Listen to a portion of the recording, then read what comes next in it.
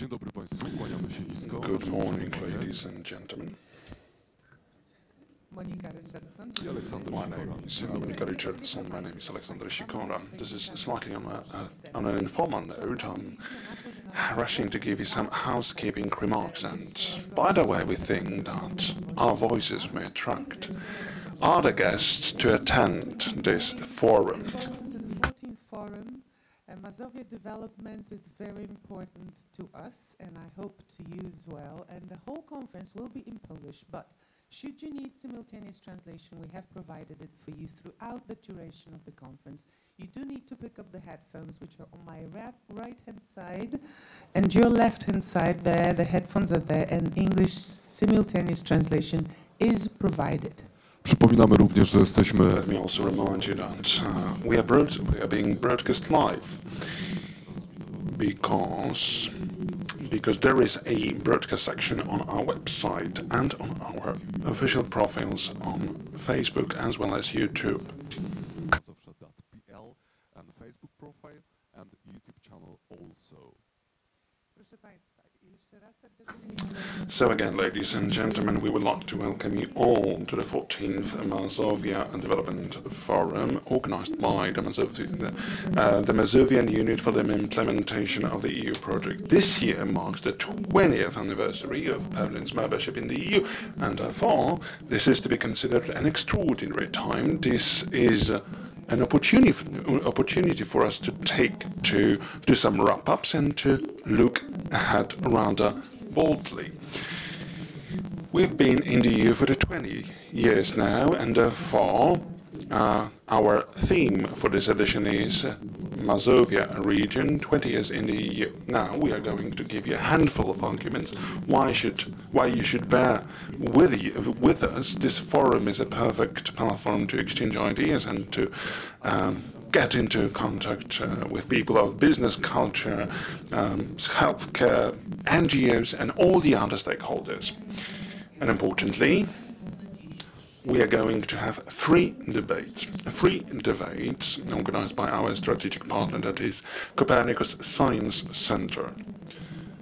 During those debates, we are going to cover some very important topics, be it sustainable fashion, impact of fashion on environment, as well as the topic of cities of the future, urban spaces of the future. And there is also a stand by Copernicus Science Center under the slogan Education of the Future. There's going to be also a presentation from the Lab of Copernican Revolution. And there is also a spot dog to see there. Our strategic partner of the forum, Koleje Mazowieckie, has plenty to offer as well.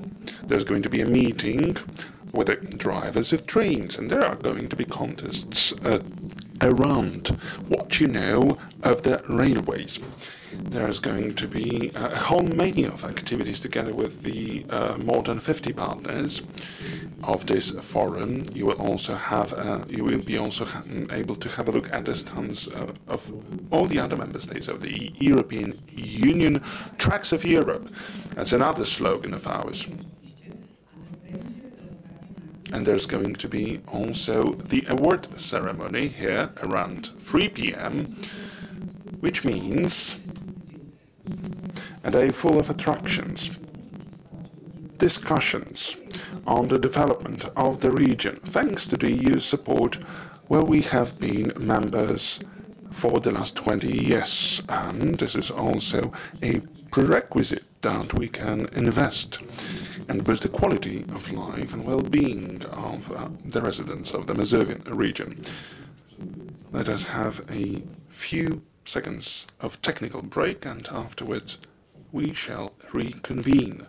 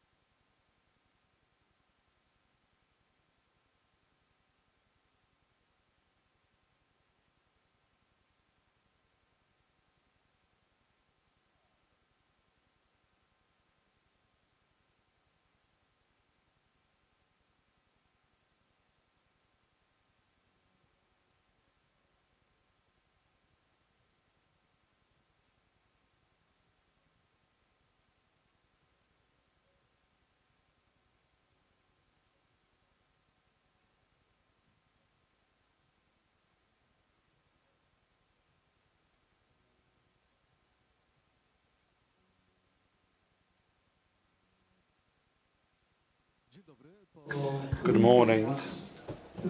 After this break, we would like to officially welcome you at the 14th Mazovia Development Forum. Monika Richardson, as well as Aleksander Sikora. Our pleasure. Ladies and gentlemen, we would like to say thank you to all our patrons and the sponsors. We would like to welcome the organizer, the host of this very event. It is Ilona Sojak-Kozłowska, director of the Mazovian Unit for the Implementation of EU projects. Over to you.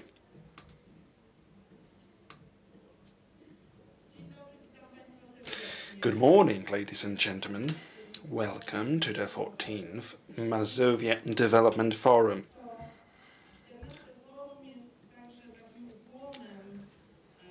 This forum is a sign of appreciation, and we are also celebrating some jubilees.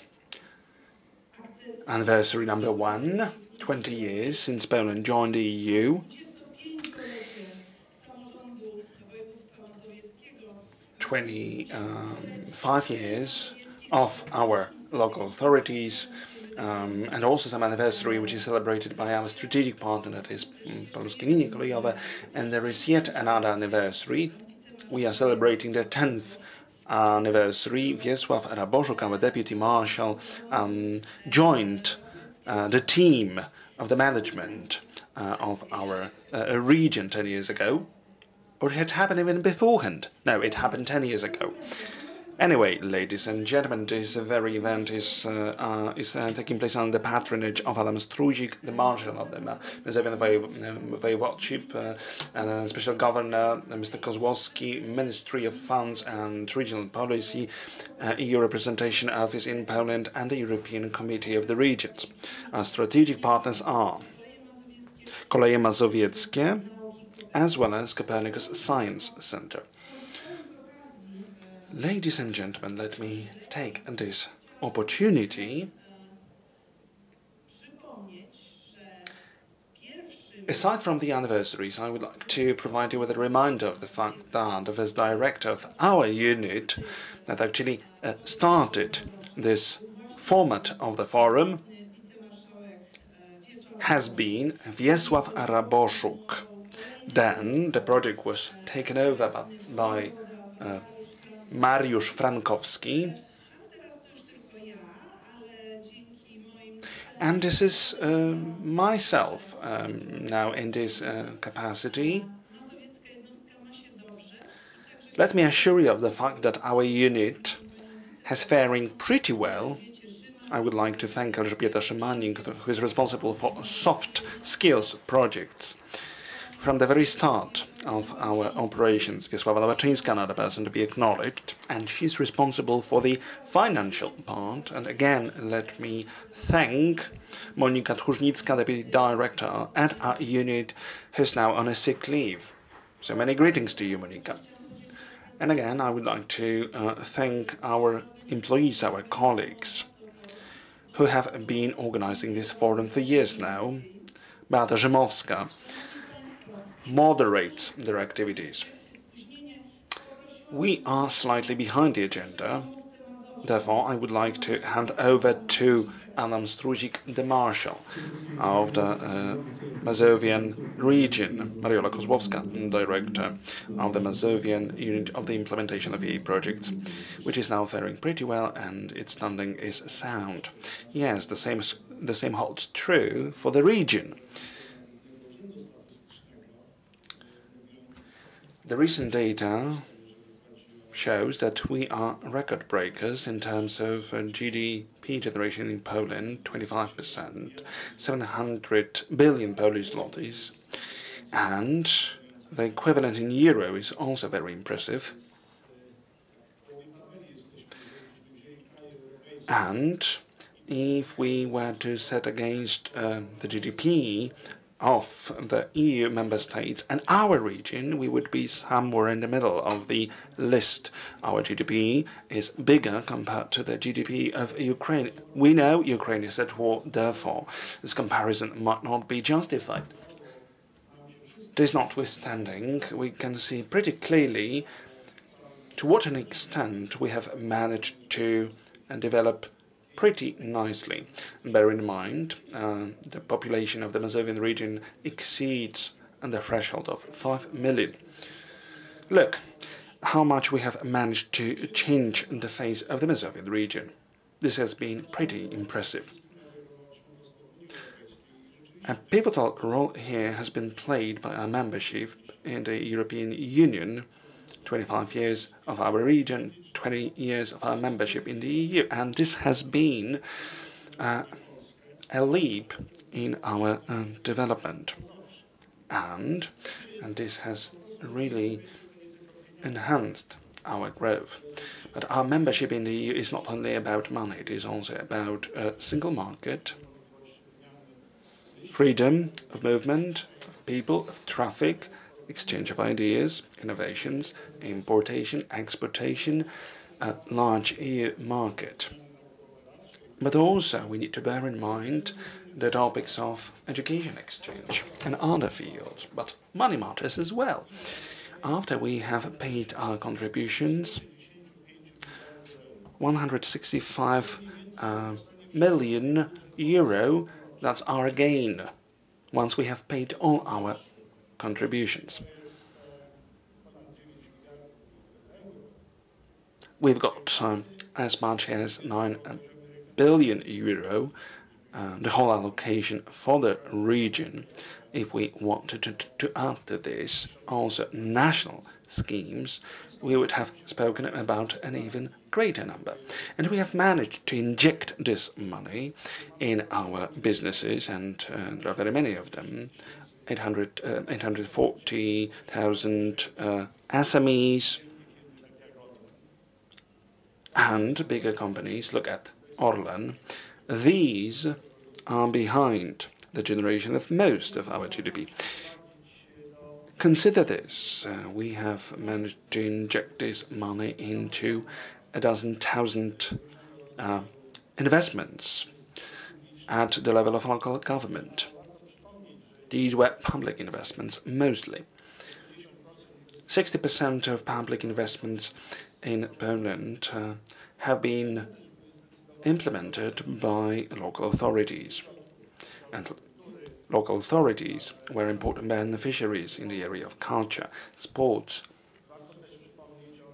It also pays off to have a look at R&D sector, the sector of universities, and the support that they have gained. All this combined made Mazovia a leader, not only in Poland, but in the whole EU. A few months back, there were some economic analyses at Financial Times, and we are in the top 10 as regards most prospective regions of Europe. But we also struggle at the same time. Let me point to 2 topics. And as you have heard, this is the right moment to do some wrap-ups.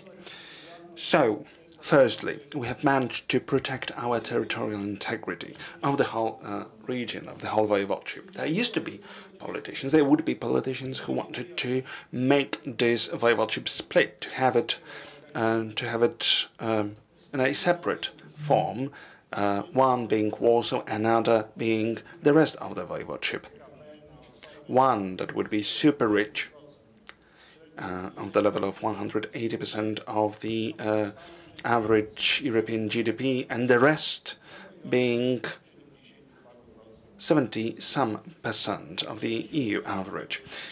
But luckily, we have succeeded in defending our region and the integrity of the region. And secondly, we have managed to convince consecutive Polish cabinets, Polish governments, to take advantage of the beneficial statistical division of the region. This was a bumpy road, but let me remind you that we've got 2 statistical regions within our voivodeship. 1, capital city of Warsaw. 2, the rest of the region, slightly less developed. Mazovian regional unit. Therefore, we have managed to secure 1 billion euro for our voivodeship, and this is thanks to that we can still spearhead our cohesion policy in the region. We can have substantial transfers from this very center, with 75% of the companies headquartered. We can also balance out the pace of the growth. So, all the things combined, we've got tools now at hand to balance out our paths of growth and look at the outcomes. This metropolitan part of the voivodeship can be characterized with the fastest pace of development. Chief Statistical Office has recently declared that amongst the 17 regions which are now being taken into consideration, one that is most dynamic is the one which is outside of Warsaw. At the same time, and there are our funds that come into play, 1 billion every single year, for having this proper equilibrium. Well, ladies and gentlemen, I trust that Poland's membership in the EU and the fact that we have taken advantage of that is something of historic valence. And I'm not going to refer to such topics as security or international stability. All the topics that matter greatly, the fact that we feel these days stronger. If we wanted to compare it to a hypothetical situation where we hadn't been members of neither EU nor NATO. So let me take this opportunity to acknowledge some partners. We know it is important to have money at hand, but we need to know how to spend them. I would like to thank our beneficiaries, a great number of them, who have been our beneficiaries for the recent years. And thanks to these funds, they managed to implement programs. I would like to thank my colleagues, Mr. Raboszuk, who is in our management team, the person responsible for this topic. I would like to thank the representative of the government in the region, who had been our colleague in the office at the previous stage of his career, and he was also the manager of this unit. I would like to thank the Department of the Regional Development with Marcin Wajda at the steer. This one is a very particular department, as it is responsible for managing EU schemes. Many thanks to the whole management team of the Mazovian unit for the implementation of EU projects, only ladies. We've got now the pillars, female pillars, based on whom this unit can work.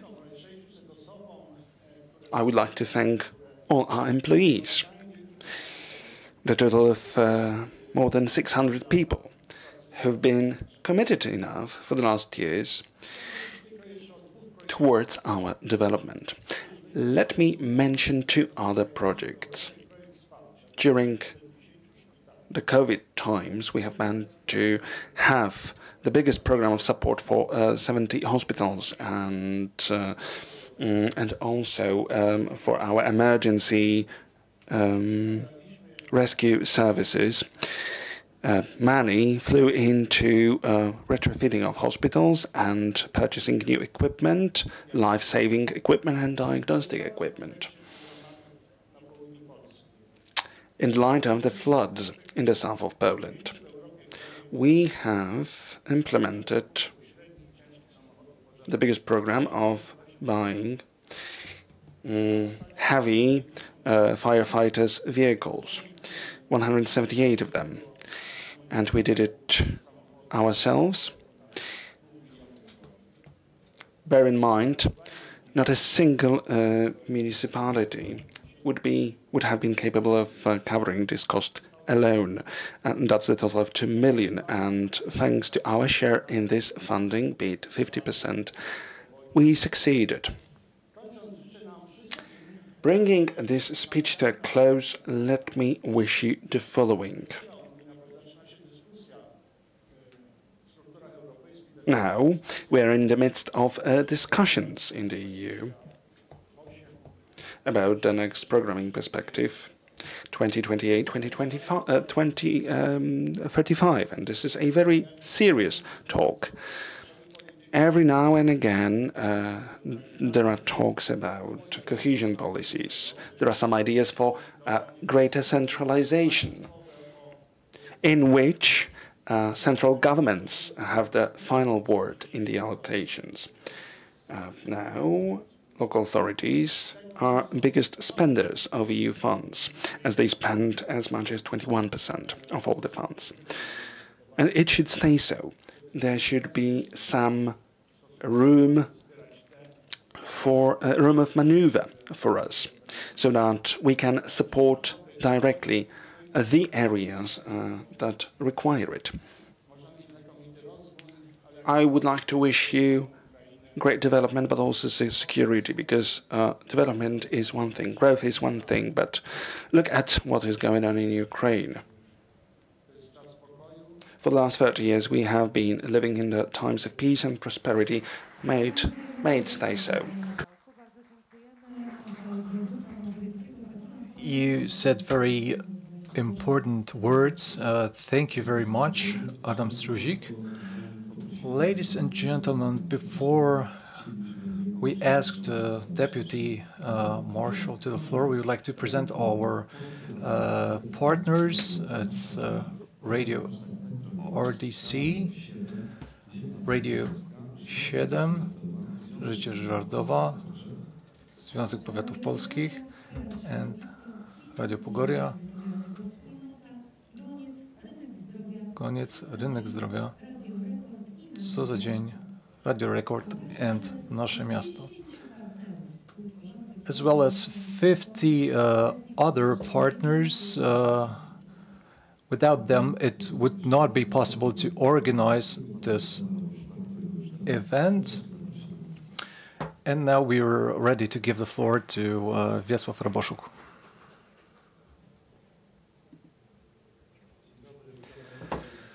Good morning, ladies and gentlemen.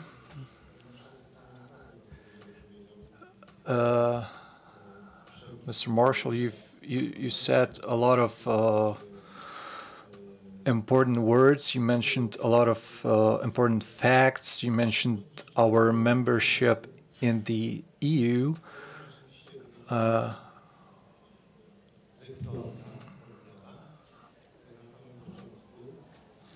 As was mentioned before, this is the 14th forum, and I would like to thank all of you and the Mazovian unit for this wonderful idea, which was created not by one person, but by many people in the Mazovian unit. And some of them no longer work with us, but I have to mention Ilona Soja-Kozłowska, Lydia Krawczyk, who used to work for the Mazovian unit, and all other co-workers, and it was their idea to organize this event, to organize the first, second, and third forum, and so on. I'd like to thank the governor of Mazovia for supporting this idea. This is a very particular event during which we can discuss many topics such as EU funds, how to spend the EU funds. all the investments. And we've had a lot of investments thanks to the EU funds, a lot of beneficiaries, and a lot of entrepreneurs, a lot of researchers benefited from our projects. We've also had many social programs.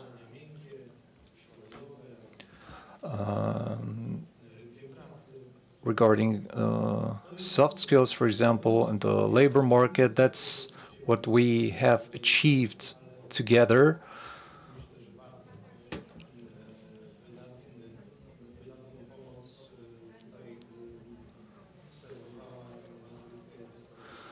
The Mazovian unit responsible for the implementation of the EU programs helped us a lot in all these programs, and I would like to thank them as well.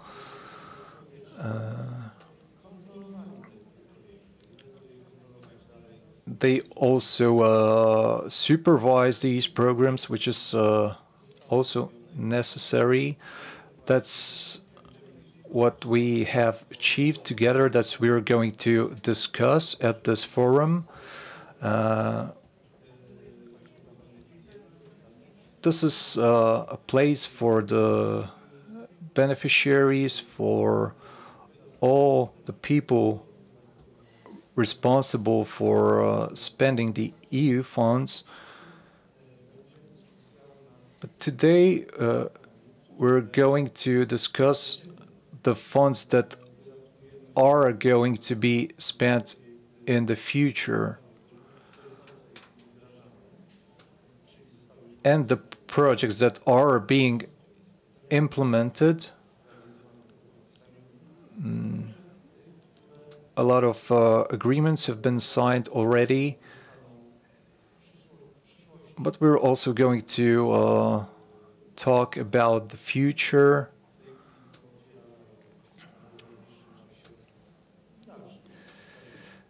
In the short term and the long term, we're going to discuss all the projects managed by the Mazovian unit.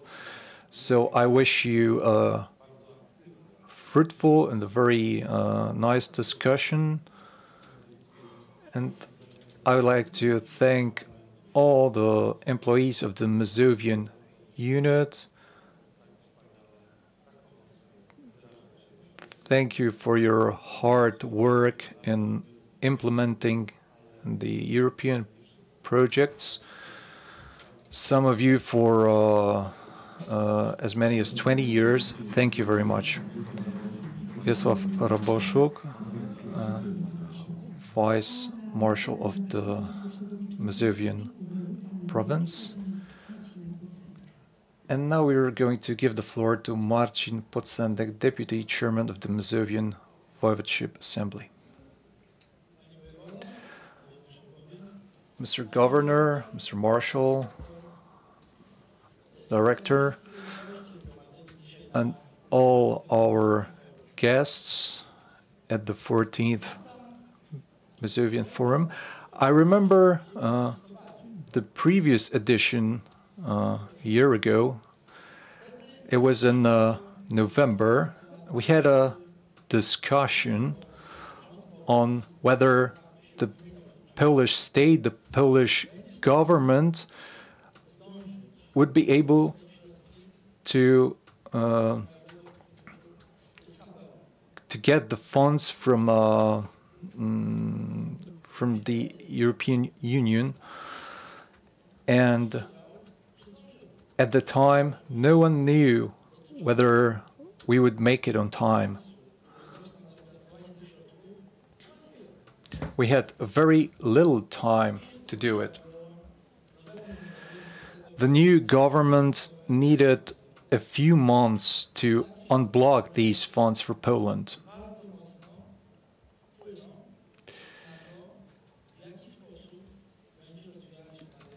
Thanks to these funds, we can develop our country further. For many years, these funds were blocked for many reasons. I don't want to discuss that, but we should remember that.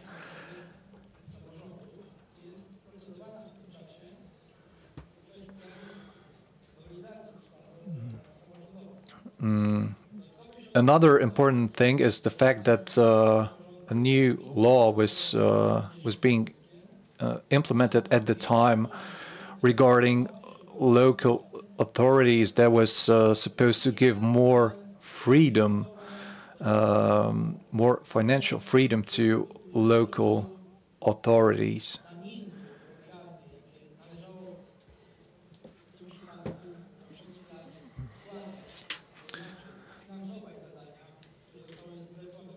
There were many taxes or donations over the years, and local governments didn't have enough funds to implement all these programs. But we need to invest in our development. We need more playgrounds, more bike lanes. We need to invest in IT to transform our communities. And today, in 2024, we celebrate the 20th anniversary of Poland's accession to the EU, and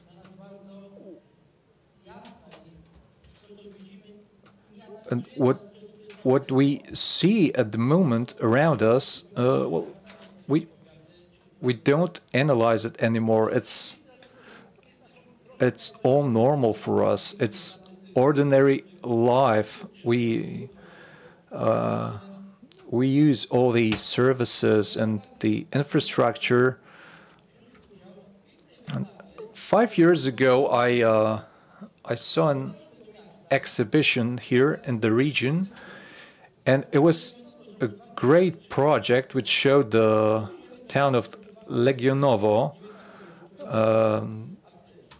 pictures of Legionowo from many years ago and now, and it showed clearly how Polish towns and cities changed over all these years.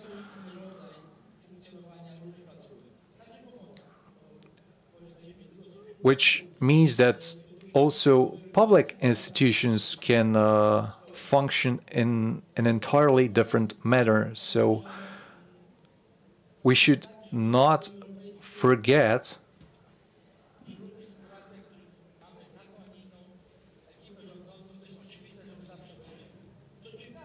that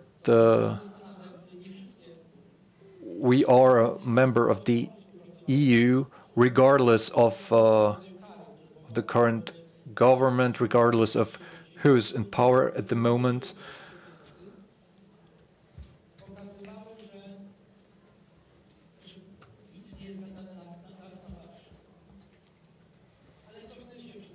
And we can't take all those things for granted. Our country, Poland, its inhabitants, for 20 years have been among the countries that are that want to stay in the European Union.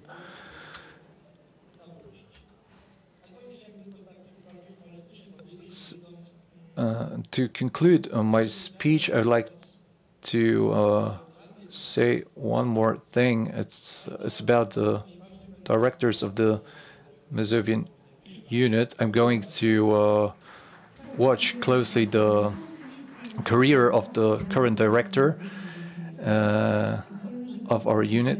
Thank you very much for being with us at this forum, Marcin Podsendek. Please don't make any comments. And now I would like to give the floor to Mariusz Frankowski the governor of the Mazovian voivodeship. Well, I must admit your joke was pretty funny.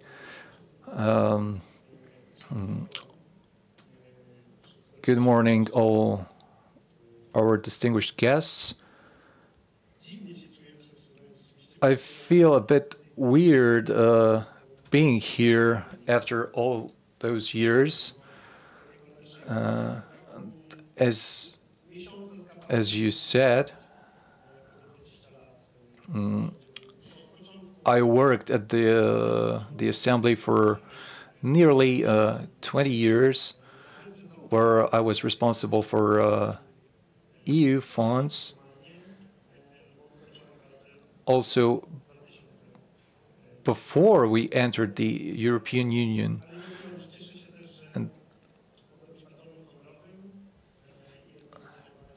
I'm very glad that I can represent the government of Donald Tusk here at this forum.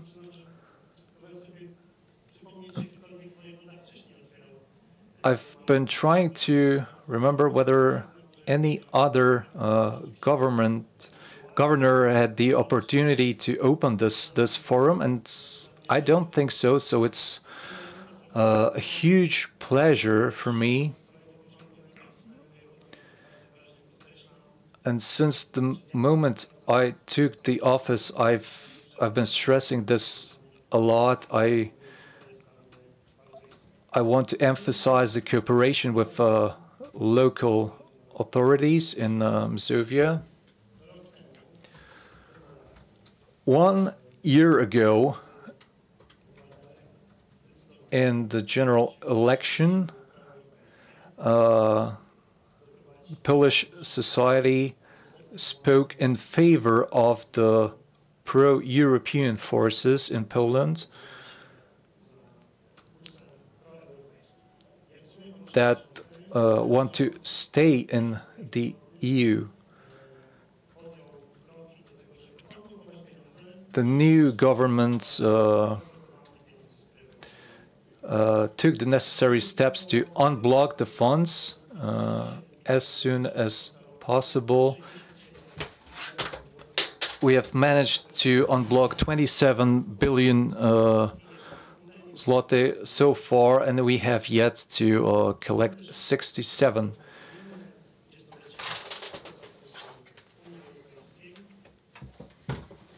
We've been an EU member for 20 years already. That's what we celebrate this year. We celebrate the fact that we can be in this community that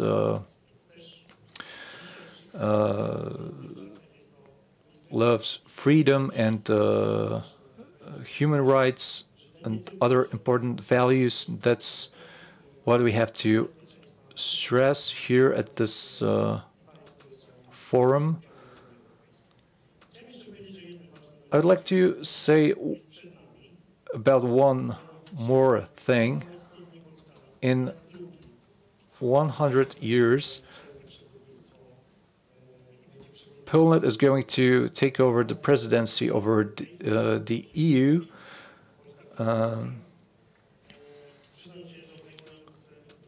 And when I took this office, I didn't realize how important it is.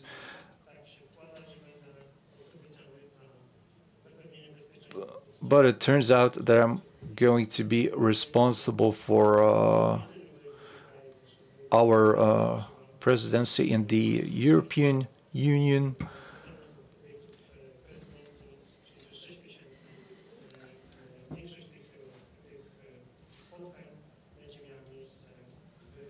Which means that the majority of the meetings that are going to take place in this period are going to take place in Warsaw and in Mazovia. This is going to be a very important period for Poland in terms of security and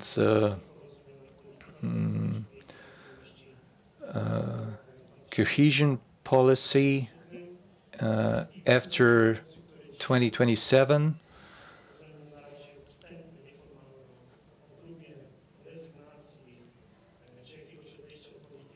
And I hear some voices that are very troubling about the fact that we may want to quit this program.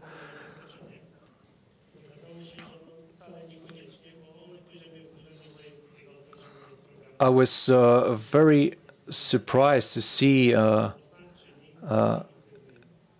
many important projects are being implemented in Mazovia.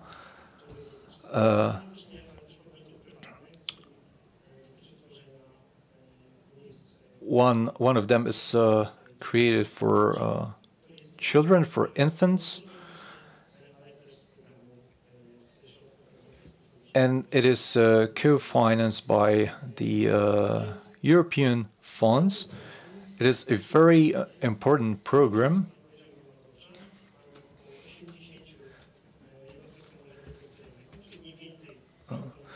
In Mazovia, currently we have 80 local government units that have no facilities for infants.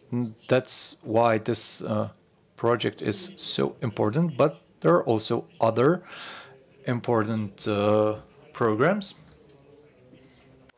Aktywny Maluch, Active Baby is one of our flagship programs, but let us have a slightly broader perspective. Well, our local government does administer, but at the same time it plays a very crucial role in terms of how various schemes are being implemented. Let's make the case, be it for national or regional roads, this money is spent at the level of the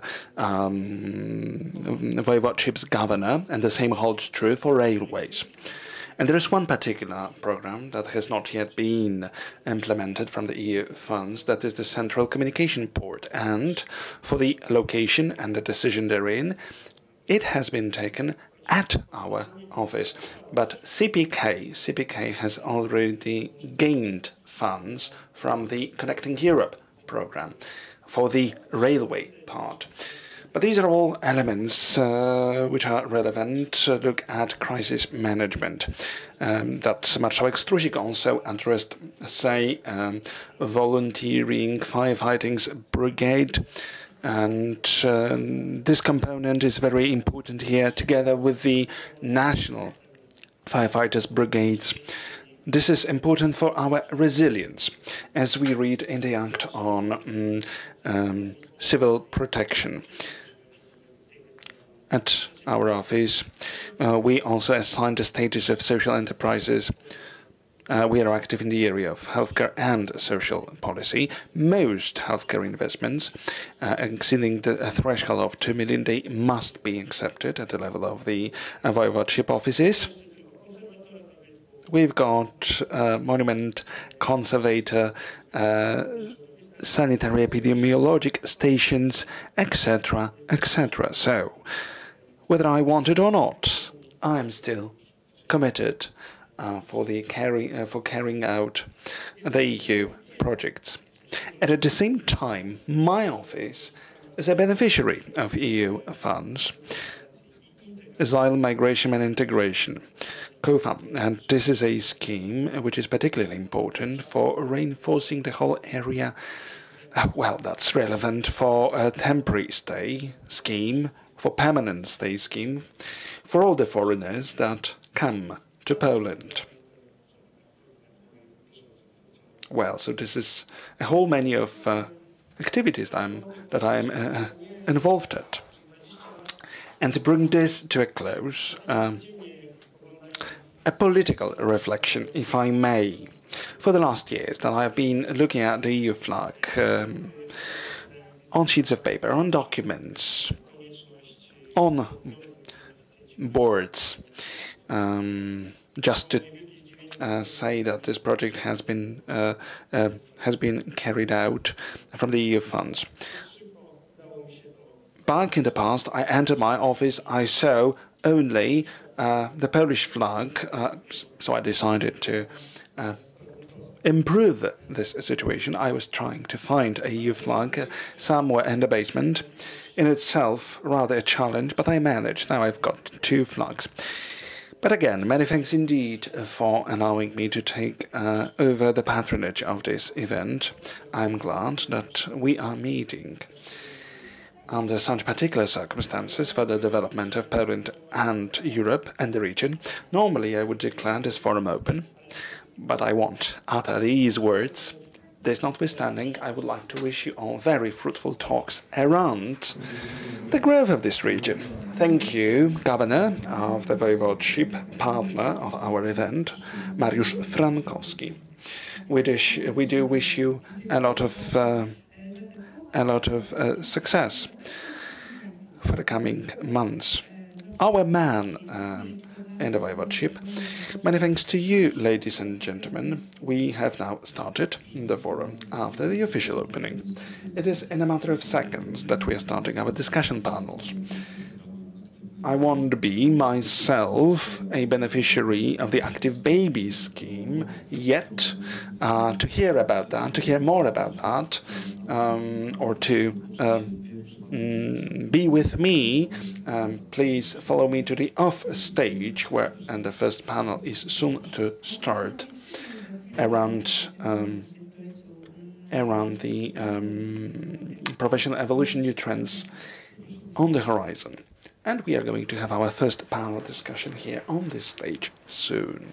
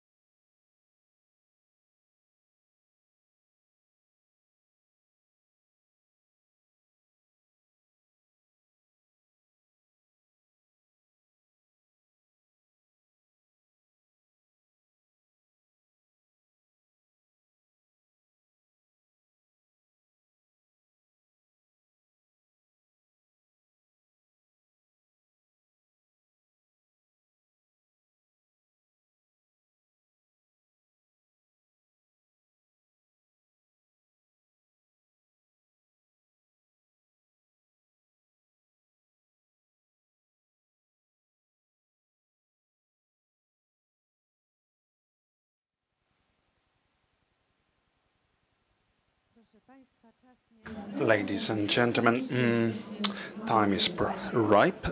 We began or reconvene our conference. We are slightly delayed, and this is very problematic for any event. If you once incur some delay, then it is rather difficult to catch up. Now we will have a debate on the presence of Poland and the Mazovian region in the European Union. So we are set to have a discussion around the benefits we gain from the EU membership. So we will have this past look, but we will also look ahead. Also at the current perspective 2021-2027, all moderated by Marcin Wajda, director of the regional policy department of the Marshal Office of the Mazovian region. We'll have our attendees, our panelists, Adam Struzik, Marshal of the Mazovian region. Please join us on the stage. Autographs, photo sessions. The time will come for that afterwards. We'll also have Marcin Podsendek. Join us, please, on the stage. We are also going to host Mariusz Frankowski, governor of the Mazovian Voivodeship. We'll hear from Maciej Fiałkowski, secretary of the capital city of Warsaw, and hopefully we'll be joined by Professor Adam Woźniak, deputy rector for development of the Warsaw University of Technology. Professor, please join us, dear panelists. And now let me give the floor to the moderator, Marcin Wajda. Many thanks for that, Monika. And now, apparently, we are ready. The organizers have tasked us with something rather difficult. 45 minutes for a horizontal debate, for this type of debate, is rather insufficient, especially if we are to address all the topics related to where we are at and where we will be in 20 years' time in the EU. So let me ask my first question to all the panelists. Gentlemen, how would you sum up 20 years of the Mazovian region in the European Union? Marshal, over to you. This is something I've already pronounced during the opening. My evaluation is rather positive. So this has been a leap for the whole country and our region in particular concerning all the areas of life. There isn't a single area of life whereby there wouldn't be any positive improvement, be it for technology, be it for the competitive edge of our companies, be it for the modernization of public services. Many of them have been modernized, have been streamlined. Public services in the area of healthcare, education, culture. So as said, all the areas of life have seen tremendous improvement. Director said or referred to the anniversary celebrated by Koleje Mazowieckie. When we took over the company, we purchased 180 something old rolling stocks. Now we've got as many as 340 trains in our rolling stock. 61 million passengers travel by train every year. We started off from 40. There are many passengers flying out and in the Modlin Airport, Polish R&D institutes, Mazovian universities have all seen tremendous progress. So we have taken the opportunity. We have unshackled this potential. We have unshackled the European potential and ours. We gained the momentum, so to say, externally and internally.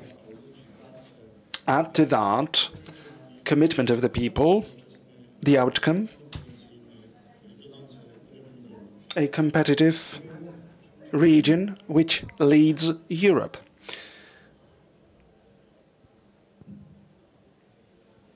Chairman, right, what Marshall referred to is very important. It is clear that all the areas of life have seen tremendous improvement, have been modernized. That is one side. The flip side of the coin is, and we need to get back to when Poland entered the EU, and in the past we would have smaller voivodeships, but stronger regions could really harness the potential of EU funds. But bear in mind, the attendance at the referendum was not very high. What has changed since then? Well, allocations for the regions resulted in greater levels of acceptance for the EU, because people have seen changes with their own eyes. Look at farmers, look at other actors. Our rural areas were lagging behind, and afterwards it joined the leaders of the EU. Let me mention some very important projects revolving around soft skills, soft projects. There have been various projects for the activation of the unemployed, and now we enjoy one of the lowest levels of unemployment in the whole EU. And it did not happen by accident. There were funds to this end, and the Mazovian Labour Office taken advantage of the funds from the EU. Later, it turned out, or at first one thought it could not be this visible, but after 10 or 20 years it has, or it will become apparent. So it is rather not easy to take advantage of EU funds in the forthcoming perspectives. It used to be easier, but some years back there was a debate, and some wanted to guarantee very significant own capital in terms of EU funds allocation. And this has now recurred, and is especially the proponents of this solution are especially vocal in the old EU members. That may happen at the cost of the developing or emerging regions. We are at the lead amongst European regions, statistically speaking. Well, if you look at the statistics, there are some counties or cities or towns in the Mazovian region. There are significant differences internally in the region. There is a great degree of diversity, and it affected how the funds were allocated. And the funds in question really affected the growth. Some towns were making the catch-up with the richer parts of the Mazovian region, and not only Warsaw, other counties, other towns did a very good job as well.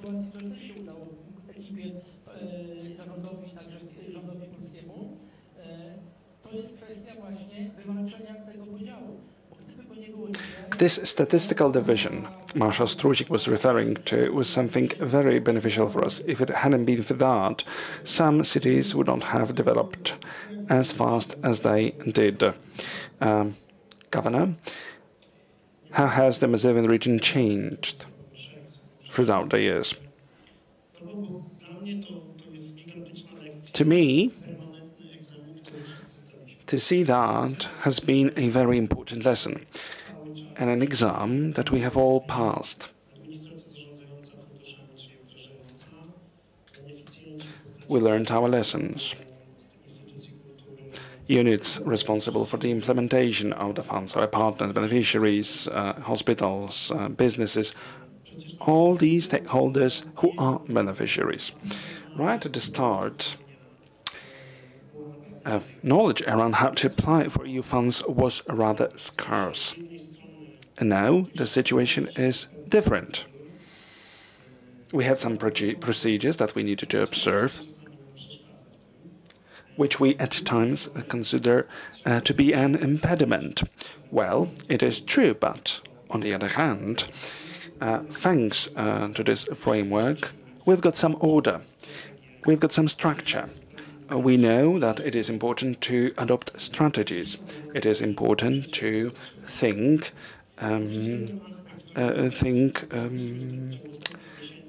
in relation to various projects. And there is one more important element that one needs to bring up as we speak about our membership in the EU, namely the perspective of an external or foreign investor.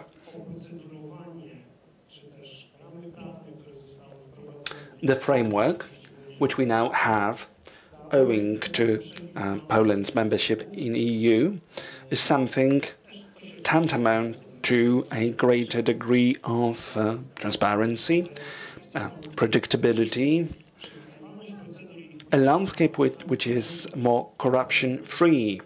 So predictability, transparency, these are values which are very important.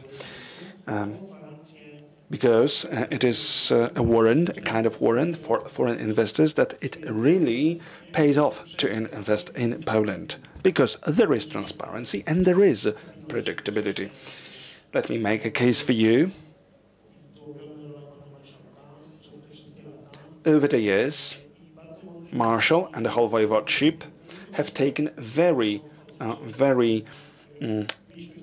good decisions on the statistical division of the region.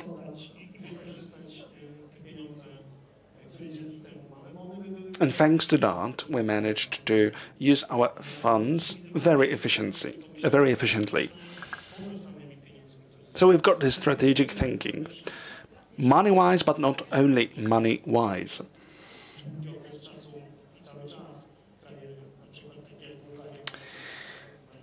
Such countries as Bulgaria are still struggling with how to allocate EU funds. We did struggle as well, but now we know how to do it.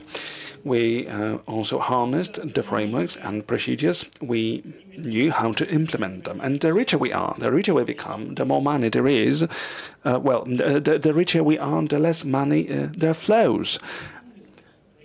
But at the same time, I trust we'll find money differently.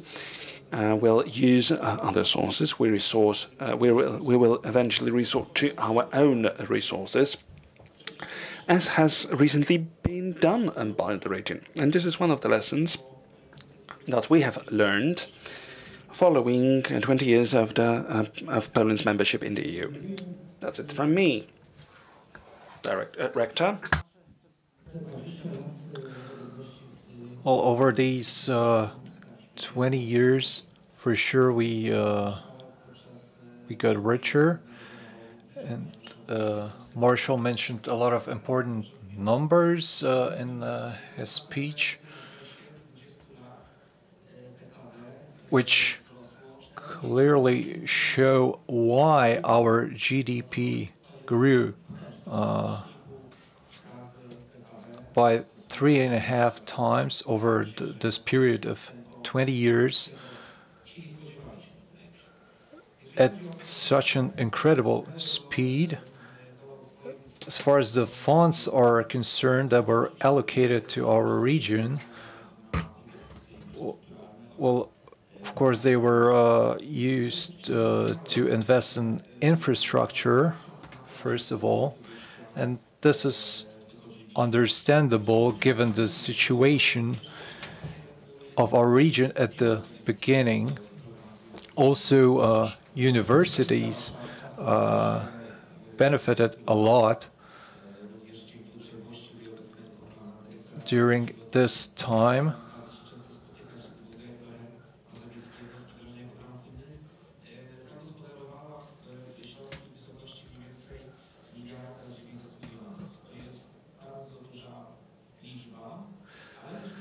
around 1.9 billion was allocated for universities. I think our region is a unique place in Europe, a very good place to manufacture, for instance, microelectronics.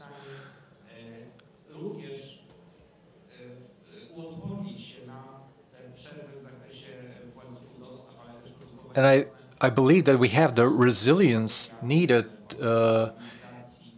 in case supply chains are broken.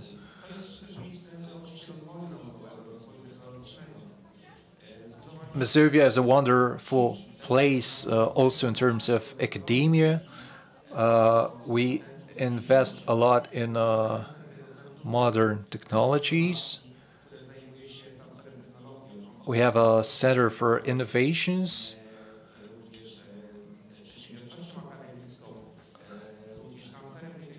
We also have institutions for entrepreneurs. These projects connect universities with entrepreneurs. That is something that we certainly need. We also invest in our universities. We invested in new airports, new hangars.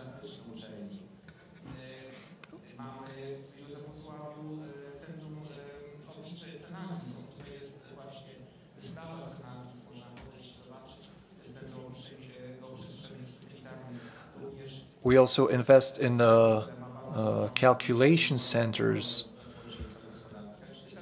So there are many areas, there are many examples of such innovations.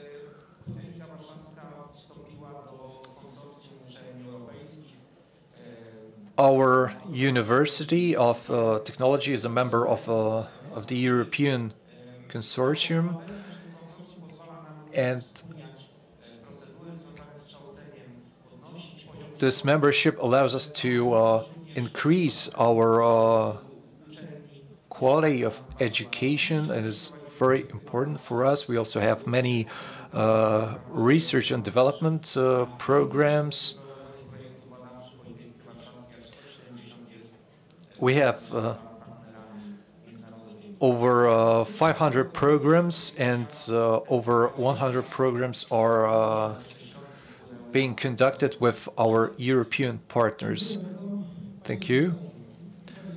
Mr. Secretary, how would you summarize these 20 years? Well, you mentioned a lot of important figures, the GDP, for example, the export rate, or the unemployment. Well, I recently read an interview with a Pole who lives in Turin, in Italy, and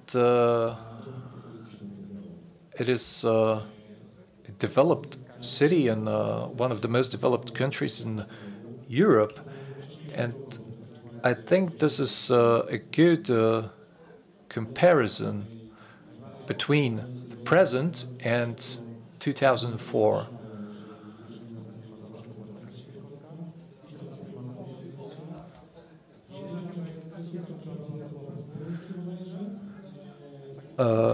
In that period, 20 years ago, we had very few expressways in our region around the capital. Last week I was at the trade fairs in Germany, and I must admit that our stand was one of the best. And many visitors emphasize the fact that Poland is a very attractive market at the moment. Thank you very much for your remarks. We've been benefiting from the EU funds for 20 years already, but it's not all about the money. But it's also a way to transmit European values. So what have we learned by benefiting from the European funds? Well, I think the governor already mentioned that we transformed the entire administration, the local authorities. We gained a lot of skills. We learned strategic planning.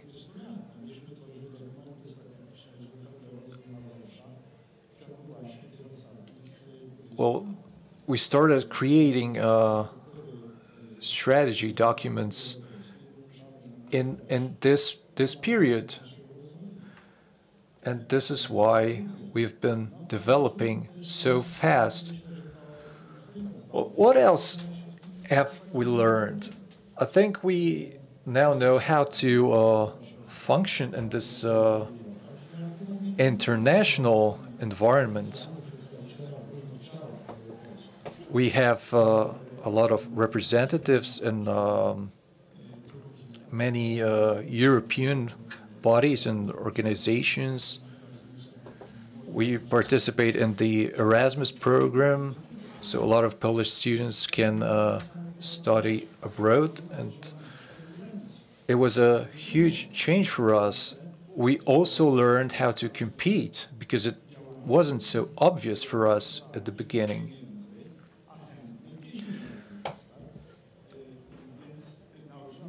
Because many entities, many countries need the EU funds, which are limited. So we had to learn how to compete. We had to face new challenges. We learned how to compete on the international market. Well, the agriculture, for example, 20 years ago was very far from modern, and now it looks completely different.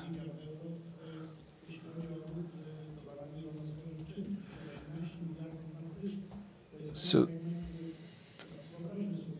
the export of Polish products has grown significantly over the years. So this is how we learned how to compete and how to take advantage of our potential. Thank you very much. Mr. Chairman, the EU funds finance a lot of projects that are implemented in Poland. And I have one question for you.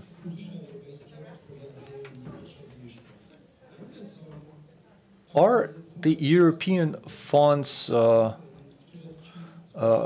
suitable in terms of our needs, our citizens' needs? Of course, we invest a lot in our economy and technology, but is this what we need? Well, it's a tough question, and it's hard for me to give you a very specific answer. Well, as far as our citizens are concerned, it's not so easy, because for the inhabitants of the capital city, the needs are entirely different. These people have different priorities, different goals in life, but there are some things in common between the capital city and the rest of the region. It's the trust. For all these years, the European Union was a topic of discussion, of criticism, but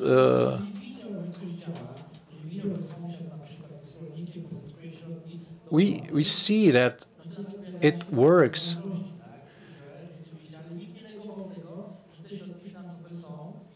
I think no one criticized the fact that we receive these funds from the European Union.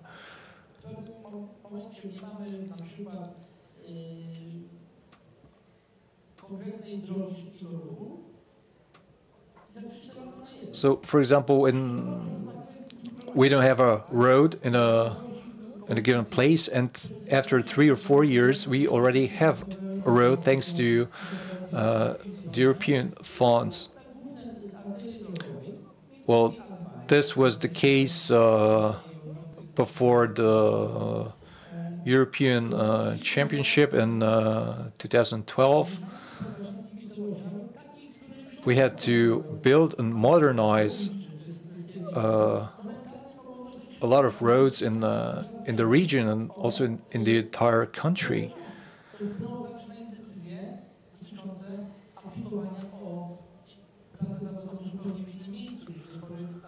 And it allowed a lot of people to commute to work. It gave us a lot of other benefits as well in terms of our economy.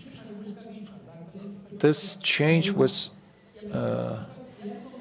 very fast. Well, in the 90s, for example, it was entirely different when we look at the large investments.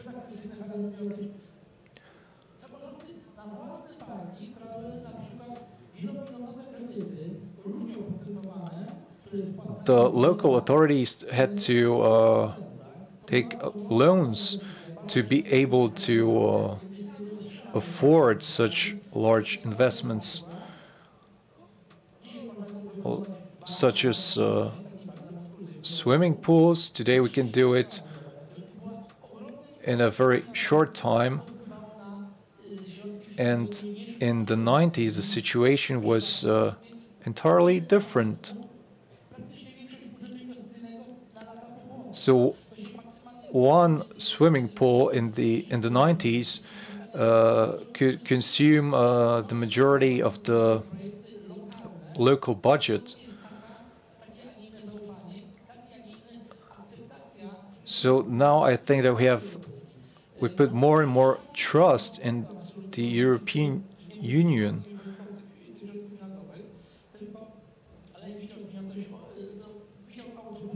Because we see that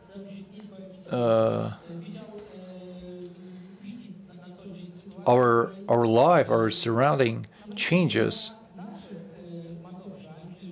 Everything changes around us. We also invest in environmental programs to improve the air quality, for instance.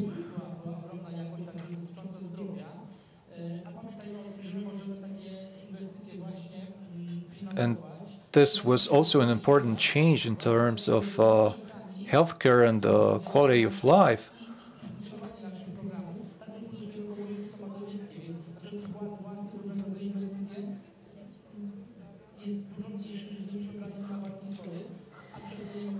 And our own contribution in such programs is not so significant, thanks to the fact that we receive a lot of funds from the European Union.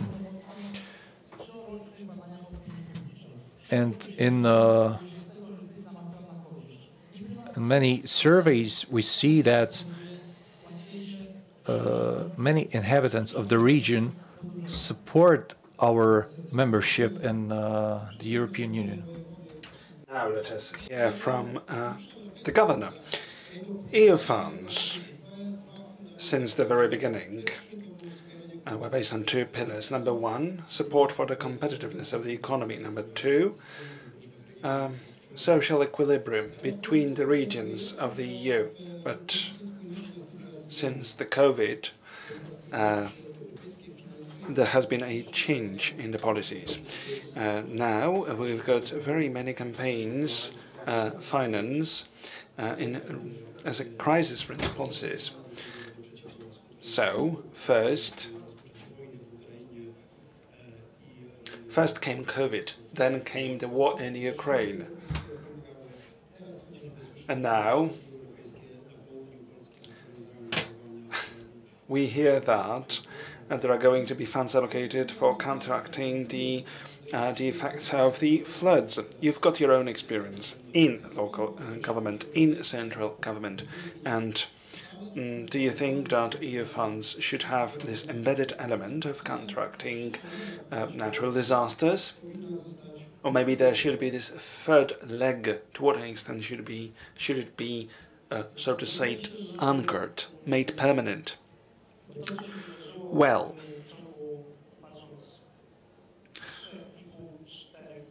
the things that have happened over 4 years, or 4.5 years now, is something absolutely unique.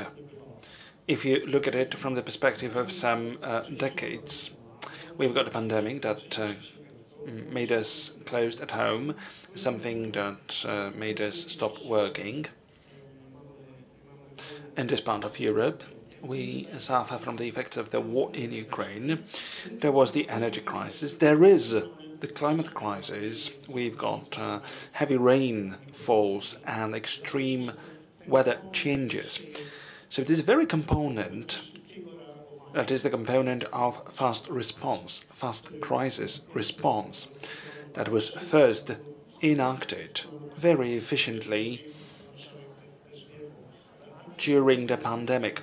And you know, Marshall, the response of the European Commission was swift, something that would have been unthinkable in the past. Yet it was feasible, as money was transferred from other ends to COVID response. Look at the response to what has happened in the south of Poland.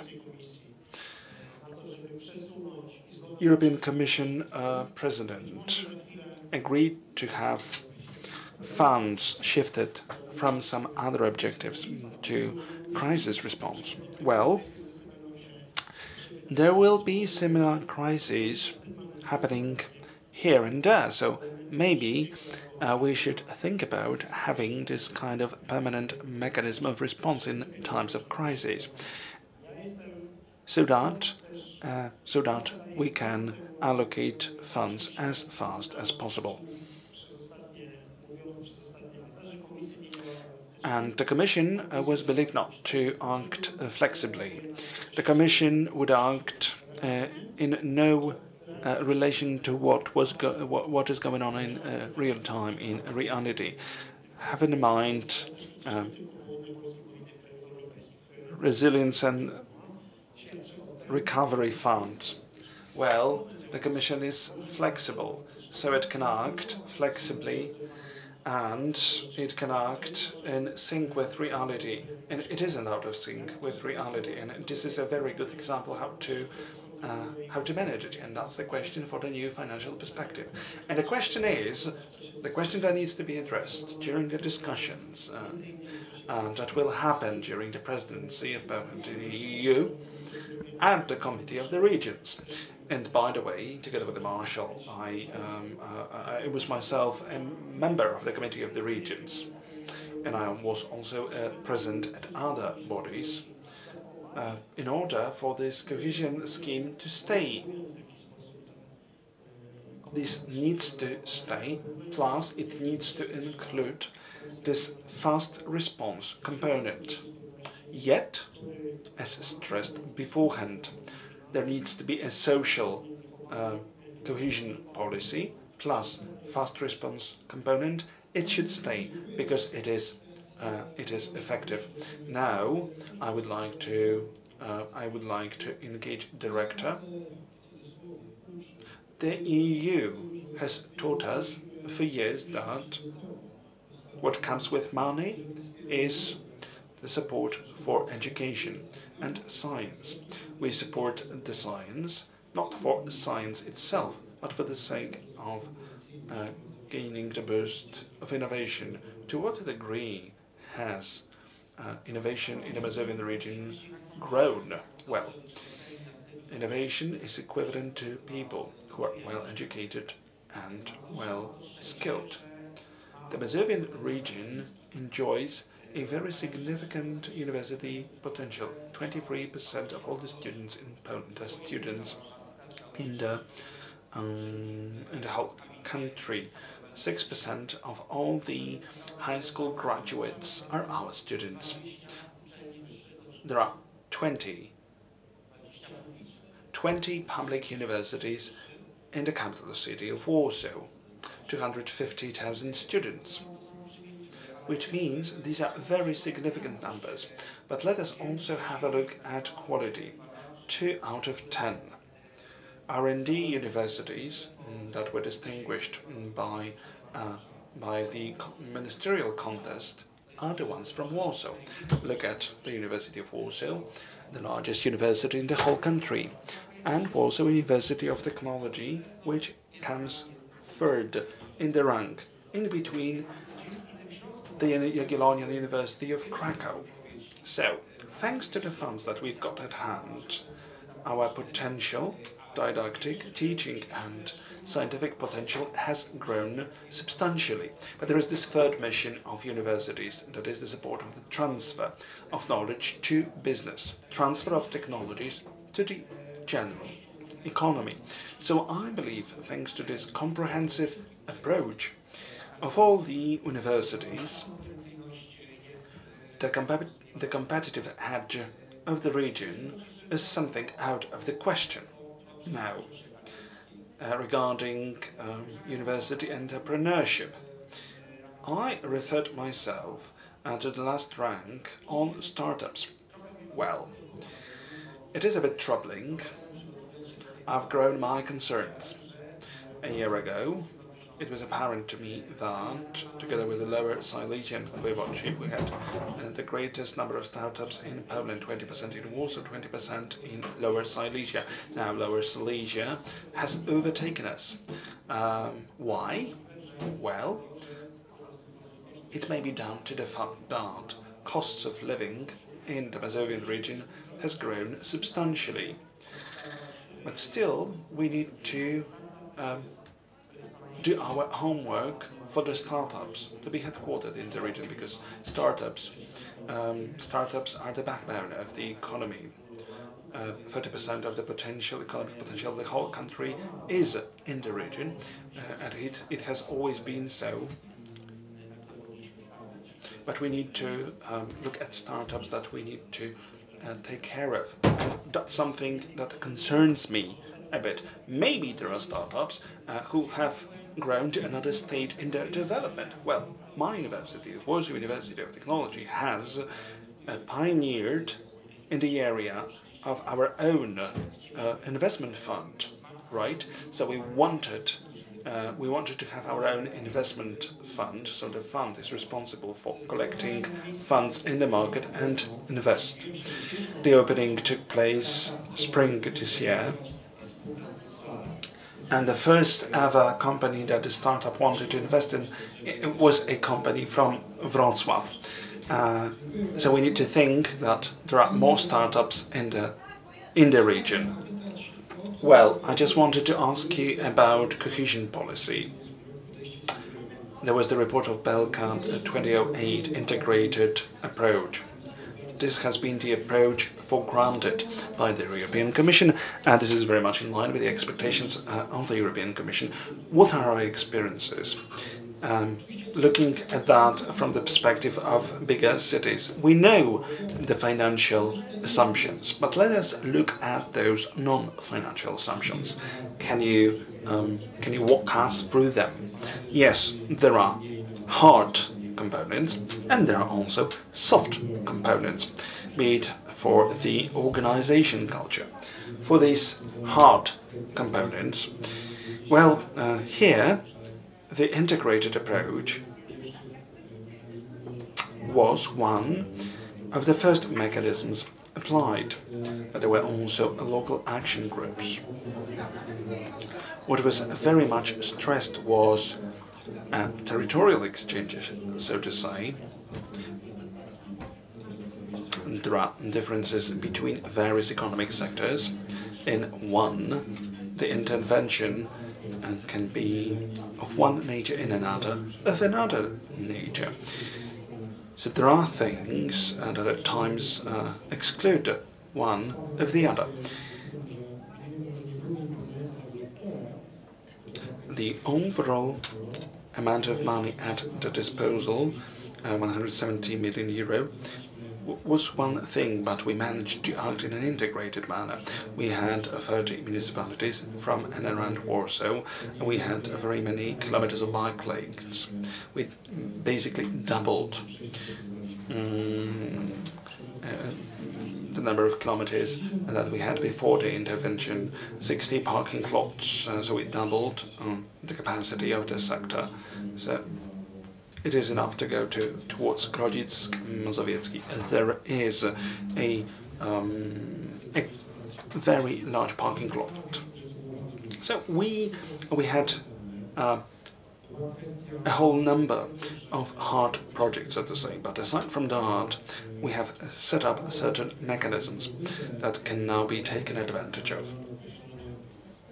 We are a metropolitan area, therefore there are certain limitations to our growth, namely, part of our residents live and work not in the same place, and it is hard to sort this problem out in an effective manner, because municipalities have their own responsibilities.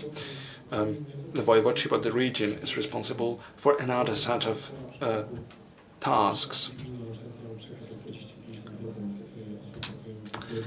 40 or 50% of people who are active on the labour market may commute to work in another location. But within this metropolitan area, we have established this whole institutional structure. We've got a steering committee, we've got General Assembly of the members of the association, we've got working groups, the ones who draft statements, and we've got some ad hoc groups. And I believe for the last 9 or 10 years we've been pretty effective in that. Every single vote we've got is a unanimous vote, or there are some abstentions at the best. What is the current situation? The current state of play is this. We have just adopted the draft of our statute for our metropolitan area and the Act of Law. And the draft Act of Law, it is needed. Without that, we haven't managed this area in between. If we don't have that, we'll be impeded from further growth. In metropolitan areas, traditionally, there would be very significant concentration of resources, human resources, financial resources. And now we are at a certain threshold. We are limited in our growth. Look at public transportation. Transportation of passengers is not treated differently by the Act of Law than commuting to work. If it takes place on a regular basis, if it doesn't take place on a regular basis. Therefore, we need to have a proper solution at hand. And how this integrated approach changed our operations. Let me give you an example. I once heard a talk to people, we work side by side, so close to each other. Normally we would not meet in order to talk over how we work, and now we've got this communication, and this may not be expressed in money terms, but this is something very important for the overall operations of the state. Now, on the partnership, on the collaboration, let me ask a question to the governor. Please evaluate the quality of this partnership, the one that has evolved, that has materialized itself for the last 20 years. Oftentimes we hear, EU is about obligations. EU makes things mandatory, but at the end of the day, well, they may bring about very positive outcomes. All the limitations that concern us social policies. Social policies are also about partnerships between stakeholders, between institutions, between project teams. Governor, what's your take on that? To what degree EU funds sort of taught us how to cooperate? Public-private partnership is something that we need to still work on because it hasn't worked out the way it should have. Yet I trust some partnerships were required of the EU. They were imposed by the EU by the vehicle of integrated and territorial investments, by the vehicle of some criteria set in the area of R&D, as it gave away additional points for the collaboration with the business, or it was even made mandatory for entrepreneurs. This very requirement was of a mandatory character in many schemes for business people. So let me just draw back to my previous statement. Thinking in terms of projects, public procurement, well, did not play out in the past, and now it has played out in our municipality. It is now adopted.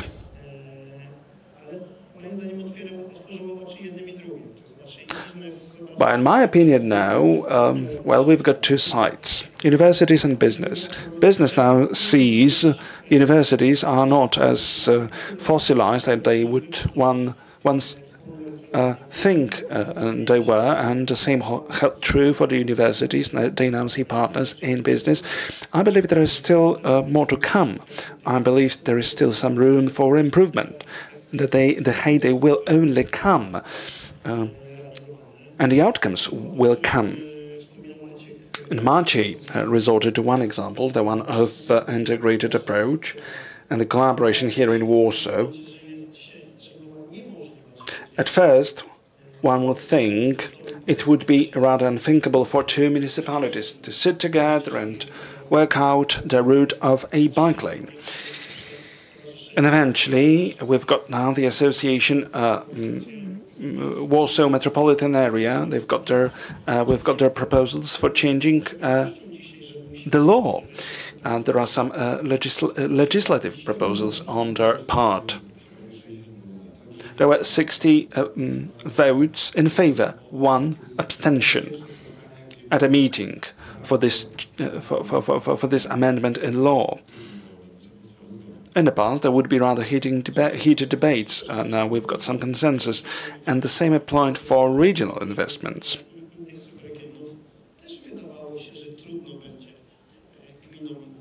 In the beginning, what one would say, it would be rather hard for the municipalities around Radom to find consensus with the municipality of Radom. The same situation in and around other cities still, and they carried out their joint projects. Their partnership turned out to be effective. So the more is imposed by the EU, the better it is for all of us.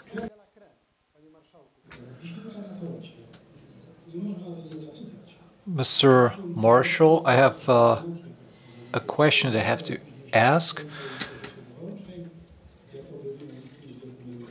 It's about a document that was allegedly signed recently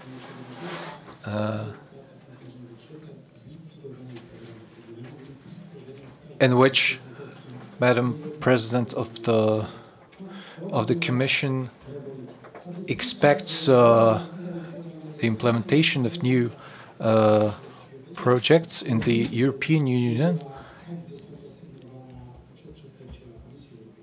And this time it was signed by a high official of the EU. So how would you comment on this topic? So my question is, what wouldn't we have without the European projects?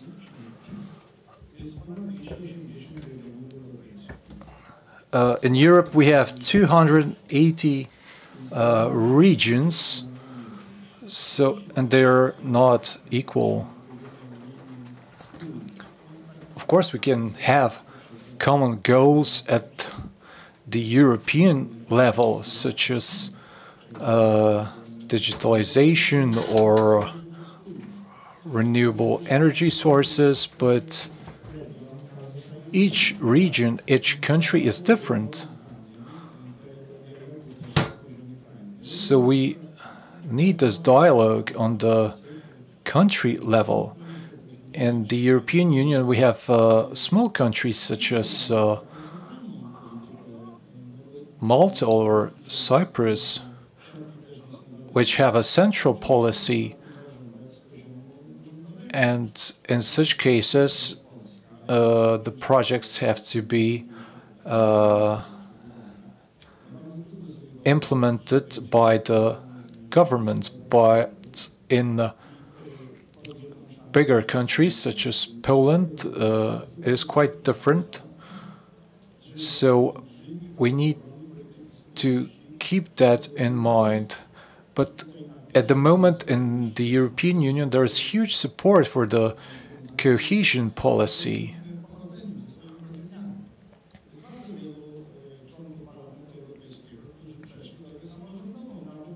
There are many parliament members in the European Union that used to work in the local authorities. So there is a movement to support this policy.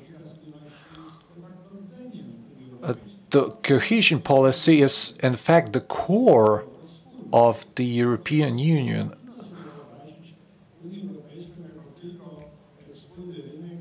It's our common good.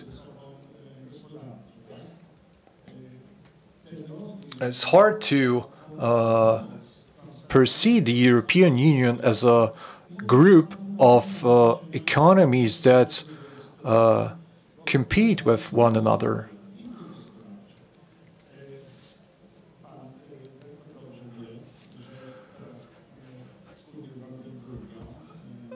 Now, in a partnership with Brandenburg, we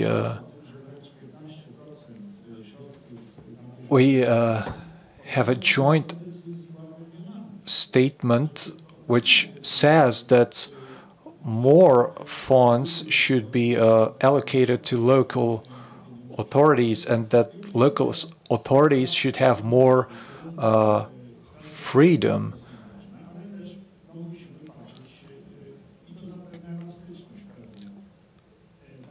Which also gives more flexibility, and an anecdote comes to my mind at the moment.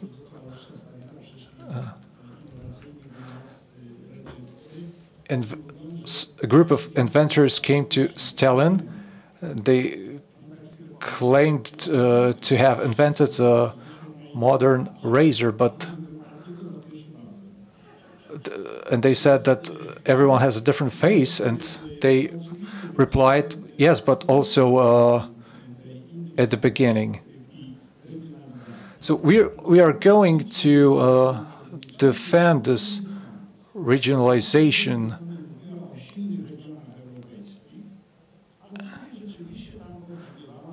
And I saw a contradiction in what Madam President said about the regions.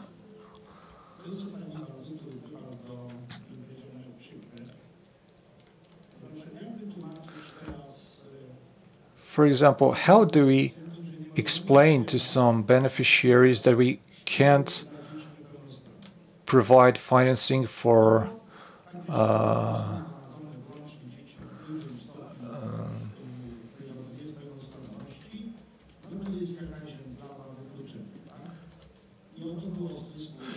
the disabled.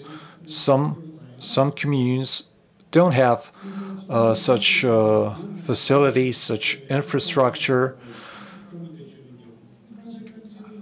So in the European Parliament and the European Commission and the Committee of Regions, I think that the majority will reject this idea.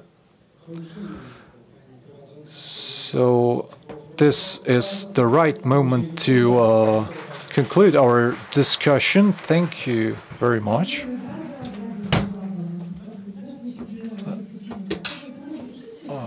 Well, I think we need some discipline in how we manage our time.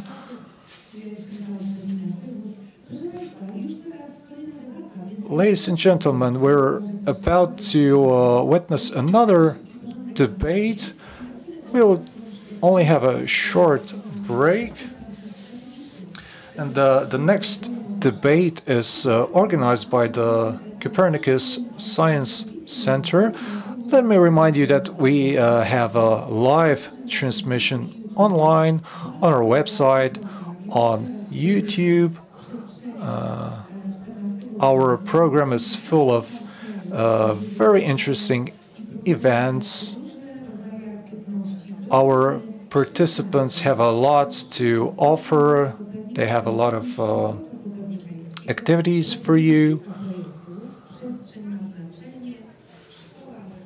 We have projects regarding schools, infrastructure, and many other topics. We also have medical professionals here who have their stand in this building. We also have a mobile capsule in which you can examine your senses.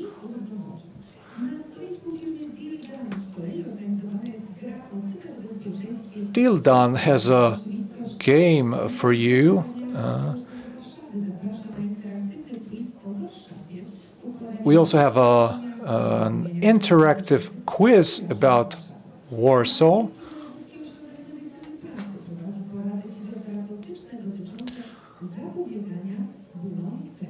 The Labor Health Center also has a very attractive program for you.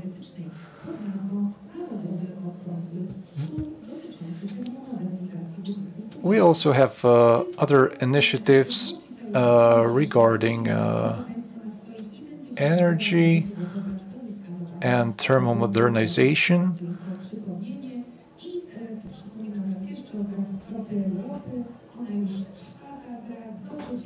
We have another game called Tropy Europy. You have to visit 27 stands, answer some questions about the European Union, and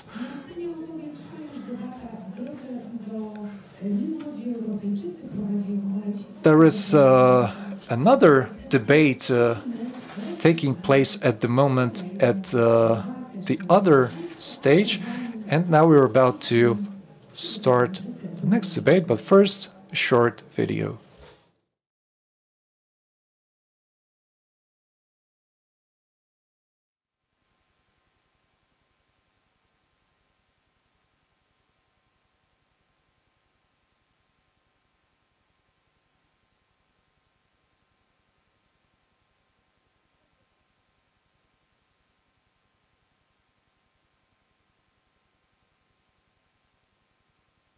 Obrazy bardzo piękne.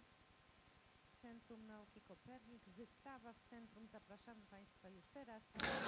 There is a very interesting exhibition at the Copernicus Science Center, and And now we're about to start our next debate about the future and what we have to prepare for in the future. We're going to talk about the labor market, about the young people who entered the labor market. We're going to talk about what we can do in this area. Patrycjusz Wyżga is going to be the moderator of this debate, and the speakers are Maciej Słodki, rector of the Mazovian Academy in Płock,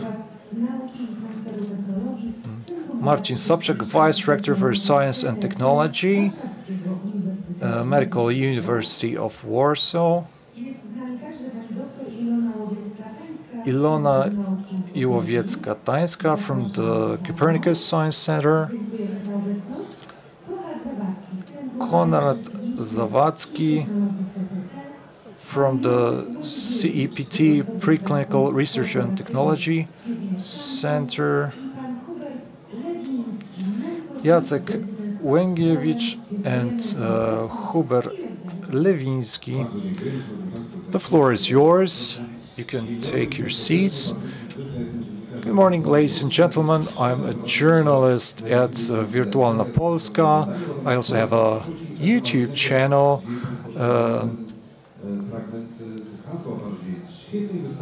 You just saw a while ago part of the exhibition that is displayed at the Copernicus Science Center. Unfortunately, we have very little time to discuss such an important topic. We have 6 participants. We also need to have time for questions, so let's start. And if some of you want to participate in the discussion, ask a question, feel free to do so. What do we have to prepare for in the future?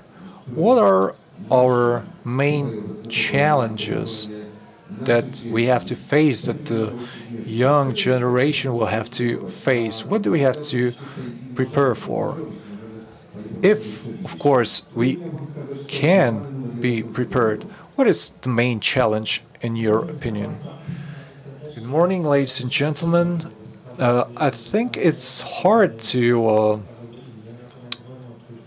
choose the main challenge, but for me it's the rapid development of technology in many areas in healthcare, for instance.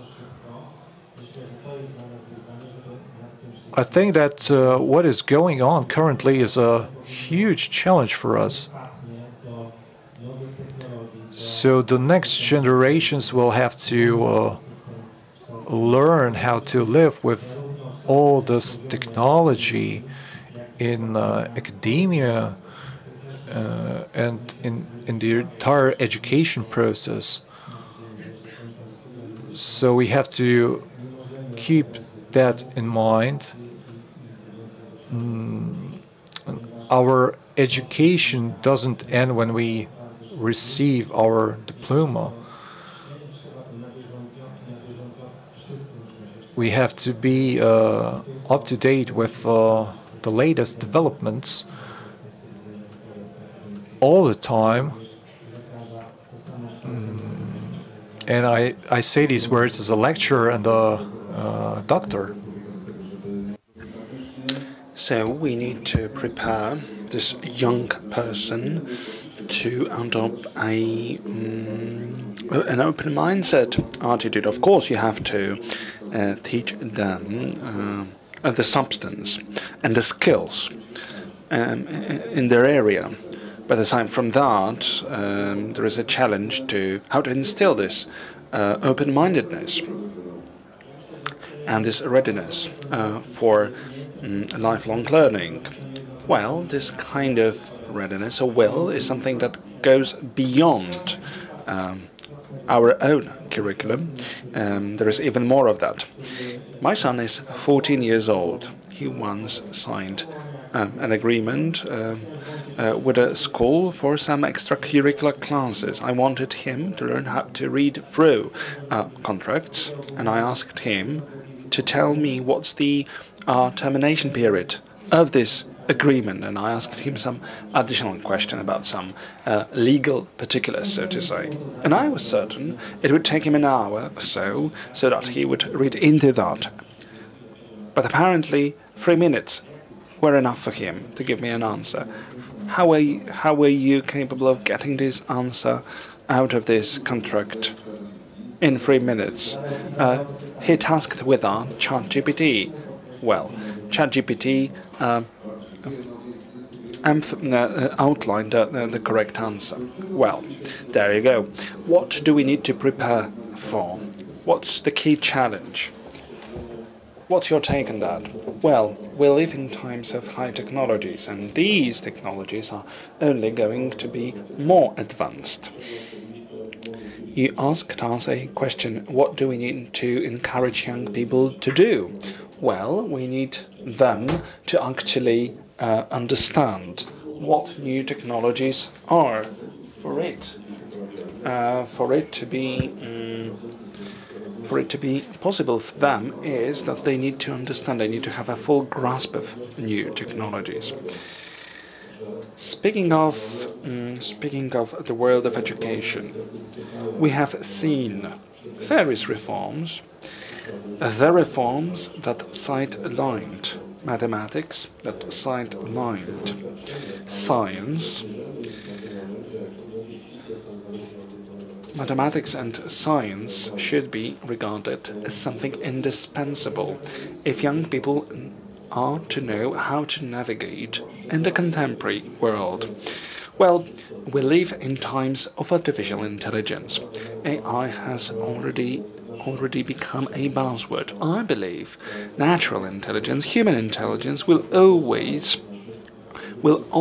surpass artificial intelligence. Yet, we need to bear in mind the following.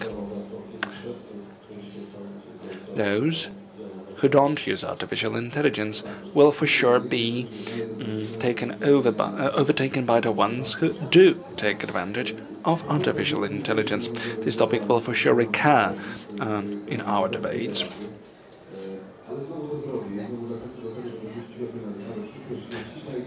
Please be our guest at the exhibition. There are 3 modules making it up. The middle module is very much about the use of modern technologies in the world of medicine. The 3rd module allows you to touch this very intersection between humans and high technologies. For instance, this high technology, which is your companion when passing away. So there is a companion, not a human being, but a robot. But there are also other technologies that come into play. Some autonomous technologies that can repair us from the inside out. Okay, this was this art blog for the Copernicus Science Center, but aside from that, can you tell us what's the key advantage for you in terms of what the future holds? Well, it is very kind of you to come.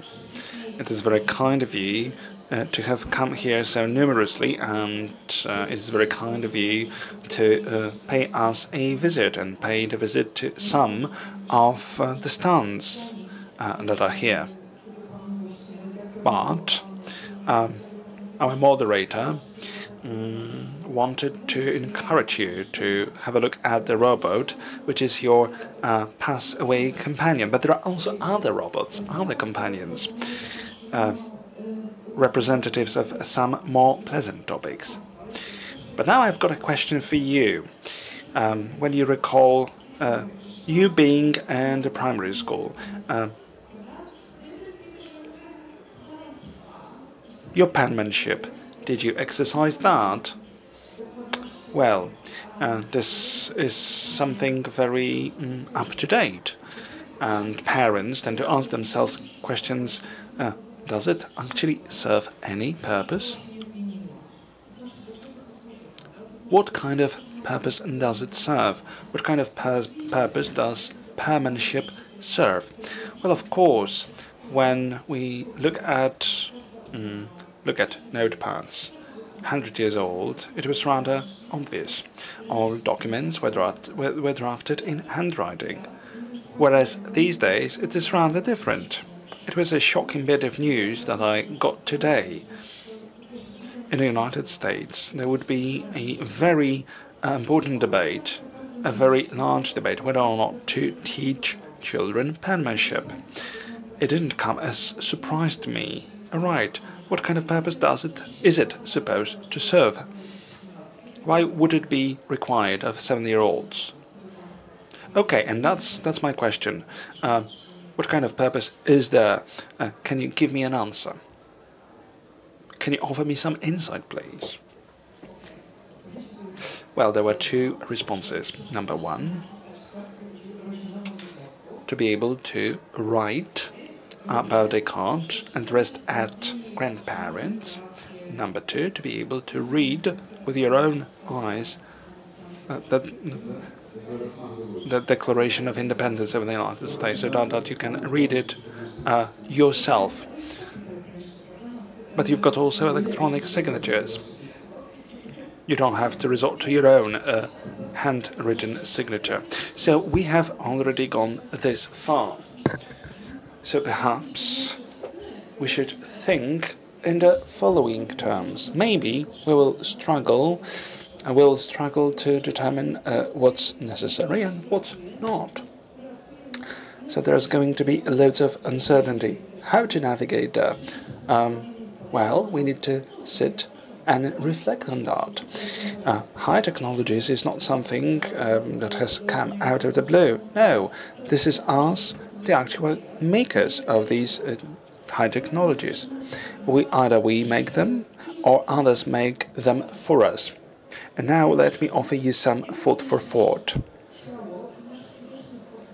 How does our body change in the contemporary world? We often hear children tend to be weaker and weaker in terms of their pull-ups, runs, when compared or when set against their friends from 100 years back. We'll have problems with our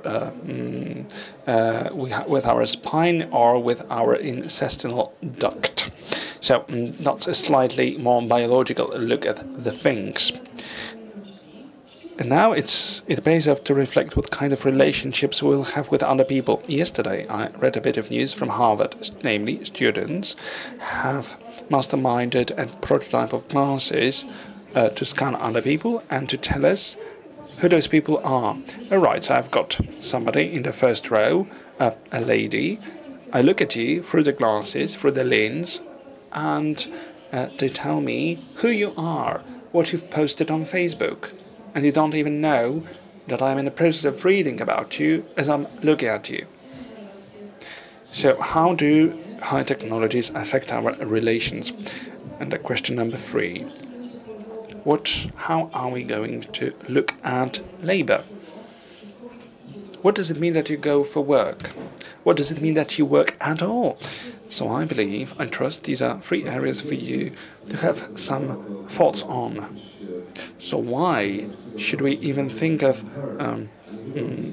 learning how to write? Now, the protagonist is the one who's commissioned to write love letters, very personal items, and these are not handwritten. These weren't handwritten. These were printed in a manner for them to look as if they had been handwritten. All right. What about these challenges? I would make a reference to what my 4 speakers said. The greatest challenge of all is this acceleration. Things have sped up tremendously.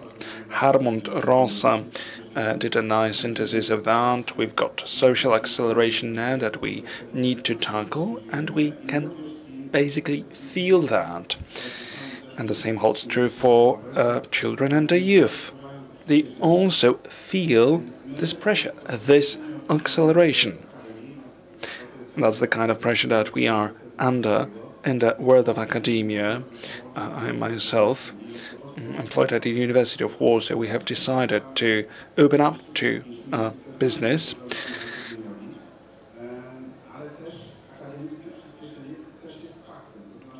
So there is this acceleration at university. We want to have this transmission between discovery and implementation quicker. We want to get this gap as small as possible. So my first observation is about this acceleration. And speaking of the labor market, there's going to be a lot of technological unemployment. These are the categories that we need to apply. There are some professions. Some professions will stay, others will disappear. Is there any solution for that? And that's well in sync with the question that was asked.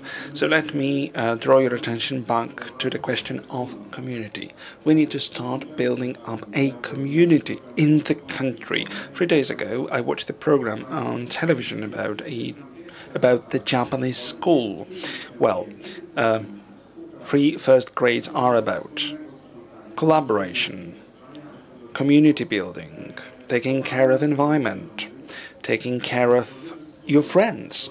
So, in other words, this is very much about building community. So first, time is dedicated to common values, and only after comes this hard education or scientific component. Well, I believe youngsters rather struggle with this and community building or this acceleration.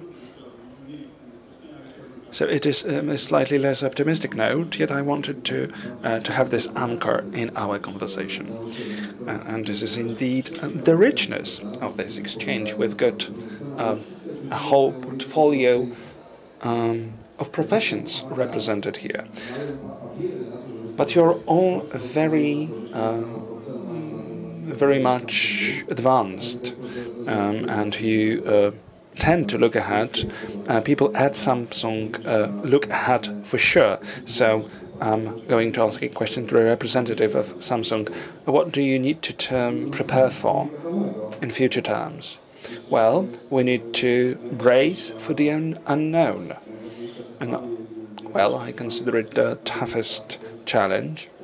And the toughest challenge for the education system is that you learn how to be able to learn things anew all the time. 10 years ago, there was a debate on the provisions of the future in relation to big data. Big data was believed to be the fuel for science of the future. And therefore, we need to train not only scientists but also analysts. But now, a profession of an analyst is now a profession of the past, not the profession of the future. All replaced now by the artificial intelligence. Let me give you another example. There was a report by Microsoft centered on the question of competition. Microsoft declared that English will be the most common language of developers, as in the spoken English will be translated by the artificial intelligence into the programming languages. But there are some dead ends.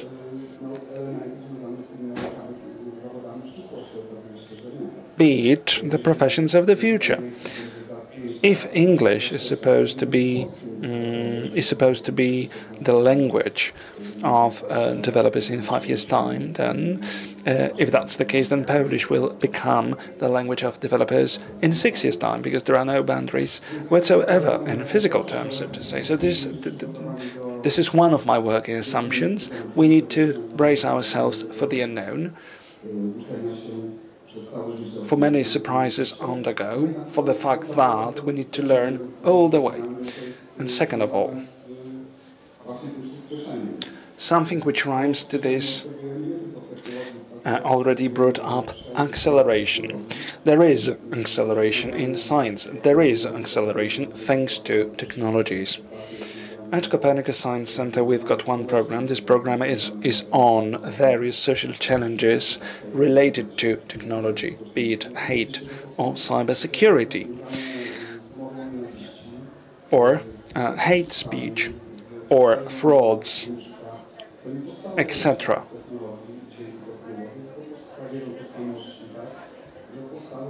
Or identity stolen.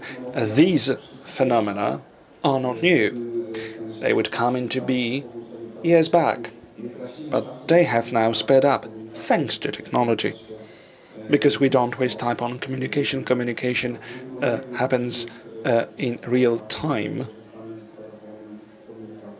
in parallel channels, as we communicate over the phone, over other devices, in visual channels.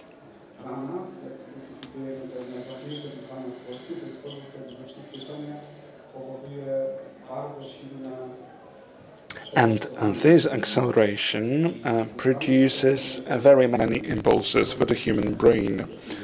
We are now inundated with these impulses. As a result, our mental health tends to deteriorate and will only deteriorate. Therefore, we would need a better healthcare around the mental issues. Maybe artificial intelligence can take care of us. Yes, there is such a thesis, but I'm not a fan of it.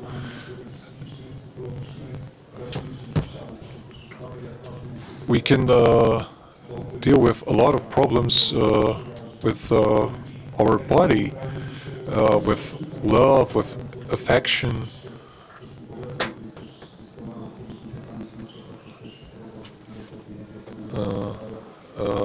I can recommend Jacek Dukaj and his books, which are a very good answer to your question.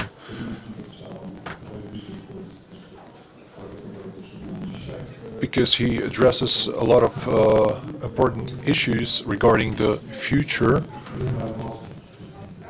So the artificial intelligence doesn't have emotions. And without emotions, it's impossible to have a good therapy. Jacek Dukaj was a guest of mine 3 episodes ago. So on this path to the future, what do we have to prepare for? Well, in education, I see one main challenge. The education will have to find a new space for itself. It will have to survive and adapt to the changing environment. The schools are an important part of the education system, and that there are a lot of things that are not working at the moment in public schools.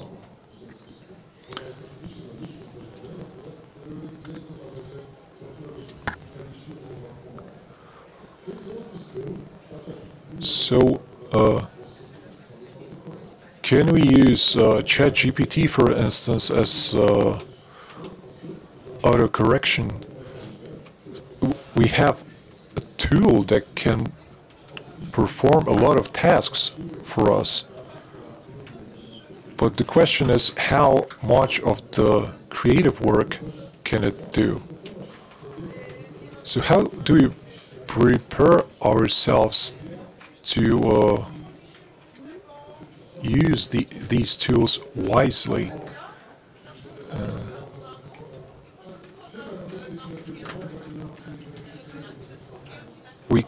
we can't impose as many tasks as possible on such tools as artificial intelligence. So we need to learn how to use these tools. And I would like to comment on the book that you mentioned. Yes, it is a challenge, but maybe not for education, not during our lifetime.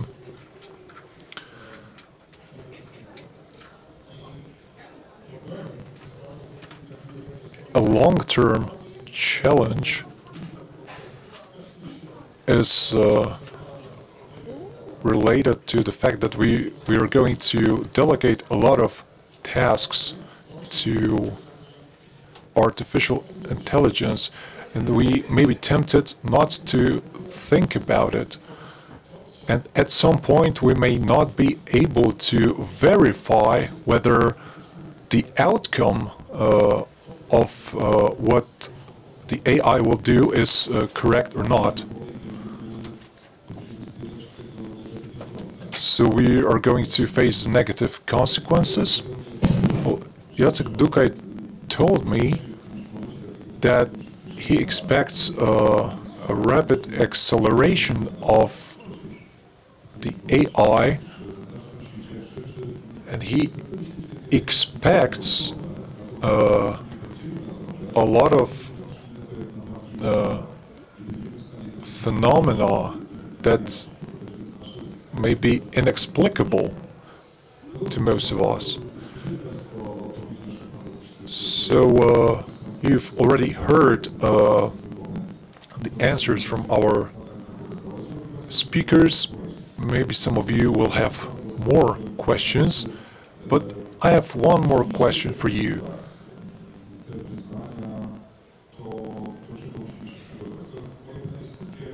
All of you discussed the challenges that we can expect. So I have the following question.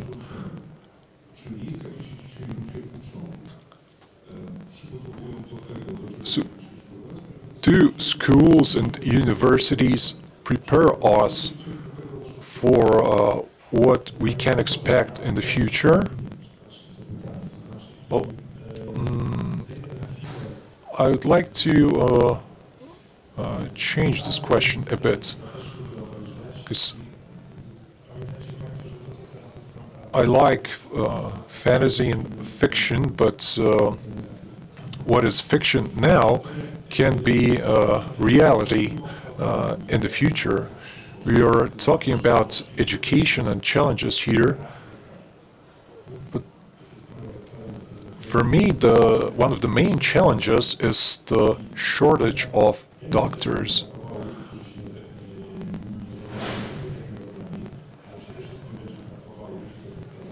We are not going to have enough doctors in the future.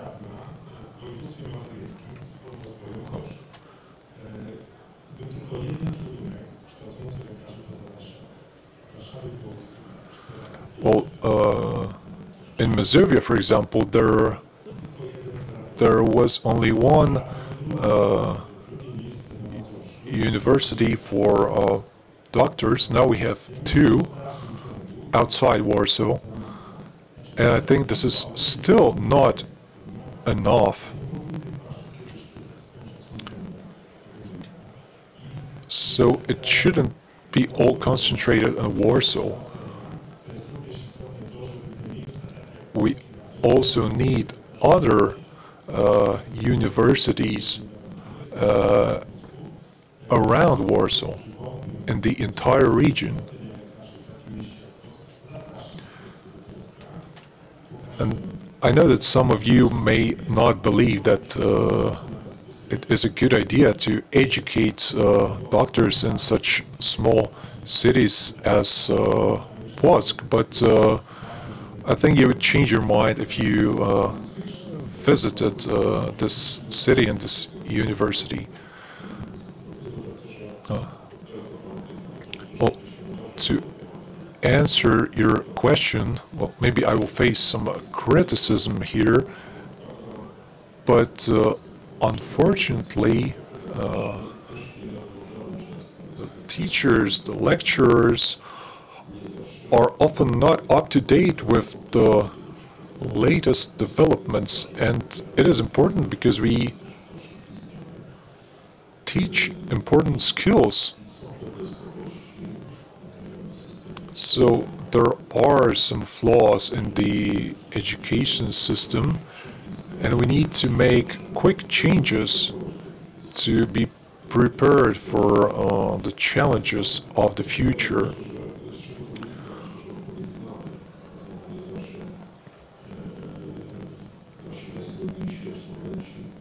Well, I think we know the cause of this problem, because some of our graduates don't have the right conditions for further development. Thank you for your answer. So based on what's been said already, is the education system functioning properly? Well, it's very hard to provide a concise answer to your question. So, an important question is, where do we learn how to use technology?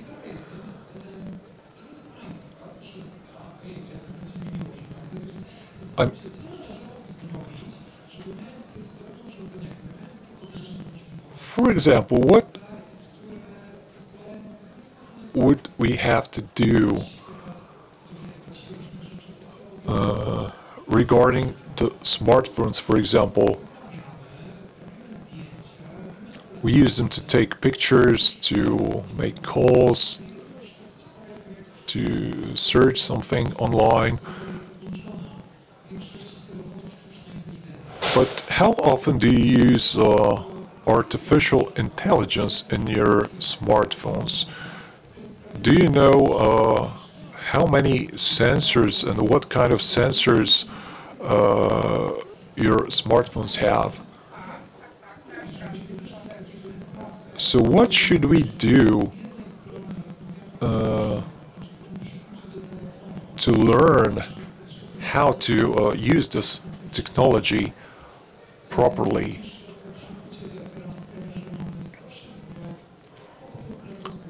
Using technology, using our smartphones, for example, causes a lot of problems, a lot of health issues, for example.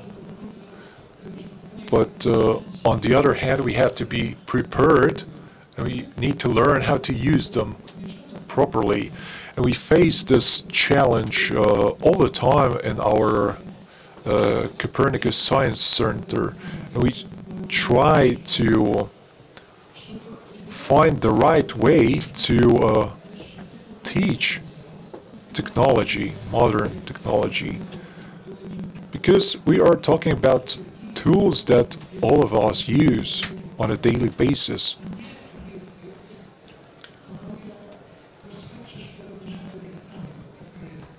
So they should not be an obstacle. They should be a practical tool also in the world of science.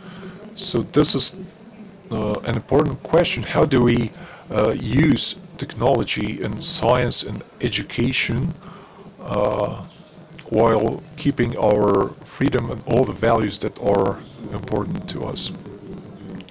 Well, recently with my 5-year-old son, we were trying to answer the following question: which species was first on planet Earth? And we used ChatGPT to try to find the right answer to this question.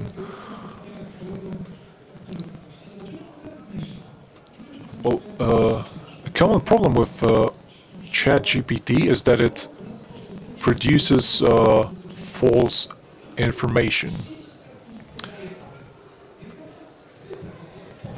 And it is capable of providing very specific information in a very short time, but it's often false information. So the question is, why?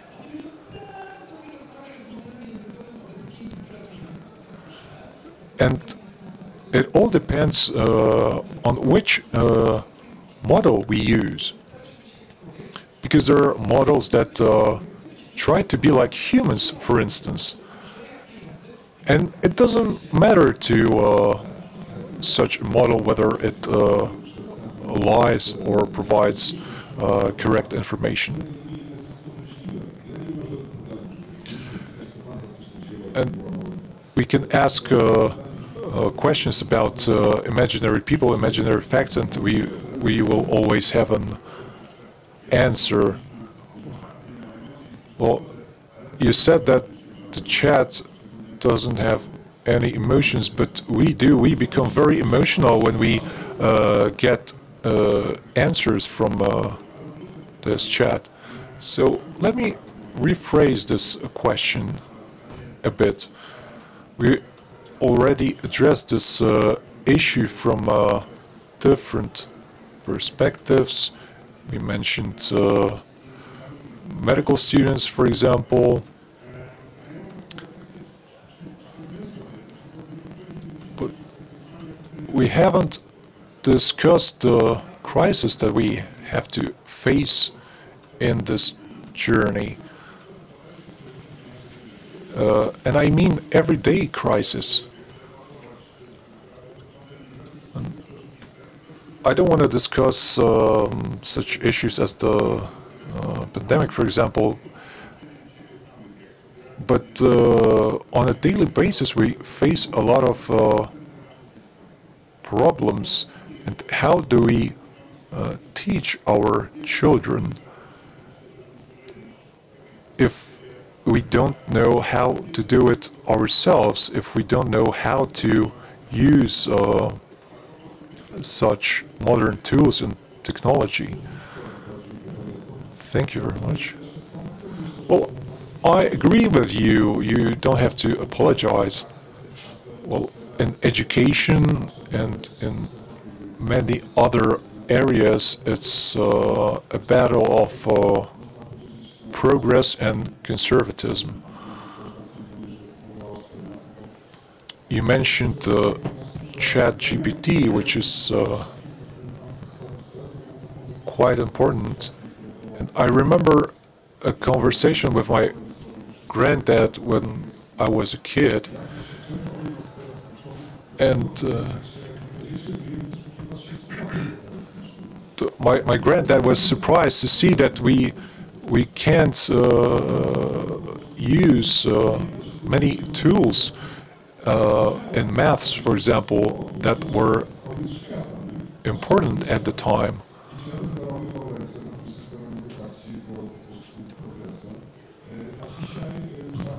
And today we have ChatGPT, and it's our new calculator. And it functions like a human brain.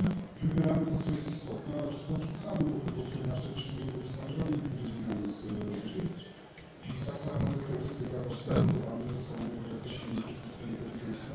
the models of artificial intelligence are based on how our brain works. So the question is, are we capable of teaching it at the moment? Well, I don't think so. Most of us don't know how these models are developed and built. And in education, the most important thing is to prepare the young generation to for adult life. So there are many important issues here. For example, how do we verify the correctness of the information?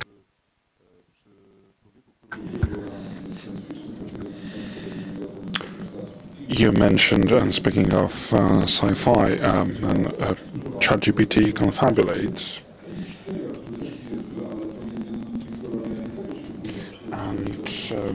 well, there is this TV series that I wanted to make a reference to, the title, and the title is Free Body Problem, but leave it be. And thus the school, contemporary school, perceives what the greatest challenges of contemporary world are. I believe the school does not offer any preparation. The school, I can recall, still, well, tries to make databases out of human beings. They don't prepare students how to analyze databases, how to achieve one's own goals, just to know things. But there are still and communication. To a lesser extent, some great pieces of Polish literature. ChatGPT is going to be ever greater because it learns, because we use it. And as we do take use of the tools, speaking one language, communicating with it, then if we can't communicate, we can't use these tools properly. So management and communication, these are most crucial components for the curricula to be included. Well, some founding fathers of artificial intelligence keep saying there are two things that mustn't be done. Artificial intelligence mustn't be connected to the internet and mustn't be taught how humans work. That's what we've done. A question to the panelists. Please vote by raising your hands. 30 minutes should be just some inspiration for you to have some homework, something to think about at home. We have spoken at length about technological challenges. What's your say? Do you think climate-related challenges have greater importance than technology-related ones? Climate-related challenges turn out to be of greatest relevance. The youth are concerned with the future. At the Copernicus Science Center, we surveyed 8 graders, and now we know that the subject called the future life would be something that would fit their needs. And the young people have discovered the skill that they need to learn how to behave if one is supposed to be future-oriented. But who is or should be supposed to write a curriculum for this kind of school subject? Politicians, public officers, parents, or children themselves. Maybe there should be somebody from the future commissioned to do that. Marcin Sobczak, Hubert Lewiński, Jacek Legiewicz, Ilona Łowiecka-Tańska, Marcin Sobczak, professor. My name is Patrycjusz Wyżga. Many thanks go to Copernicus Science Center. This has been a fascinating debate, and I believe that this is rather obvious. The future won't be stopped, and we speculate about that. We don't know what the future is going to look like at the end of the day.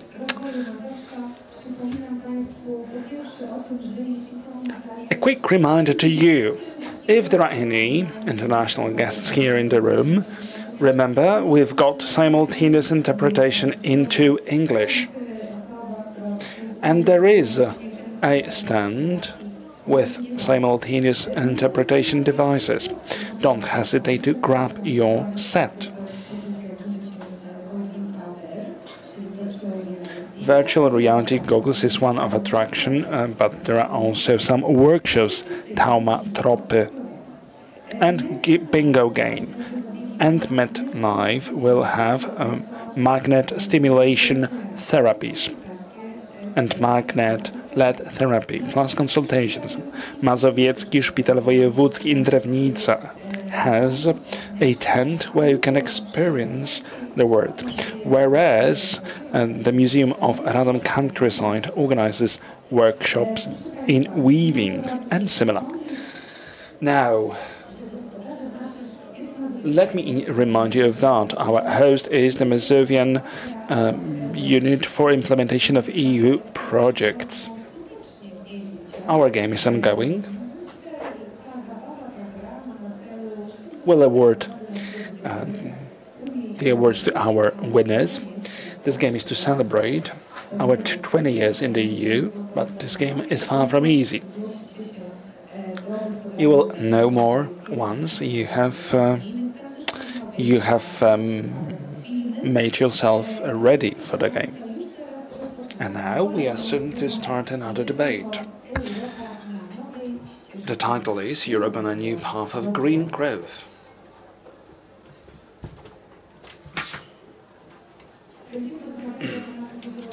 We'll tackle green growth of the Mazovian region, one of the tools for the achievement of the European Green Deal goals, something that pertains to each and every one of us.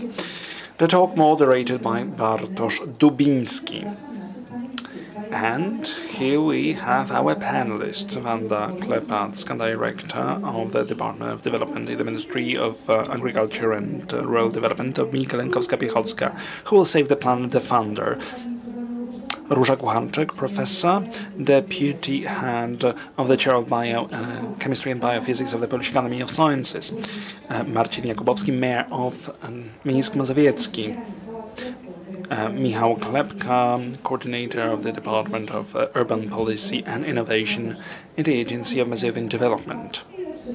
The mics are yours, and I would like to hand over to our moderator. Good afternoon, ladies and gentlemen. Welcome to our panel. I hope this talk will be something that will give you some inspiration to think about the future.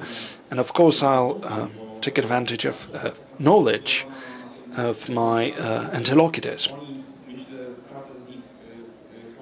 Each and every one of them represents some important potential. That's why we may get closer at delivering on the proposal of the European Commission. That is Europe that is climate neutral in accordance with the European Green Deal. Europe which is set to be climate neutral in 2050. I'm keen on asking you the question, who believes that this goal will have been achieved? I do. I do, but there is this flip side to the coin, and I think that we'll need to adopt many strategies and policies and actions. If we don't start now, then we won't have been climate neutral by 2050. And the fact that we are starting off today, well, we'll also think, and thinking about our future generations, will eventually manage to achieve the goal. Ms. Piechocka, so who will save the planet? Just to pick up on the name of the organization you represent. You are very vocal about green development, green transition. You speak a lot with entrepreneurs, how to get people engaged. Yes, indeed, the name of our organization is a question seeking answer. Individuals won't be enough. We need to have a very community. We need to have whole society engaged, policy makers engaged. So there is a certain triangle of commitment. Every single angle needs to be committed. needs to be held accountable.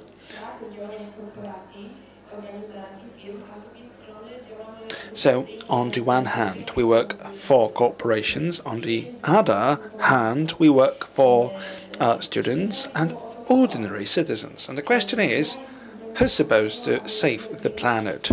Well, to answer this, individuals won't be enough. We should rather get companies engaged, plus policy makers.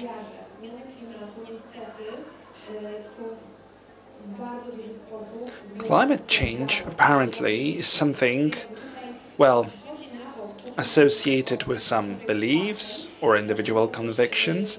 That is, the scientists' take on the matter is apparently not the most relevant.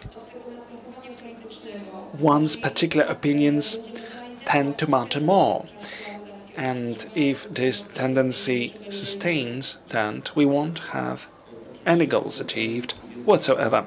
The matter of belief is something important and is something relevant to address. I will ask this question to the representative of NGOs, but it will come in a second. Now, the matter of belief or the matter of conviction or the matter of knowledge and science? Well, science should set the directions for growth. Science should follow our civilization growth. And I believe your department, the Department of Physics and Biochemistry, is a place where you address those topics because you know a lot or the most about it. It's hard to say if we know the most about it, yet our scientific endeavors are important in this field. The question is, does it really pay off to have basic science, basic research done? Should we invest here? Will they ever come in handy? Well, an eye-opener came with the pandemic. Now we see why we should invest into mRNA. When mRNA is active, when it is degraded, pharmaceutical companies harnessed this knowledge. And thanks to the fact that we already knew how to stabilize mRNA for it to operate in the host's body, for the protein to be produced. These are all the outcomes of scientific or basic research outcomes, which we have and which we carry out also in our institute. Now, relating back to the topic of green growth and the new European Green Deal.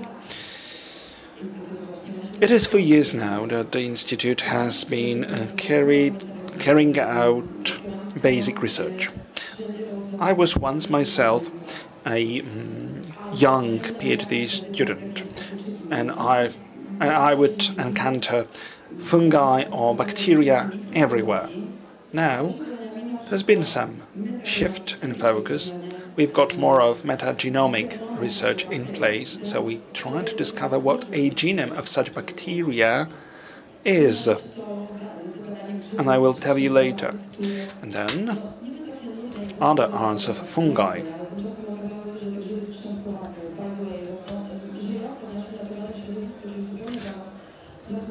They, whose habitat is our world, our buscular fungi can even grow in sewage that we produced in great amounts, and this sewage sediment mustn't be, it is of 2016, mustn't be stored, as well as it mustn't be utilized in agriculture. So the only way to manage is to burn it. Yet, bear in mind, the overall humidity of this sediment is at 80%. So, arbuscular fungi can produce various amounts of enzymes. hydrolytic enzymes that can decompose complex matter to simple matter. And of course, it is important to have a look at what kind of consortium of fungi there is, and we know what kind of consortia there are and how to manipulate with the microorganisms for these fungi to be effective, and they can reduce humidity from the level of 80% to the level of 24%, just to make a case. And if we've got this sediment can be harnessed as fuel. So this is the kind of pattern that we've got in our institute. One example. Another example of basic research which is well embedded within the framework of this program, that is study on one study that we carry out on microorganisms in order to understand some basic processes in basic research. Once you've discovered how processes are, this is one thing. And there are some effects correlated with some process. It may be, for example, biogas. What do? We examine to see how to compose microorganisms consortia in a way that byproducts of waste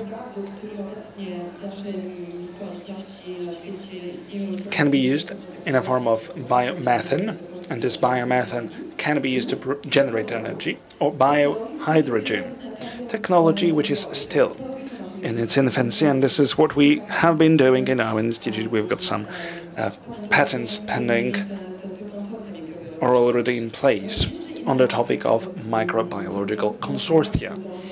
And there is yet another program also looking at circular economy.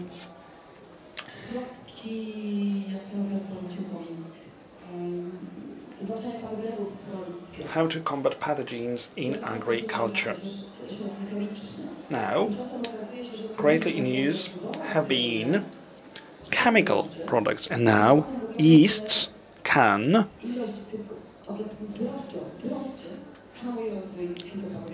also play a role in hamstringing the emergence of pathogens.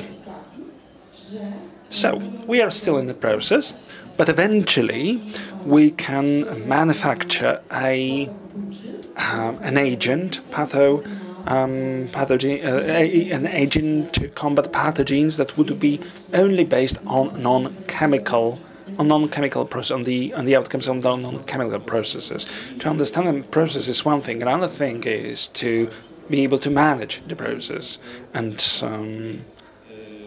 how to translate this into legislation. And my question goes to Ms. Klepacka. The new European Green Deal is a great challenge legislation-wise. We've got a number of climate-related goals and paths for growth, because there is also a path of social growth. Well, there's been some disorder, there's been some chaos. This new European Green Deal has led to that, as far as we can hear. As far as what we've seen on the roads is concerned, well, there's been some miscommunication with the European Commission. Why is it something as difficult to implement? And what's your role in this whole process? What's the role of the Ministry of Agriculture and Rural Development? And what's your proposal? What's your offer to us, consumers, producers, and all the stakeholders of the green growth, green transition? Well, everyone has to find their place in the European Green Deal. The producers, the distributors, the farmers, the consumers. So this European Green Deal applies to all of us. It's not just about one sector. It's not just about agriculture. It has an impact on all the sectors and all the people. So this is a way to build our green future in Poland and Europe. We talk a lot about new technologies in agriculture, but there are many things all of us can do on a daily basis. For example, we can limit waste we produce on it every day. So there is a role for everyone here, but for the farmers, this role is particular because in their daily work, they are in the natural environment, and their actions in this environment has an impact on the final outcome of the entire process. So that's why we have developed a lot of new procedures that increase biodiversity, for instance.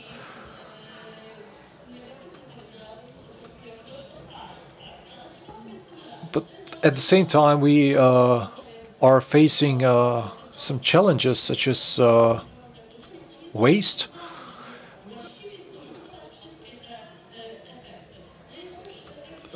And, well, you mentioned legislation in your question, but it's only one of the elements of the entire Green Deal. So, of course, we can create new rules, new procedures, but you mentioned a very important thing, which is communication. And the role of communication is crucial because everything that is new is hard to implement. Some people will try to defend themselves because they don't want anything to be imposed on them. So this is why communication is so important. We need to know how to communicate these new changes. This is why sensibilization is important in all areas of agriculture. And it applies to everyone. It applies to farmers, to producers, to consumers. We need to inform everyone in a lot of different ways, in social media, for example. You also mentioned the protests that took place in Poland. So I think it shows that we need a dialogue. We need a dialogue with the parties that are involved. And maybe we need a little more time to implement these changes. But it's no surprise that those farmers who now have to face very ambitious goals don't want to accept them, and this is something that we have agreed among ourselves, and then we try to impose these ambitious goals on the farmers. So this is why we create aid programs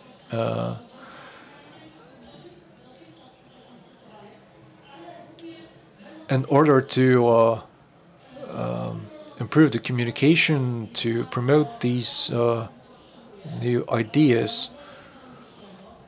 Agriculture needs technological development.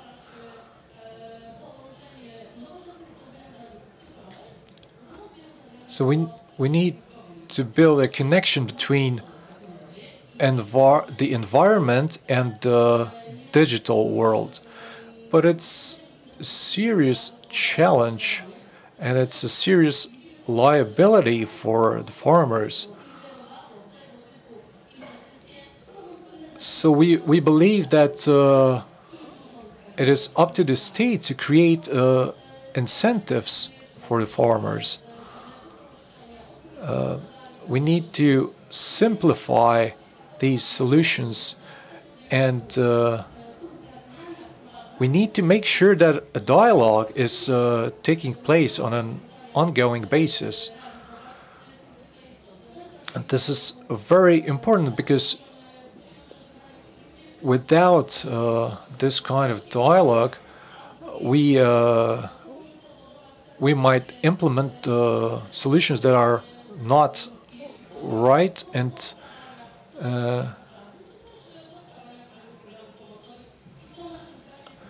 so this is why we believe that these factors are the key to success, especially the dialogue between all the parties, all the participants in this transformation. We want the consumer to be aware of how complex this entire process is, how hard it is to produce this food that we can buy in supermarkets.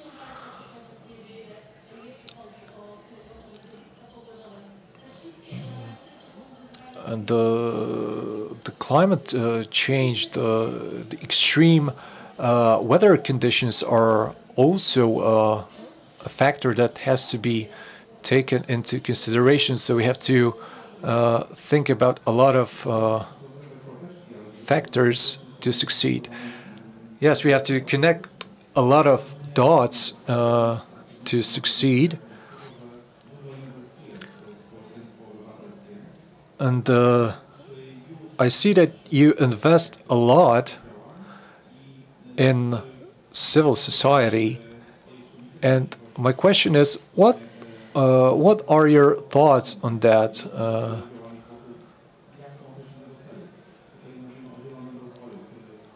How do we convince people to participate in this transformation on the local level?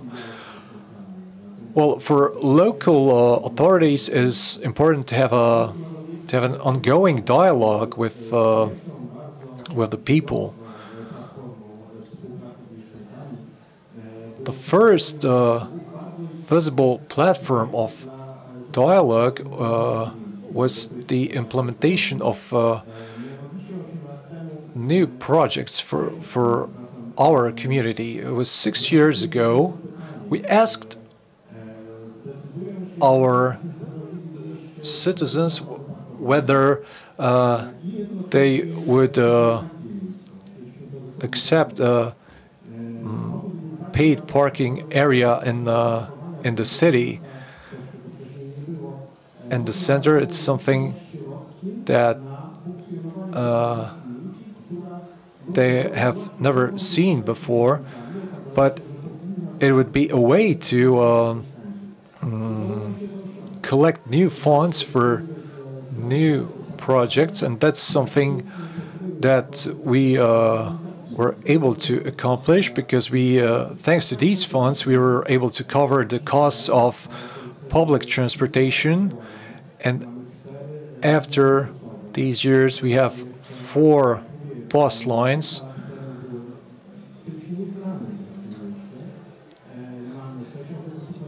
We have 6 electric buses, very modern. Our public transportation is free not only to the inhabitants of the city, but to everyone. You can go anywhere in our city for free, and you can use Google Maps to find out how to reach your destination.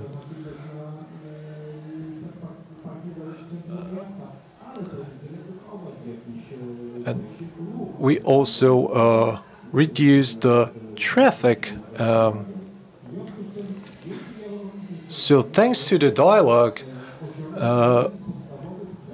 we were able to accomplish one of the most important goals for us in terms of the green transformation.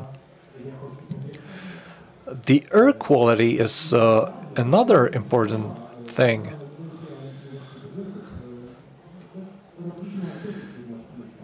We conducted a lot of surveys on this topic throughout the years.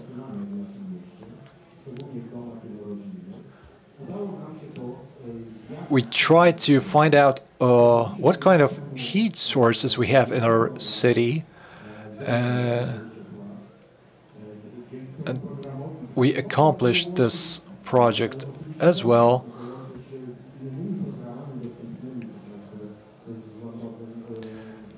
We implement new projects in this area.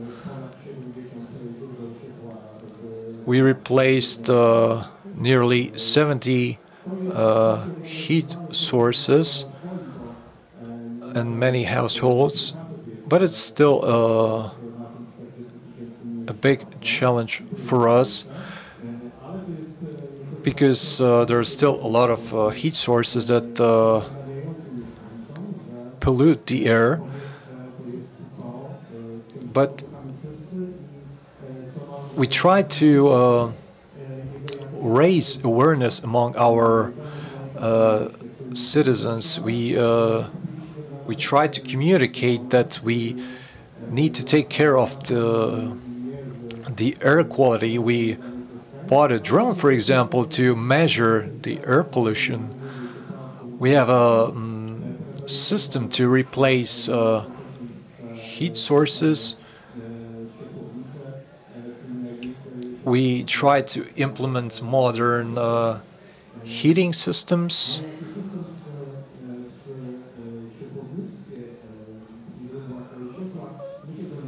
And I think that in cities, the most important challenge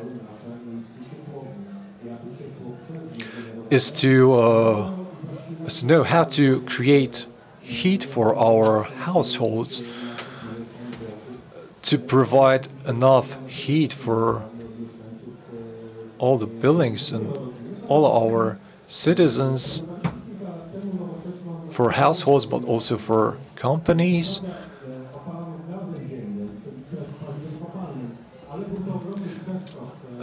And it was a giant leap for us because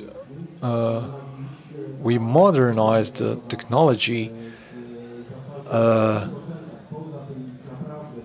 in this area, and it provides us with enough heat in Minsk Mazowiecki,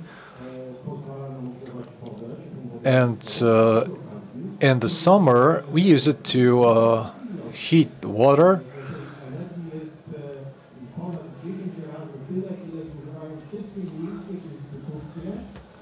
And we are able to create more energy, 10 times more energy than what is consumed by the public entities. So in this respect, we are entirely self-sufficient.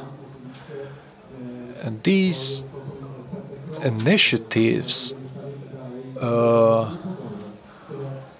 are being implemented and developed all the time, and that's why I believe we will be climate neutral in the future. I would like to drill down on urban policies. 4% of the whole territory of Europe, just to give you a handful of statistics, but cities mean 70% of all the air pollution which is generated in Europe. And now a question to Mr. Klepka. The question is the following: how to harness the potential of the cities with aim to have the green development taking place now, because this potential is really large and we need to just untap it. This is one of very few examples that I've heard of, one of good practices, and it's always very beneficial to share such good practices. We know cities are training so to say, test fields, and we know that carbon footprint is something that we need to be mindful of. But I would like to pick up on question one. I don't believe that this regulations-based approach, be it the European Green Deal, is eventually going to be our savior. Not really. Europe is not the only global actor that has taken similar decisions, but other economies, for example, China, is what are they doing? But let's have some background. Cities have substantial potential, and we need to take advantage of it. If there is some positive change to happen, it is the change to be started by the consumers, those who buy technologies. I'm myself a lecturer at a university. I'm myself a researcher, and therefore I try to gain knowledge around environment and also make this knowledge commercialize it. But bear in mind, you do some purchases for retrofitting of buildings, for improvement of green areas, for purchasing some equipment for schools or for hospitals. Those in the procurement have some impact to exert, because they need to look whether or not what they buy can produce some positive outcomes. If we are to be climate neutral by 2050, our job is about convincing consumers. The example of Minsk Mazowiecki can be replicated in the Mazovian region, in Poland, many times. It can also be further implemented in Europe. This can be a boost for change. But there are other examples at hand.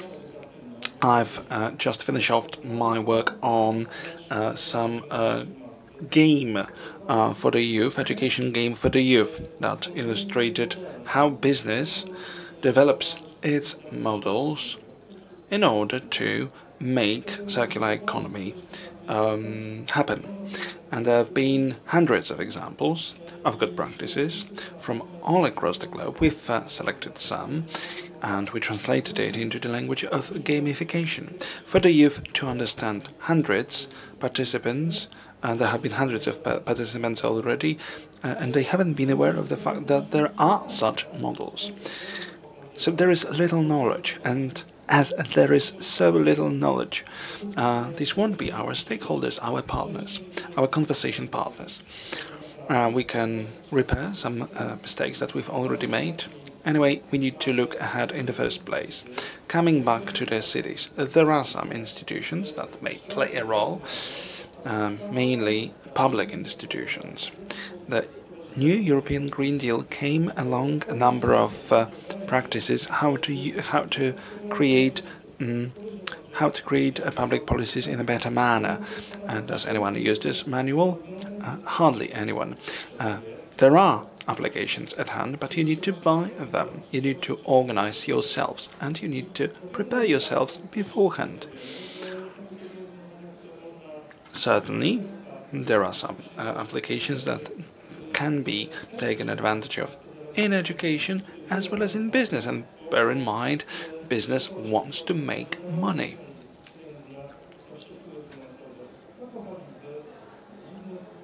Business loves money. Business loves cash flows.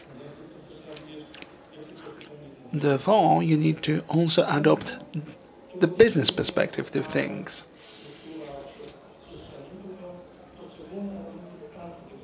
a city comes with many components, and these components have very significant potentials on the private side and on the public one.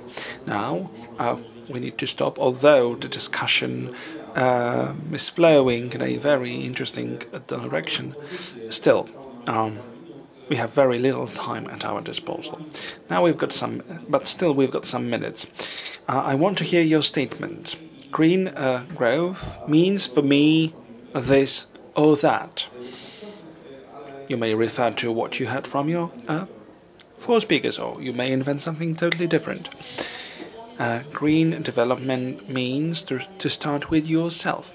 As far as environmental protection is concerned, taking care of environment. So I always begin with myself. I look at what I can do, and only then I look at what others can, for the sake of green development.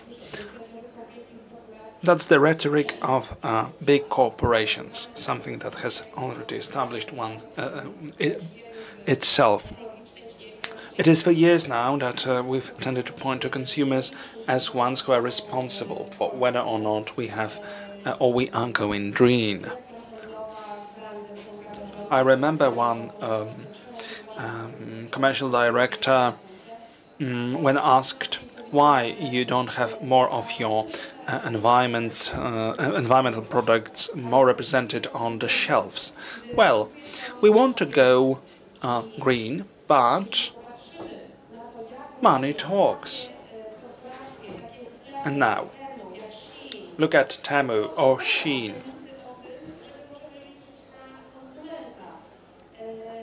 Well, I believe it becomes apparent, if we look through this prism, that we can hinge on the consumer. I often speak before corporate boards as a motivational speaker. There are companies who want to motivate their employees to start understanding the topic of the circular economy. And ESG also comes as a product of regulations. Not even a single bank would have taken any interest in these matters if they hadn't been obliged to do so. I'm myself environmentally friendly, as long as I have money for that.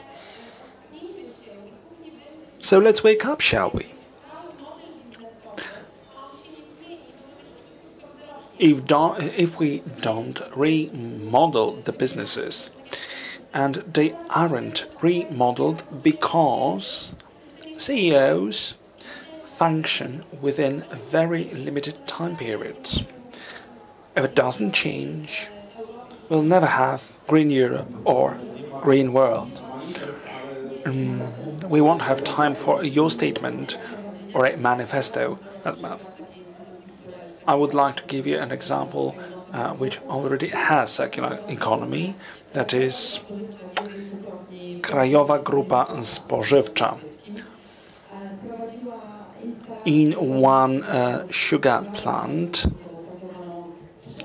there is already one biogas plant. Well, in this sugar plant, all the waste which is generated, all the byproducts of beet processing are now subject of dark phase, giving you away biohydrogen and biomethane. The water treatment plant has been reorganized in a manner to manage these gases.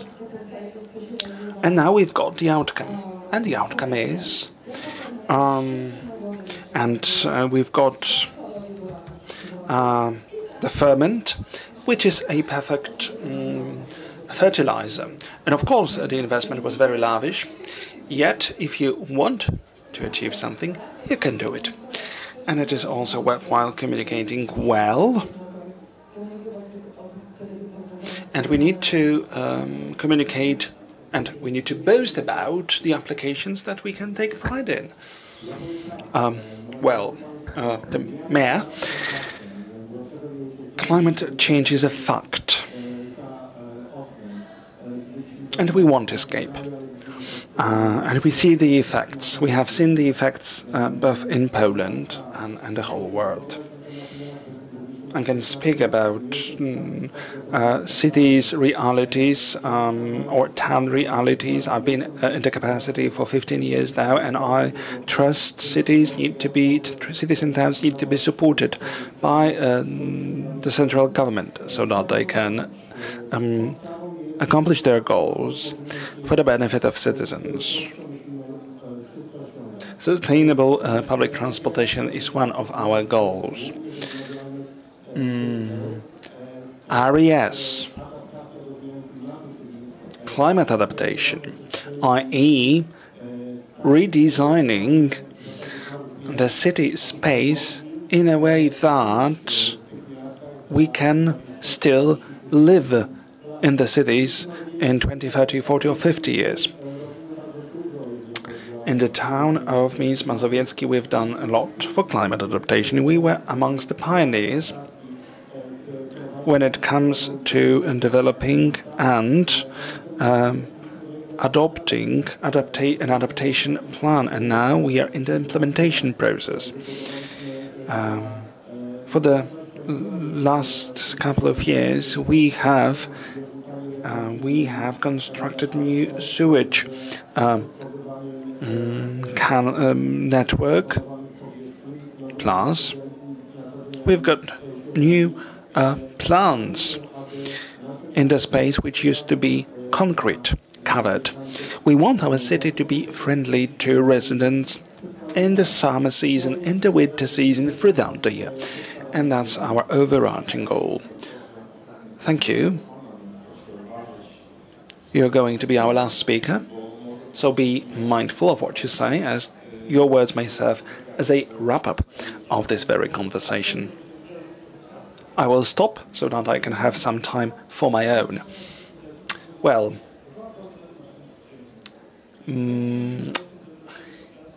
I obey the following. I want to do 2 good deeds a day. If corporations can do 2 good deeds a day, if one is to convince them that it should be done, it's good. And I do good deeds also in the area of environmental protection or sustainability. And by doing so, I make sure I can change the world around me. That's something that I try to obey, and, well, my time is up. And that's it for the wrap-up, and we would like to thank you for your attendance, and, well, we'll bear with you. We'll be found behind the scenes. If you want to change the world, begin with yourself. Thank you for this discussion. Europe on a path of green development. We don't go back, even if the road itself is bumping. The 13th edition of the Mazovia Development Forum. We've got around 50 partners. I don't know if you've already paid a visit to the Wojciech Hospital in Płock. Dermatoscopic examination and the examination of breasts. Bear in mind, October is a month of breast cancer prevention. We've got also a stand of the Republic of Poland's Patent Office coming with a game. There is also the Mazovian Center of Agricultural Support. There is also the Romanticist Museum of Opinogóra with their stand and workshops on calligraphy entitled How to Write as Zygmunt Krasiński did. The host of this event is the Mazovian Unit for Implementation of EU Funds. And there is a game going on. The winners will be made public on this very stage at 3 p.m. And that's it from me for the housekeeping remarks. You will be able to hear, see, and experience a lot. And there's going to be yet another debate on this stage. Common security, the role of the European Union in protecting citizens. We'll try to answer the following questions. What are we at? Where are we at for security? What kind of tools does the European Union make ready for the protection of its citizens? To what an extent the current geopolitical situation sets the priorities for security here in Europe and in the whole world. The debate will be moderated by Adriana Śniadowska, CEO and Center for International Relations, Think Tank Institute. Adriana Śniadowska, our moderator. Ms. Śniadowska, please join us on the stage. We'll also have a host of other experts. That is Lieutenant General of the Reserves, Mirosław Różański, the Senator. Are you present, Senator? General? We also have General Michał Domaracki, expert on security. Krzysztof Bondarek, Director of Security in the Ministry of the Interior and Administration. Thank you. Thank you for joining us. And now I would like to hand over to our moderator, Adriana Śniadowska.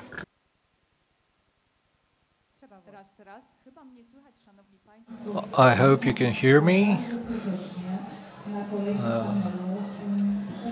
We're about to start another debate. Security is a very heated topic. Everyone talks about security now. And since 2004, when Poland joined the EU, our situation changed entirely. Before that time, we also had some challenges. But a lot has changed because of the virus, the war in Ukraine.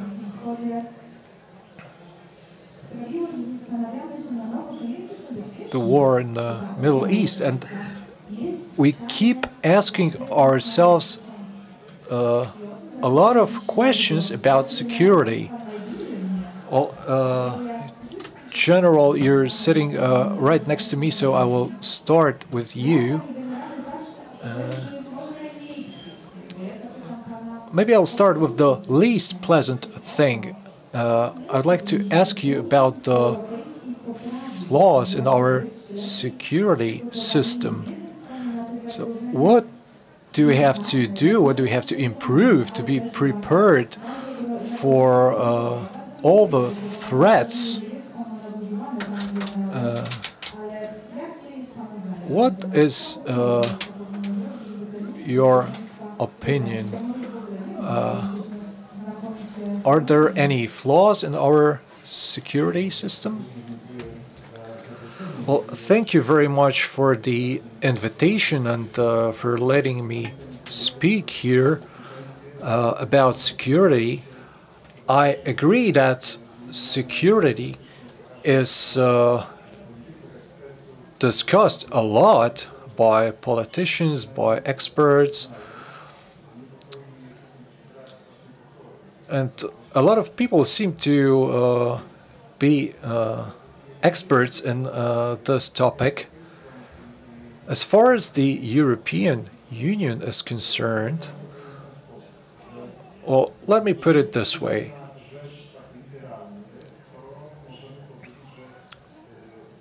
Well, we can't say that the European Union is prepared to be able to react in case of a threat.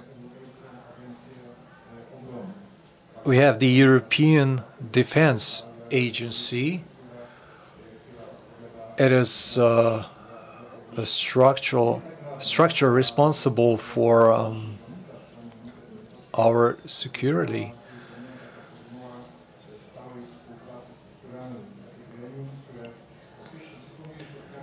we also have structural cooperation.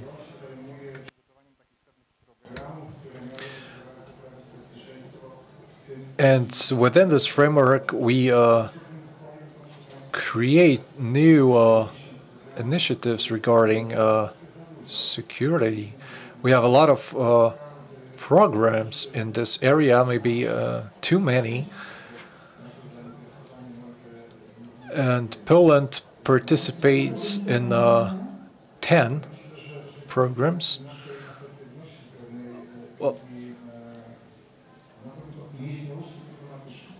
I think this is because we are a bit shy in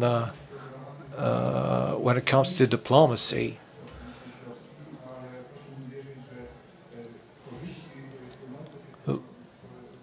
The benefits resulting from these programs are remarkable. We also have military structures. We have the military committee.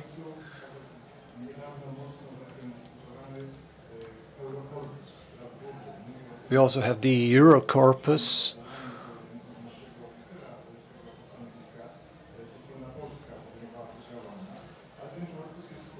And Poland has taken a lot of actions in this regard. Our soldiers were in Afghanistan, in Africa.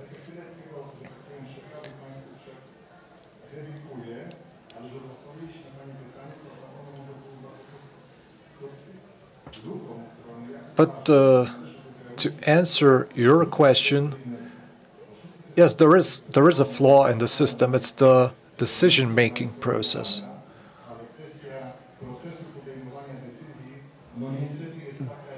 This process, unfortunately, takes a lot of time. It's still a very time-consuming process. I believe it should be changed and it should be simplified. What can we do to simplify this process?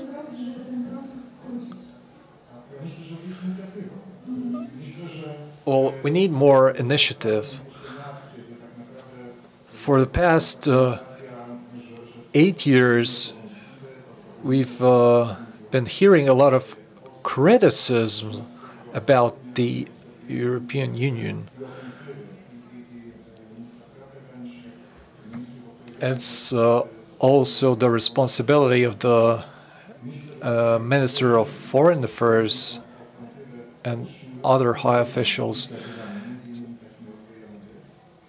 So if we have more initiative in this regard, there is a chance to remove this flaw and to simplify this process. Because the threat coming from the East is real.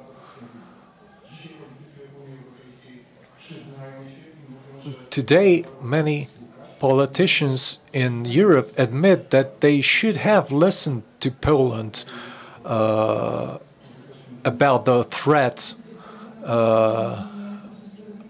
behind our eastern border.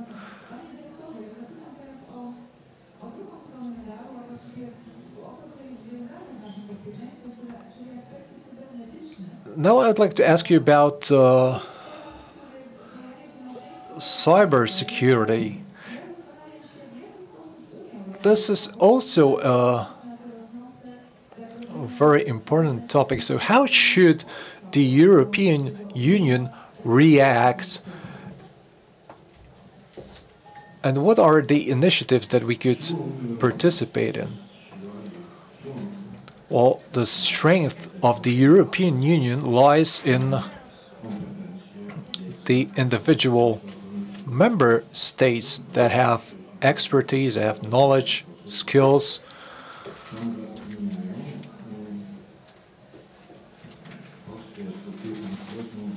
Our Polish structures are quite far from modern.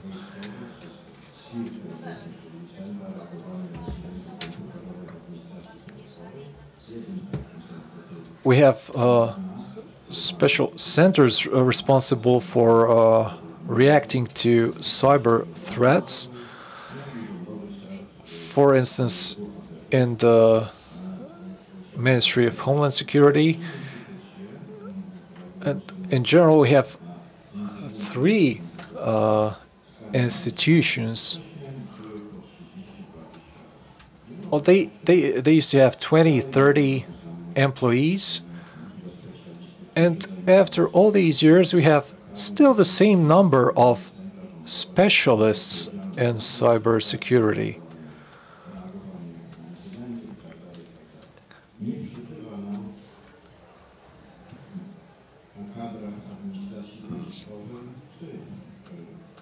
So we don't have enough specialists in this area. We need more specialists with expertise in cybersecurity.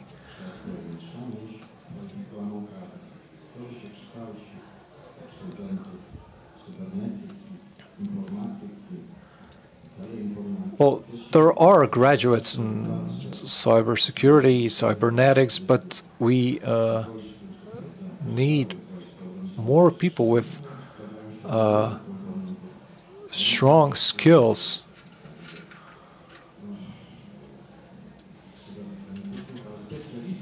We need more specialists in this area.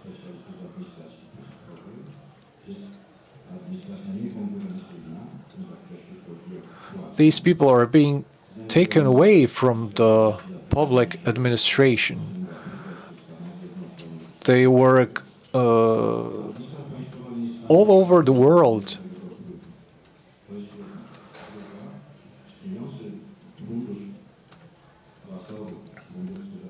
Another thing is the cybersecurity fund. It was created to provide subsidies for IT specialists.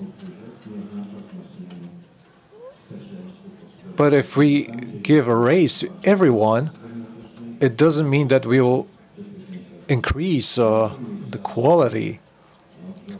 We need well-paid resources, skillful resources. So what can we do to increase our human resources? Because we are going to face even bigger threats in the future.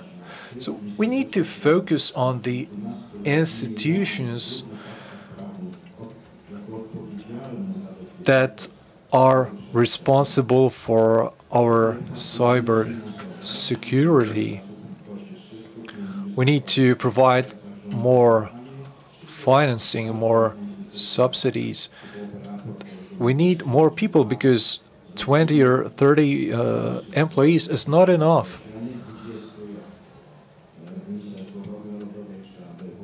Which is the case, for example, in the Ministry of Homeland Security.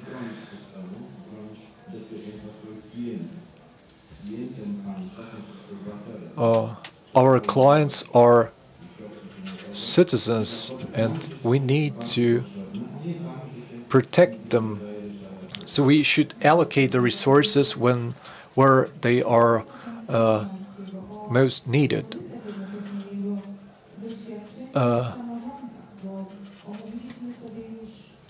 I would like to use your experience in local authorities. So what are the main challenges for local authorities when it comes to cybersecurity? Good morning, ladies and gentlemen. Well, since 2020, we've been facing a lot of crises. First, it was the virus, the pandemic. 2 years later, in February, we faced a migration crisis. It seemed that we were well prepared for such emergencies because we had a plan.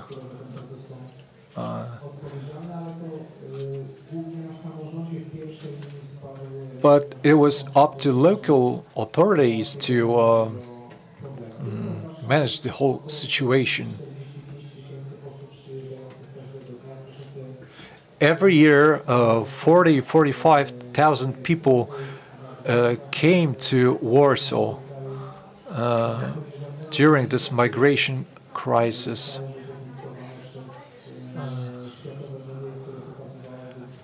And this situation was reported by international media. So we finally managed to solve this problem thanks to our neighboring countries and the European Union.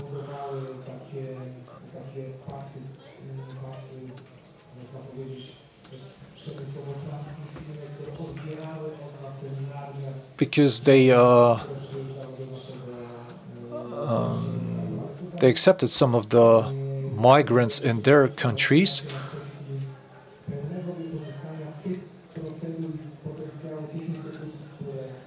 Another important thing is to use the full potential of what the European Union has to offer in terms of migration and the war in Ukraine. For example, Frontex has an important role to play.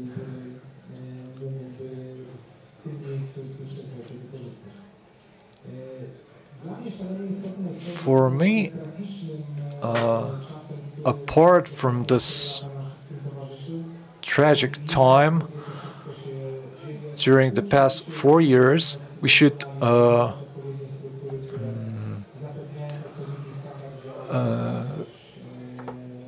learn our lesson. We should learn how to solve similar problems in the future. And it's also something that should be included in the legislation.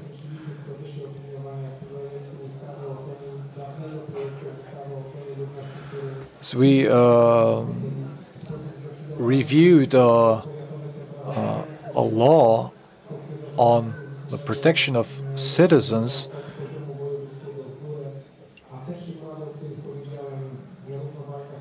And these examples mentioned before, the pandemic and the migration crisis, showed that such actions should be implemented from the very bottom,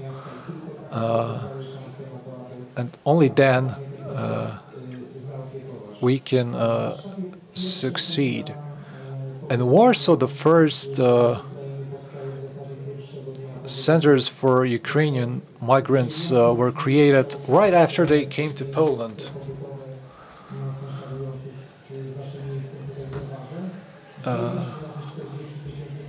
One of them was created right here in Torvar.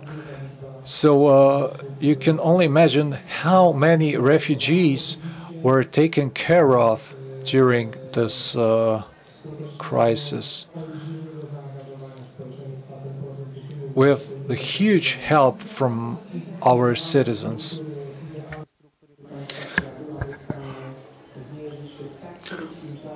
There is no single entity of the state that can handle the crisis this large. The refugee crisis that broke out in Poland in February 2022 would be assessed, well, as one of the most dynamic processes that have taken part in this part of the globe. So there needs to be collaboration between various structures, bottom to the top, top to the bottom. municipalities must be involved, NGOs must be involved, local communities must be involved, and only that, if we've got all these elements at hand, guaranteed, well, we can be successful in this striving. So collaboration of all the stakeholders. It is essential. Collaboration is essential if we want this chain to be closed, so to say. I bet you have your first questions. If you do, please let us know. Just let us know, and you'll be given the floor. Still, if you are thinking about what you may ask about, let me start the round with myself and ask the direct about, in the context of collaboration between NATO and the EU. Should the EU stay autonomous in the area of defense and security, or maybe it should tighten its bonds with NATO, or maybe hinge on NATO in some regard? Thank you for that question. A very important one. Should the EU reinforce its military or defense capabilities? Let me provide you with three figures. 32 members of NATO. There are 32 members of NATO, 27 members of the EU. Imagine the following: 23 countries are members in both clubs. Whether or not the EU should be an alternative to NATO, well, it is ill-conceived. Some say NATO should be responsible, or should be held accountable, not only in the geographic scope as set, as put forward in the Washington Treaty, and go beyond its borders, whereas the EU can handle all the matters related to such events like refugee crisis, migration crisis, humanitarian crisis, campaigns to impose peace or maintain peace. I believe this kind of demarcation line is a bit justified. Still, one needs to clarify the scopes. The working assumption is that EU defense capabilities should be allocated or deployed no further than 6,000 kilometers from Brussels. But look, given the current reality, you must neutralize a threat in Europe. You should act up front and act outside of the European territory. So if you harness NATO experience, combat experience, in the first place, and if you do this, plus you've got all these assumptions at hand, you won't have a replacement of NATO by some EU structures.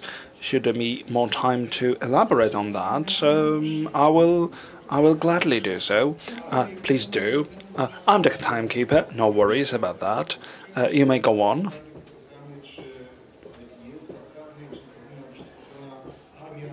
Should there be an army of the European Union? Should there be an army of the European Union? This is a question which is often raised.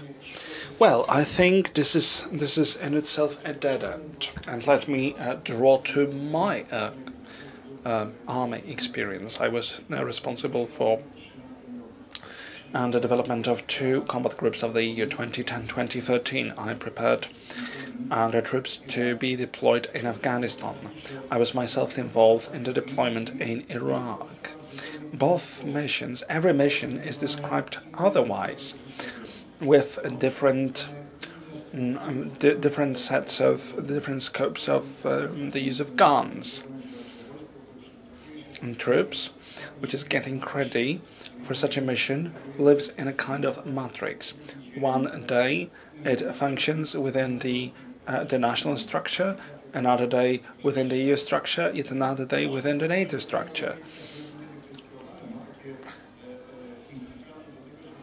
EU seems inclined to unify many domains of our life. 155mm munitions. This is a standard, and this is a very good direction so that everyone can use it.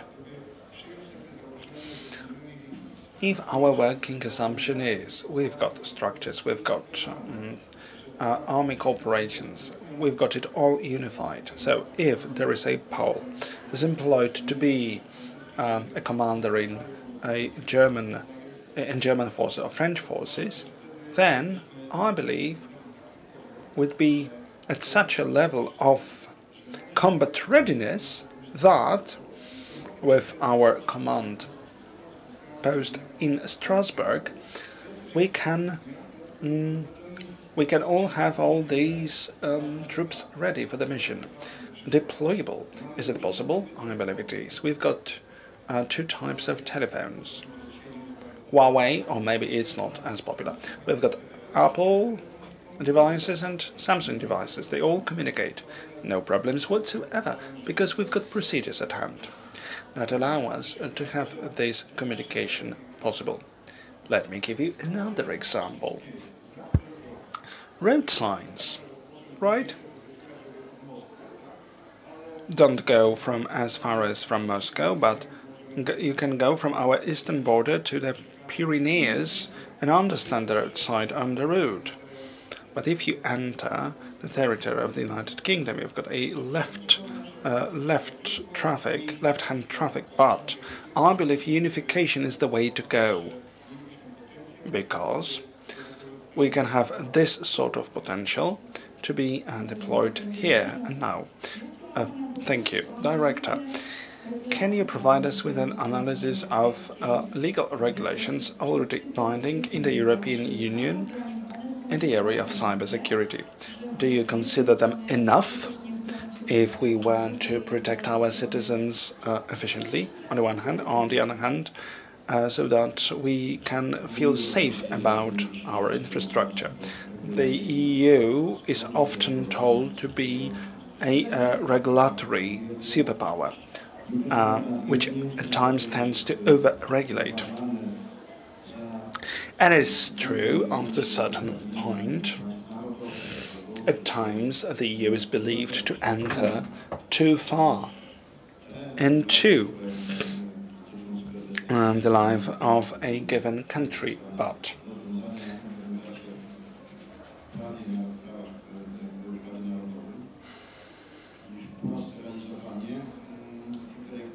for the transposition of the EU directives in the area of digital affairs, digitization, well, we've got one unification direction. We've got common rules, common regulations, common responses.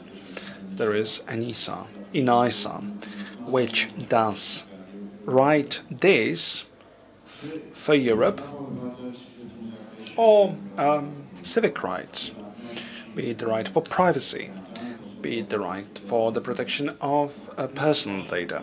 This is all secured. The EU tries to keep data of EU citizens within the EU economic area.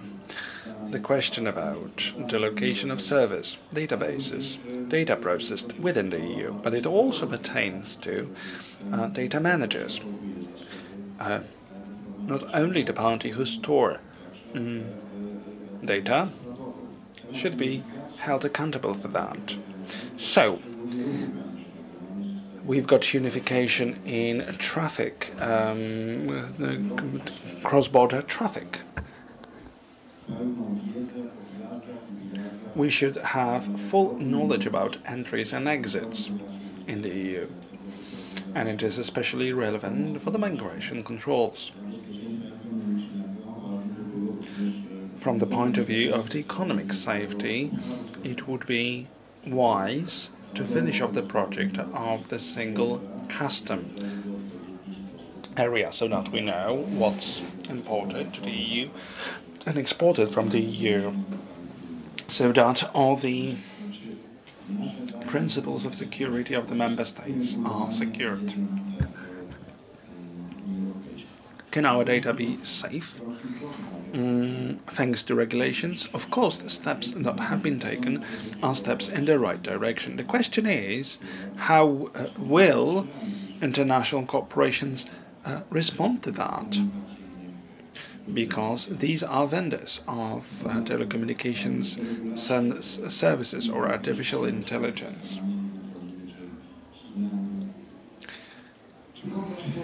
Negotiations of the EU with the United States, with China.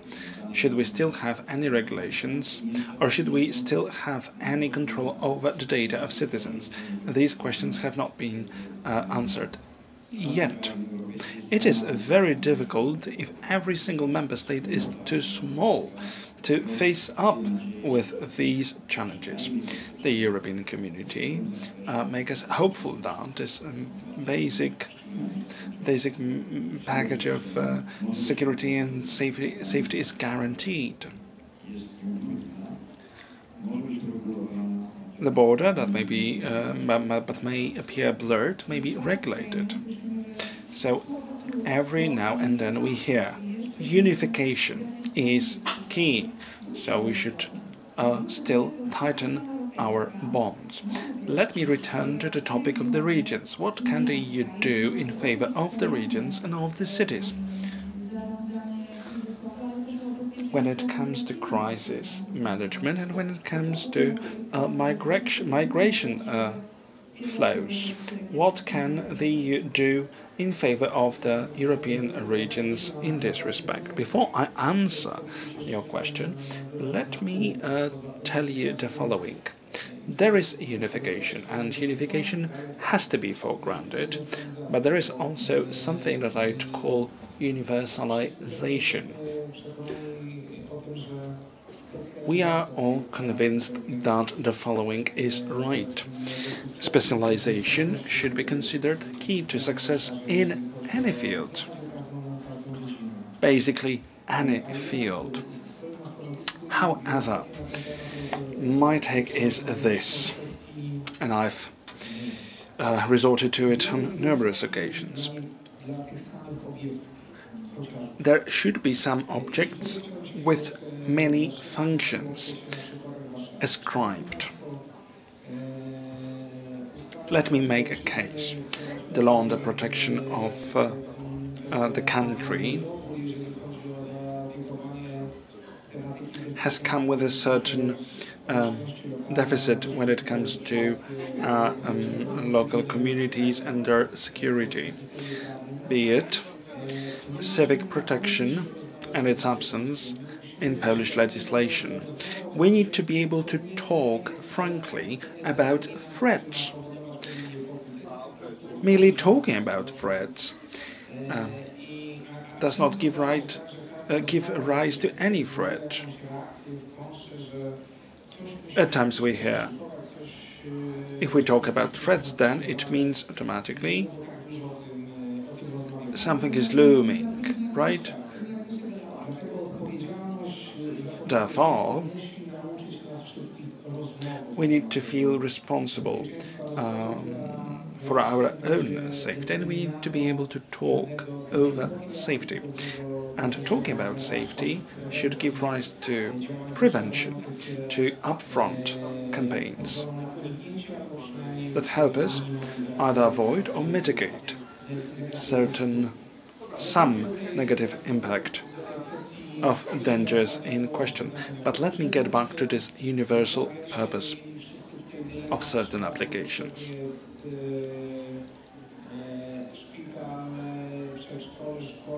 At times we are confronted with the question, do we need a hospital more, a school more, or a kindergarten than some security infrastructure, like shelters? Let me give you an example from Warsaw. The tunnel of the south bypass of the capital city, located 47 meters down in the ground compared to the tunnel of the tube. 50,000 people can be accommodated in the tunnel. Just by the way. So this is a piece of infrastructure which is, on the one hand, a road, on the other hand, it is something more, and therefore we establish some kind of synergy. We allocate funds, and we have double purpose in place.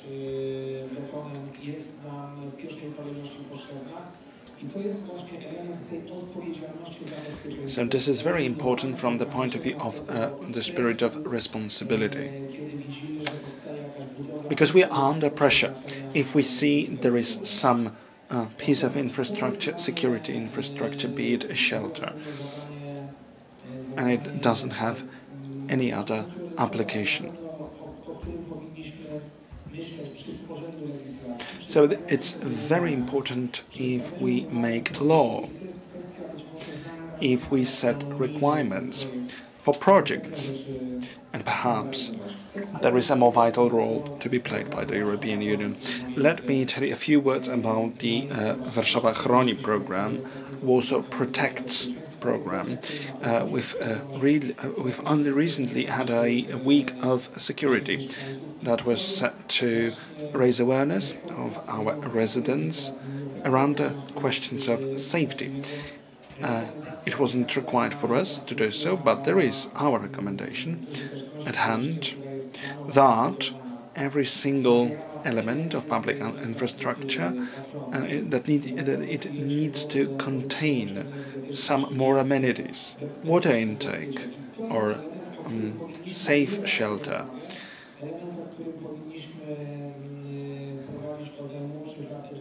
And we should talk openly about all these matters. And we should encourage the European Union for this process to be more formalized, to launch upfront campaigns and be active in the area of prevention. So versatility is something that I consider equally important as unification. It's quintessential for us to be able to accommodate this burden also from the point of view of finance. All right, so there are very many pieces of the same puzzle. Do you have any questions? Our dear participants, I'm rushing to you with a mic.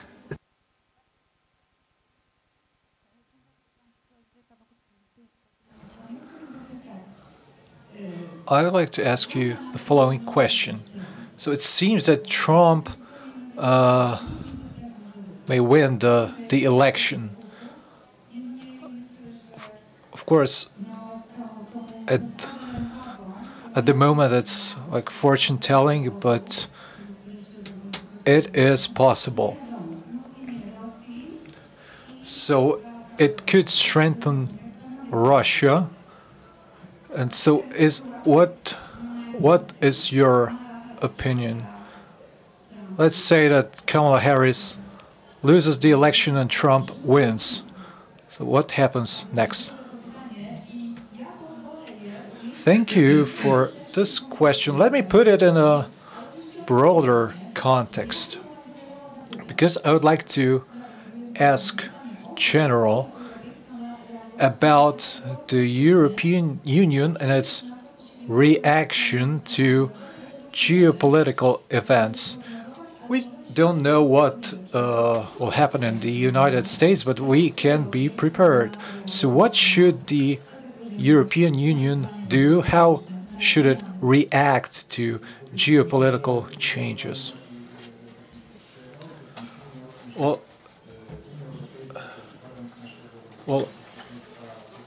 we like to think that the European Union guarantees our economic stability and that NATO guarantees our security.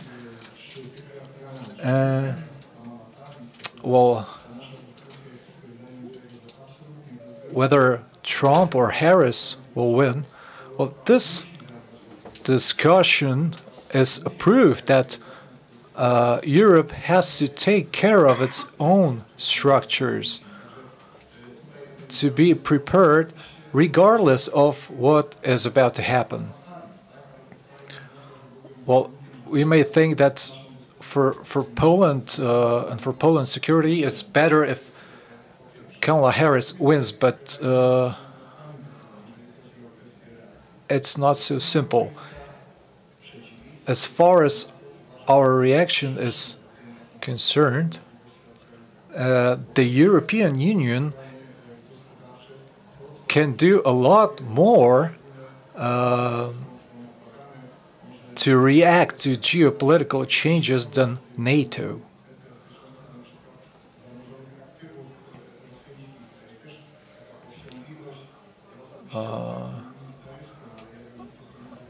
The frozen assets of Russian citizens can be an example here. I believe that these funds could be used to help Ukraine. So Europe has a potential.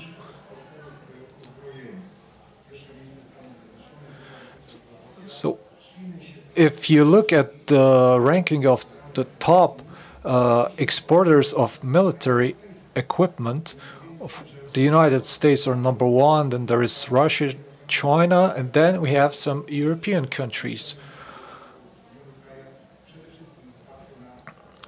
So in many countries, this industry is based on private entities. And the last thing that I would like to mention, which is not seen as clearly as it should be, is it's fighting misinformation.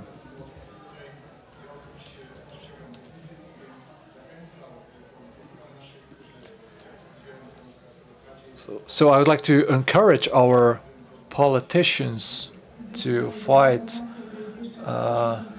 disinformation. Yes, this is one of the elements that was not mentioned in the debate before.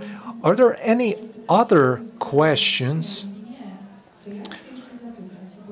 And if there are no questions from you, I have one more question for you. What should we do to protect our personal data?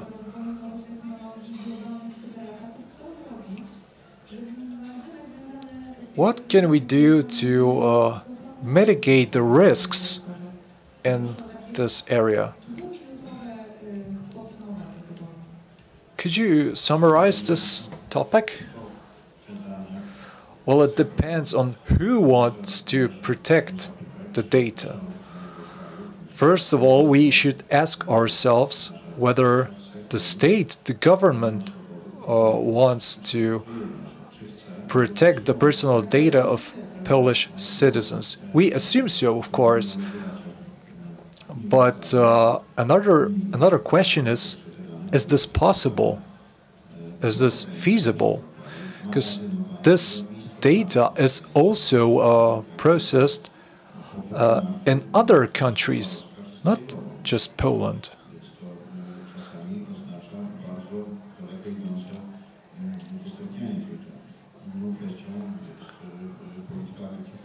Another important thing is the role of big corporations, and our personal data is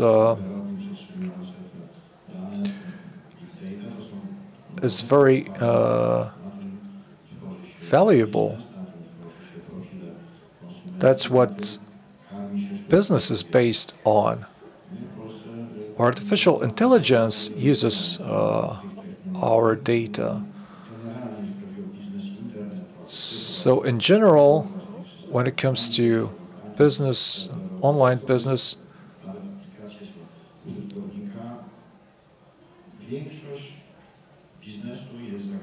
so most of the business is abroad, and Poland is only a user, a client.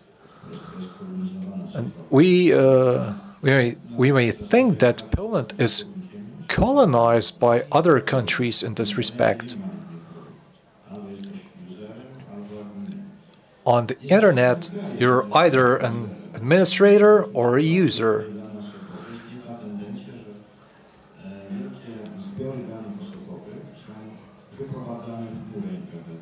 And more data is transferred to the cloud, which can move.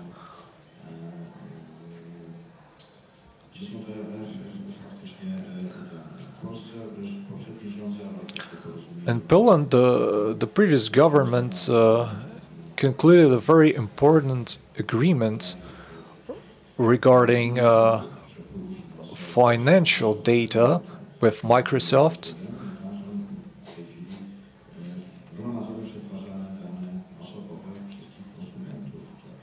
And that's where the data of the personal data of users is processed. Whether is it good, is it bad? Well, it's easy to be in the cloud, but it's a lot harder to get out of it. So we need to be aware that all services, applications have their pros, but also have some flaws, some consequences, because our data is processed.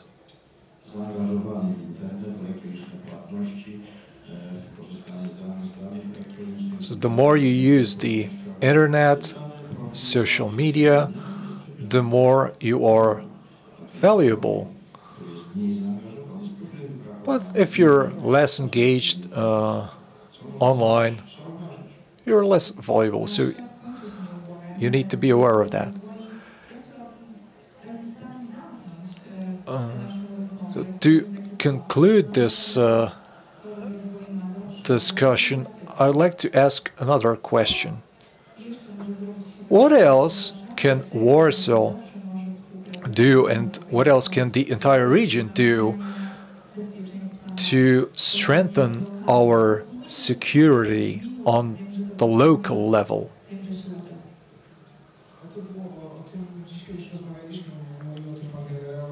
Well, we already talked about it. That's what General said. You mentioned initiatives and knowledge exchange. These things are very important in order to protect our citizens.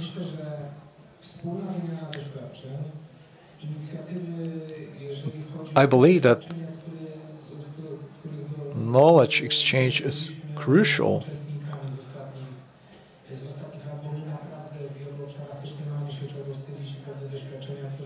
And I think that we have nothing to be ashamed of in this respect compared to other countries.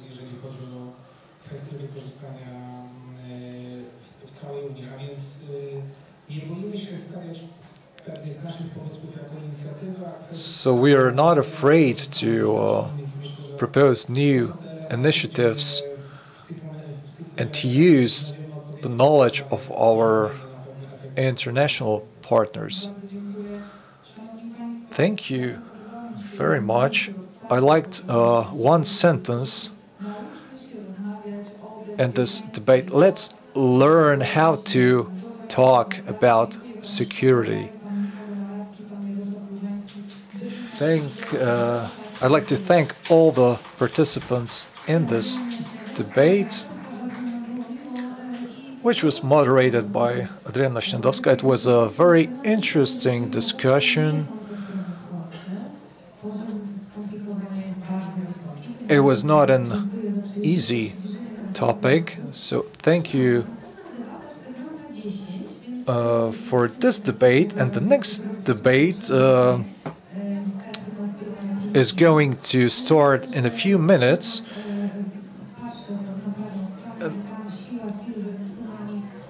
I'm looking at the right side of the audience, so I don't think there will be a break, because you seem to have so much energy now that I will just give you the floor right now. Well, we don't know yet what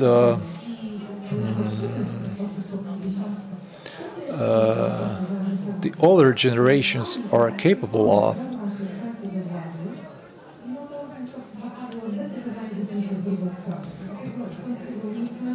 So let's start the discussion. I'm giving the floor to Beata Borucka.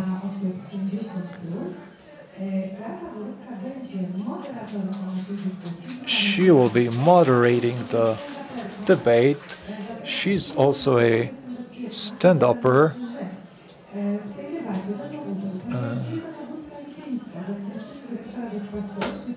Elżbieta Bogucka-Lityńska is going to be the first participant. Joanna Dolińska-Dobek. Elżbieta Wiśniewska,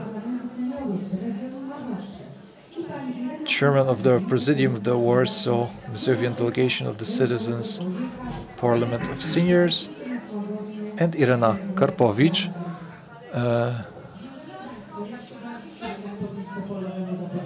are you having fun?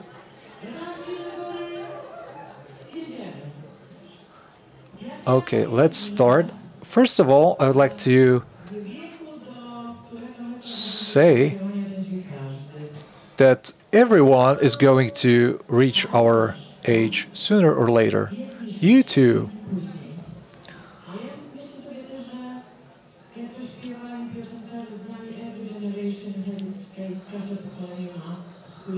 So as they say, every generation has its fate and needs. So I would like to discuss the needs of our generation. And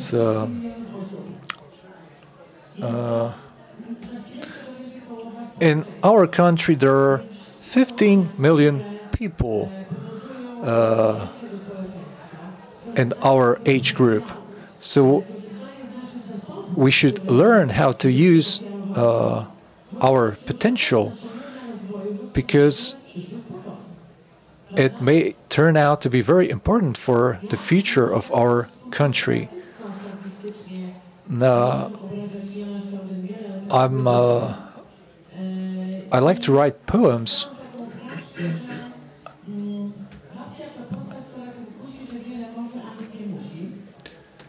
And I wrote a short poem about an old lady who is capable of doing a lot, but doesn't have to do anything. We don't have to work anymore, in fact.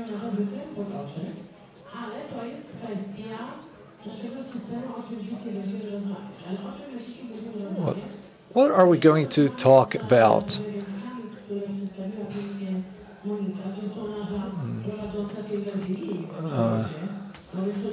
Our participants were already introduced.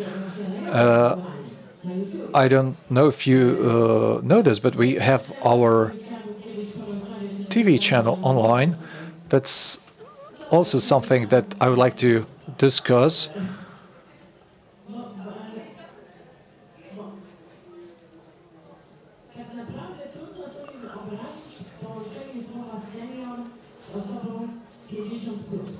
Well, it's hard to imagine how a senior person can be called a 50-plus person. We have many subgroups here in this generation. We have the so-called silent generation that supposedly has nothing to say.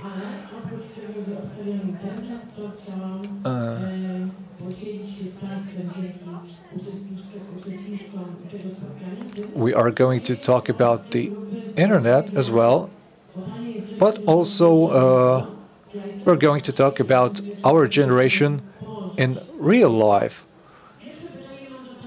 So the first question is this.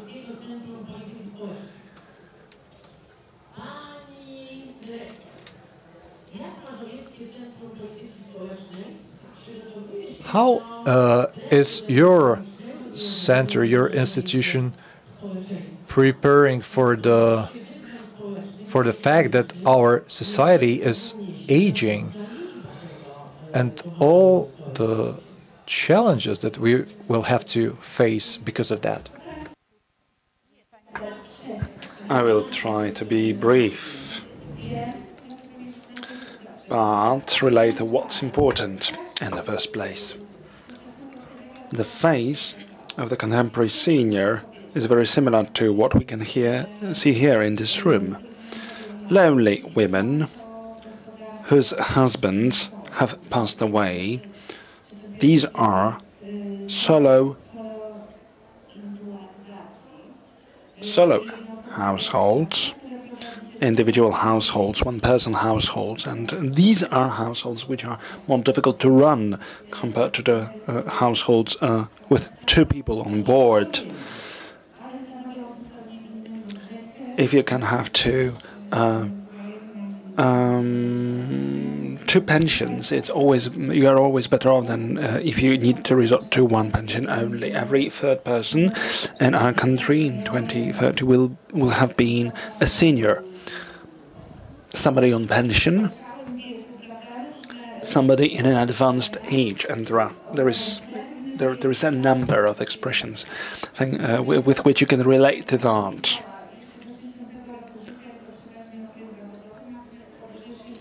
So, by the age of 60, you are in employment, and above that threshold, you become too old to work. So you've got this other period between 60 and 30 and 75, and then, well, you take care of your body and to a lesser degree about your mind. How do we prepare? Let me answer this question very briefly. But I will start with the following. The biggest priority for any senior is to stay active. Irrespective of whether we want it or not, we need to stay active. And if we do, then we make our life longer, but also more interesting, more exciting, smarter. And we don't have to do things. Bear this in mind. But what if we lack motivation? These are all important aspects, but these are rather obvious things. And now I would like to ask you a question. If people aren't motivated, how do we want to address them? How do we want to activate them? What do we do in our office in order to shape this level of motivation? 1,300,000 seniors. This is how many we've got in the Mazovian region. How many of them are active, i.e. the ones who go out of home, are active in an NGO, who go Nordic walking, who go, go sightseeing, go picking mushroom, etc. Give me a percentage point. Only 3% of them are still active. And when we developed our seniorial policy strategy, we decided we would allocate substantial funds towards the goal, which is making people more active. And how can we make people more active? We can make people more active joining forces with NGOs, because this is NGOs who organize various forms of activities for the seniors. Our budget is rather lavish if you look at the whole country, but But we don't only do projects or project works. 50 or 60 organizations receive support every single year, but we also have the instrument of the so-called small grants. What is this all about? You don't have to be in the National Court Register. This very grant is dedicated to smaller organizations, less formalized vehicles. You can have a grant for the organization of a tour or for the organization of a meeting. So we have activated third age universities. How did we do that? In the first place, we signed an agreement with the Polish Academy of Sciences because they were the ones to get us quality of teaching. And second step, we used the so-called education voucher, which is there to be used for any sort of activity, not only third age university. And I'm extending my invitation to you. We will soon be having a 2-day review or 2-day festival of artists from the Mazovian region. I can perform myself. Please do. There's going to be a number of interesting artists, all followed by a dancing party with a DJ. So bear in mind, this is supposed to be an extraordinary event, but we not only do events, we do other things as well. How can you overcome thunderstorms? We try to develop a network of support for the seniors.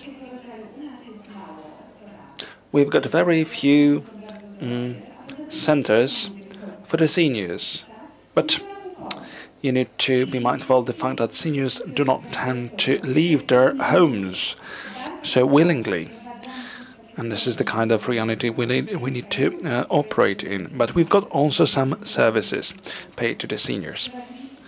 Our center, we spearheaded, is now present in 20 other centers in the Mazovian region. And a person who hasn't still developed all the symptoms of dementia, they've got some classes, activities, tuitions in order to boost the brain operations.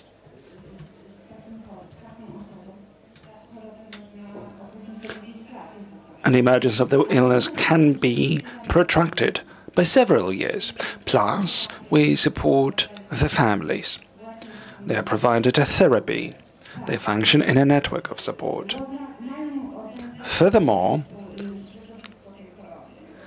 we go vocal about the realities of dementia. This is the kind of disease that is still something you're ashamed of, but this is another tsunami that we will notice.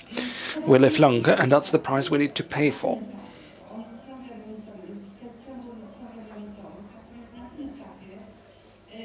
And in the current stage, this very project is rather expensive. Yet, our goal is we teach NGOs themselves pillars of the civic society to start acting independently and start such activities in their respective locations.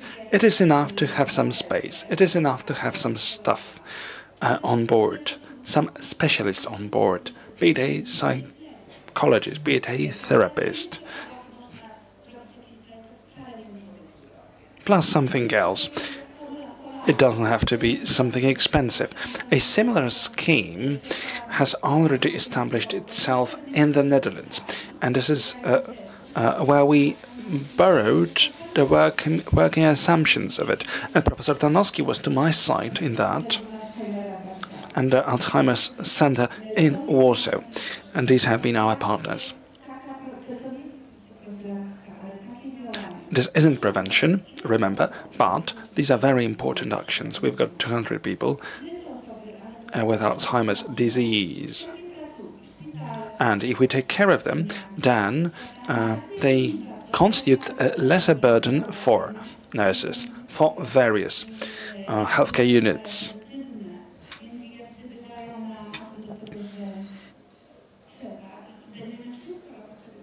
We'll do our utmost to have as many centers as possible of this profile. I've got rather sad news for you. You've answered all the questions I was supposed to ask you. Now, you've exhausted the topic. You won't be given the floor again. Well, thank you. I was very much in a rush to comment on all the content. Well, comment of the moderator. This is Wyspiański's vision, so to say, a grandiose vision, a vision of grandeur. These are far-fetched realizations, I'd say, but we are not yet there. Even if you are, not many people know you are. Well, true story. So that's something that you need to take into consideration. I've got 500,000 followers on Facebook, and I've got my audience at Silver TV. And in return, you may subsidize one of our excellent projects. Please apply. I will apply for sure. I'm in favor of that. Thank you. Well,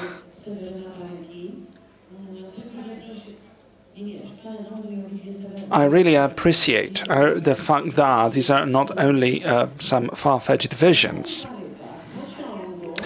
which, well, verbalize themselves in the book, in the words of one of the literature protagonists, Cezary Baryka. Szklane domy, glass houses. Oh, you must have skipped the class of your Polish language instruction at school, and now you don't know what I'm talking about. Let me tell you this. It is key for beneficiaries to know you've got something to offer. It's very fairy tale-ish what you're saying, but people don't know about that. 95% of my audience don't know the things that you're doing. Beata. This is how I was baptized, with the name Beata. This program is addressed at people who have this illness, but we need to communicate in networks. If we don't harness the potential of the traditional media and the public TV station, other outlets, if you don't use me, I'm the biggest personality online, then you can do it in infinity without people knowing about that. Well, for the public TV, the only thing that they are interested in is to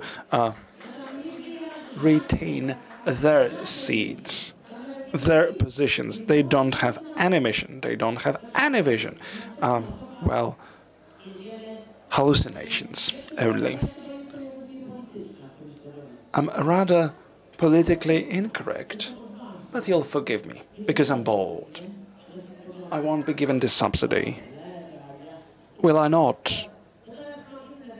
Now, another question. And let us have something that pertains to something more, say, tangible, palpable. We've got the director of the Center of the Intergenerational Activity in the neighborhood of Nowolipie in Warsaw. My school was the so-called Poniatówka. They are very active there. Joanna Dolińska-Dobek, our guest, our panelist, will take the floor on the following. What are the major challenges challenges faced up by the seniors in the context of their activities in the social life and in professional life. How can we boost their activities? And you heard only 3% of the seniors take use of any initiatives, which means 97% don't use. Just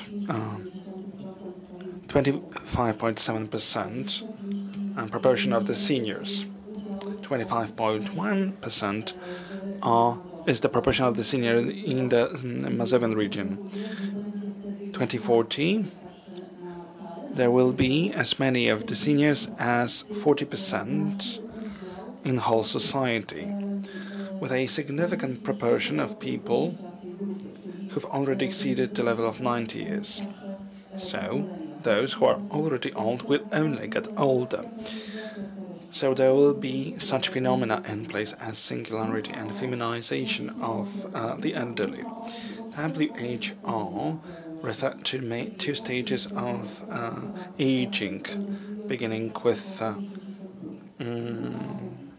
60th year of age, 60 to 74, one stage, that is early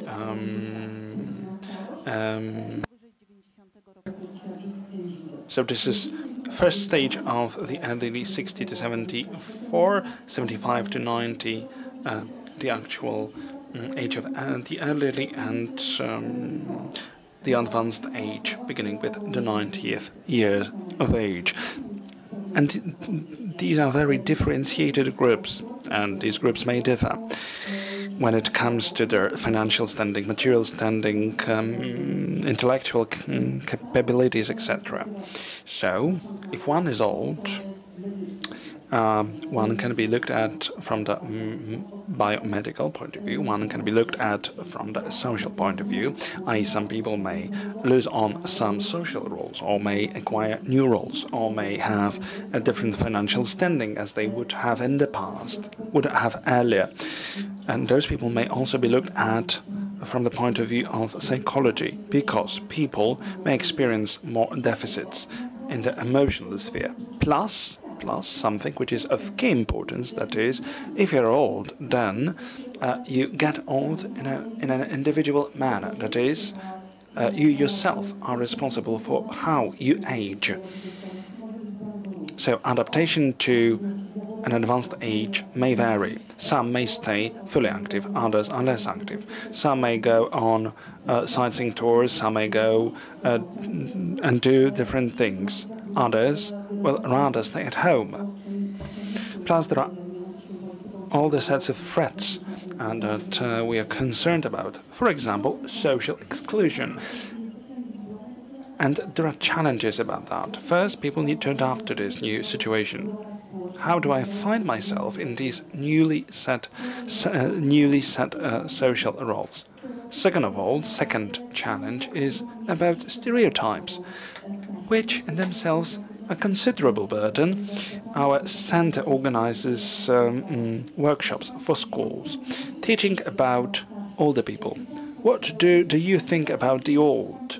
What kind of stereotypes there are? But please, stop for a sec and think what kind of stereotypes you've got on your mind.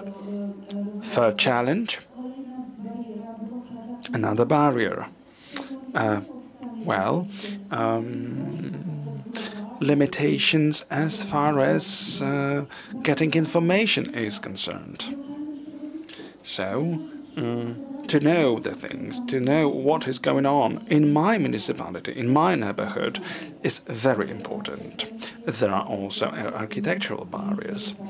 We know there are prisons of the so-called fourth floor without access to a lift, or people who are deprived of an access to a public toilet.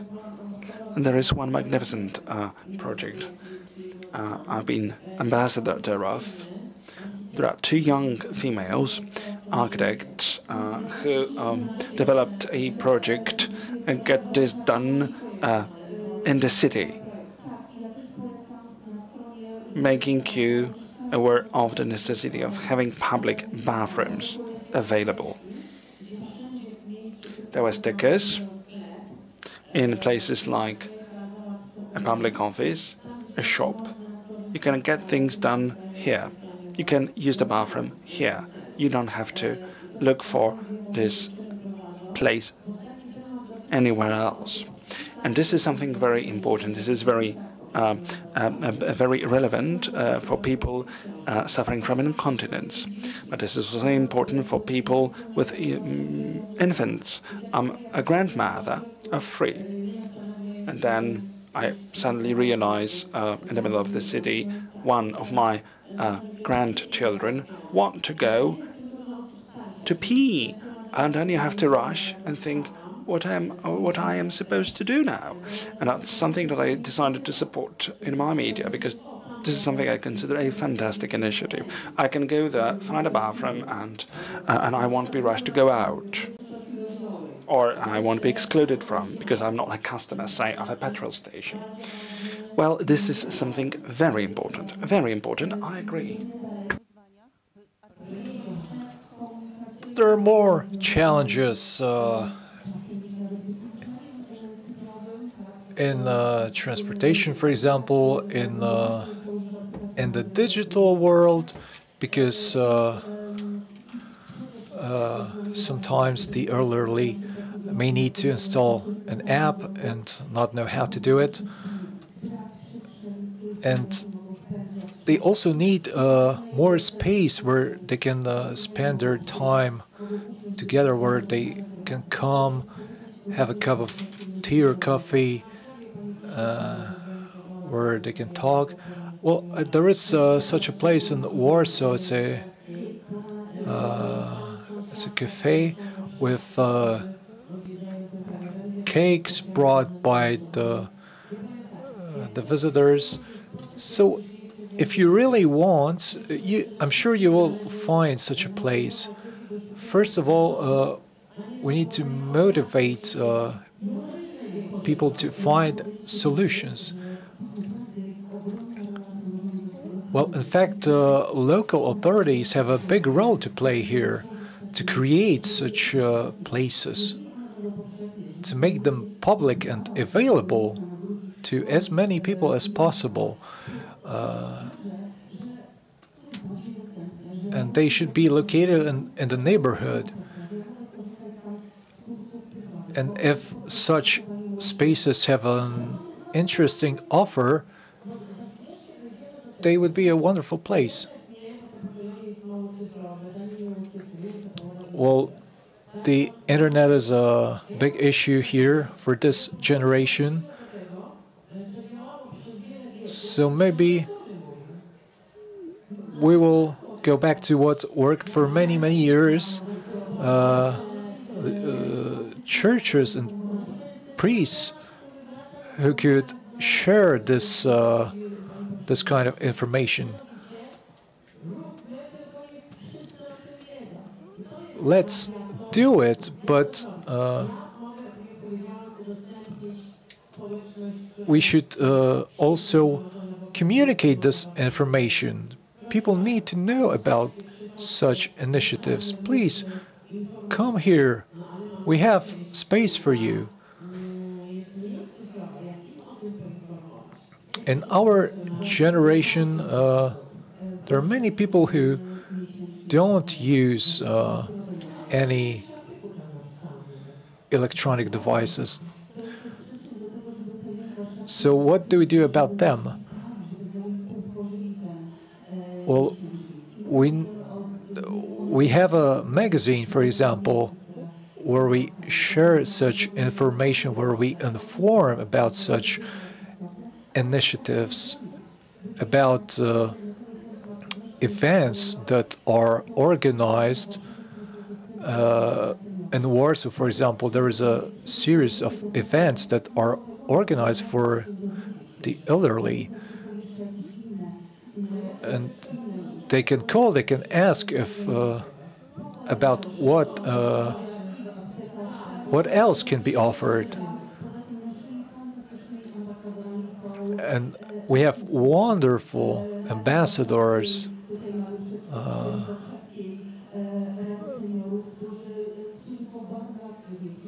our councilmen and women that inform the others about what is happening in Warsaw. Well, I'm glad that there are many initiatives, many events for the elderly.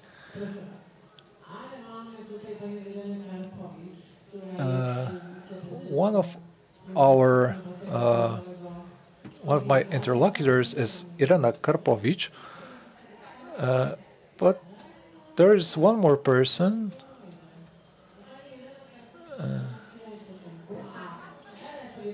So Irena Karpovich will speak in a while. Elżbieta Wiśniewska.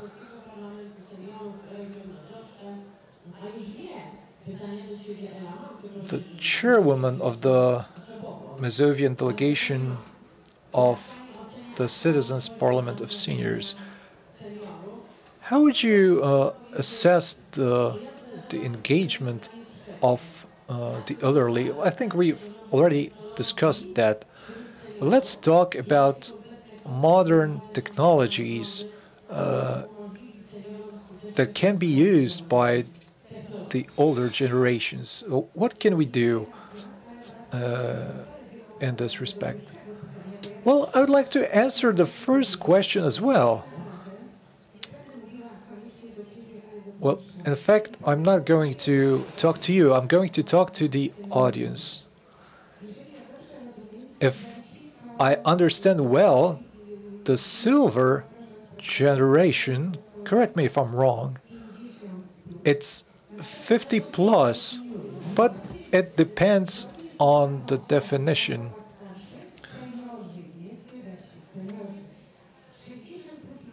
But according to the Polish law, it's rather 60 plus. And why am I talking about it? To me, it seems very important to make a distinction between these two terms. And you mentioned a lot of arguments that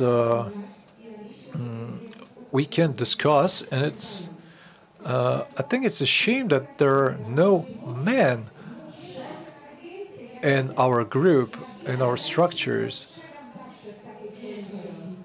Well, maybe there are a few, but it's an interesting phenomenon. Why men don't participate in such initiatives?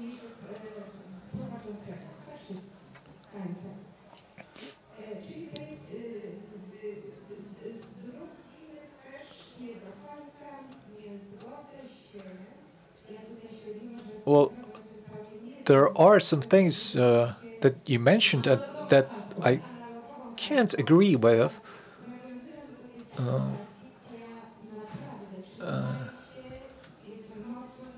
So as far as digitalization is concerned,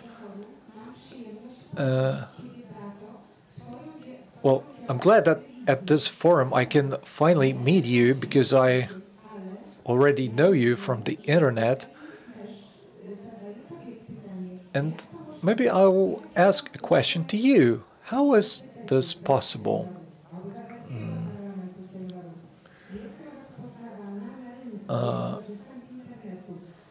I think I'm a known person in this world of institutions for the elderly. So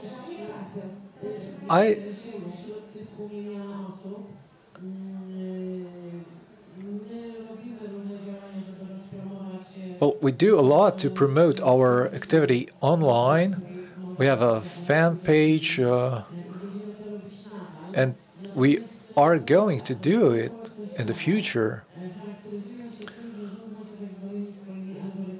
But social media have their algorithms, and you may have a lot of followers, subscribers, like 500,000 people, but it doesn't mean that what I write on Facebook will reach 500,000 people. So to be able to reach more people, we have to pay Facebook to reach the community that we have already created. We pay a lot of money to inform everyone.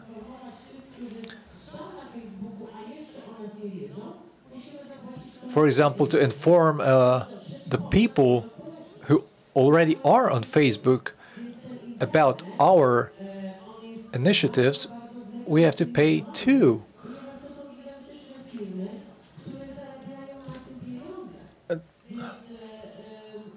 Facebook and other social media are large corporations. As they say, no money, no honey. So if we want to inform thousands of people, yes, we can do it, but it depends on the algorithms. And this information may reach only a few thousand people.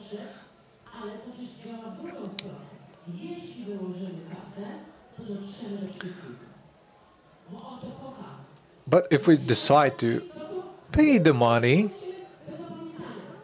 we can reach a lot more. We can reach everyone.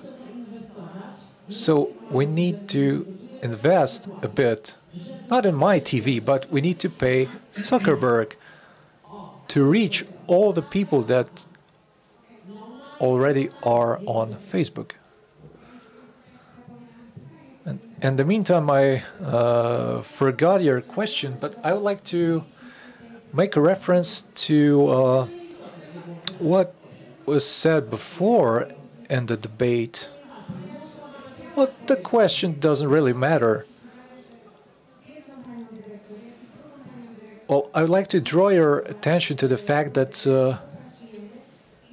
we have known each other for many years, and we would really appreciate it if the local authorities were more open and normal, actually. That's what we need.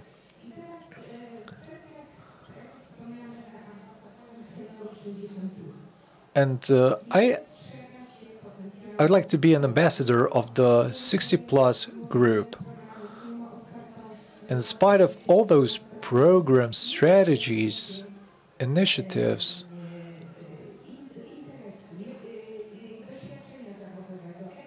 we do not pay attention to the experience, to the knowledge of this group.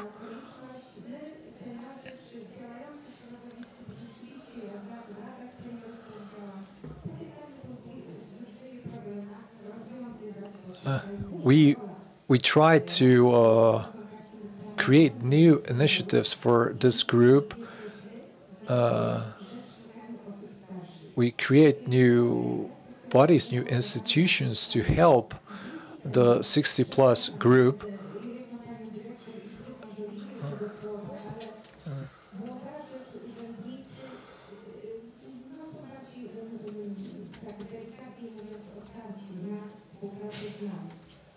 And the local authorities seem to be a bit more open towards us.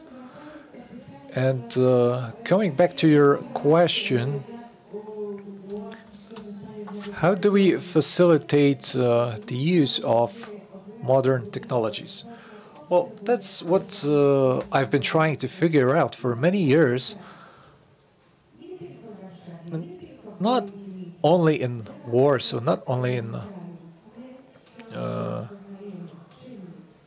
not only where I live, but everywhere we try to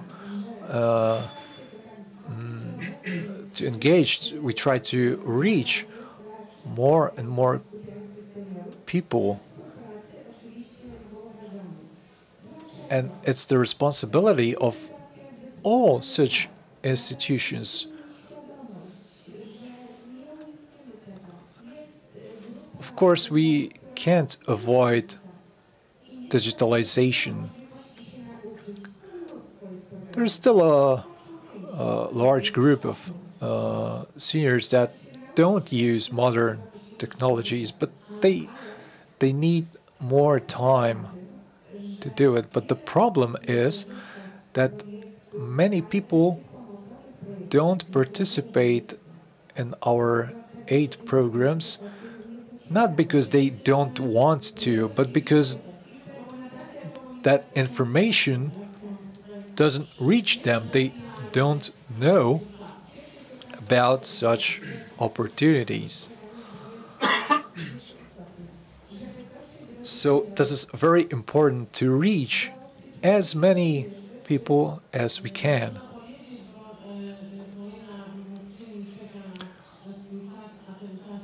Well, another participating is waiting, but I would like to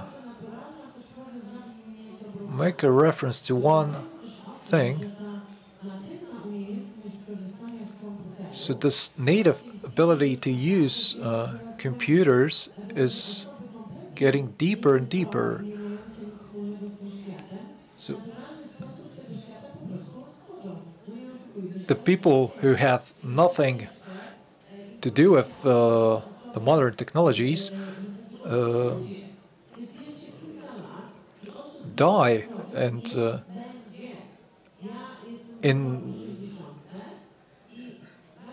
in a few years, in a few dozen years, there will be no people who don't use any modern technologies.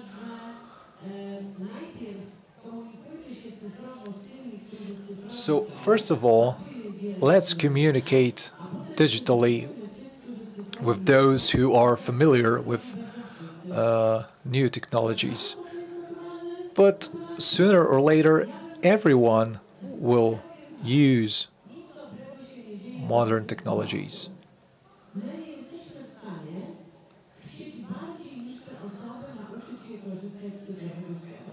We can't force those people.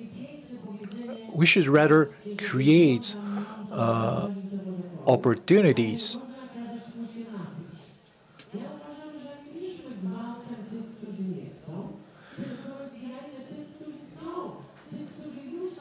So we shouldn't force those people. We should encourage them and help those who want to learn how to use modern technologies. I recently asked a group of senior citizens about how many of them use the internet. Well, their reaction was negative. So if someone doesn't want to use these technologies, it's fine.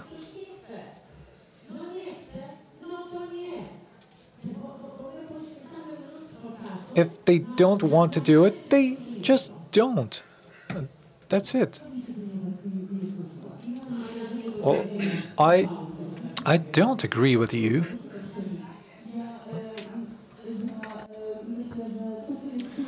Because I see things differently. I think it is of key importance to create space for anyone willing to take part in digital instruction. Let them do so.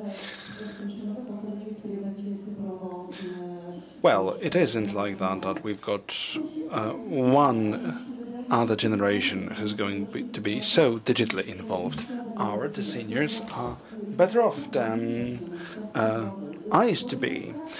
The world is changing at such a fast pace that perhaps in some weeks from now I need to educate myself in digital affairs because I will myself have some catching up to do. So let's create space for the ones who have this will to do things. And let's not get frustrated by the fact that there are people who are unwilling to take part. There shouldn't be any frustration whatsoever. There are different pathways to reach people with information. My point was let us act first together with the ones who want to do things, because it is a feedback for us with motivation. But eventually it is highly frustrating if you are so active and on the other side there is so much reluctance. People are responsible for their own choices. Let's work with the ones who want.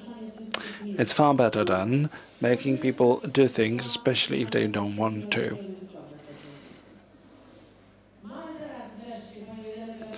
Irena Karpowicz will now take the floor, Deputy President of the Foundation Kluboteka Dojrzałego Człowieka. Irena, I've got a very important question to you. A question about generational relations. What are the values that generations have in common, and what are the values that are distinguishing features between the generations? What we need to focus on is communication and conversation.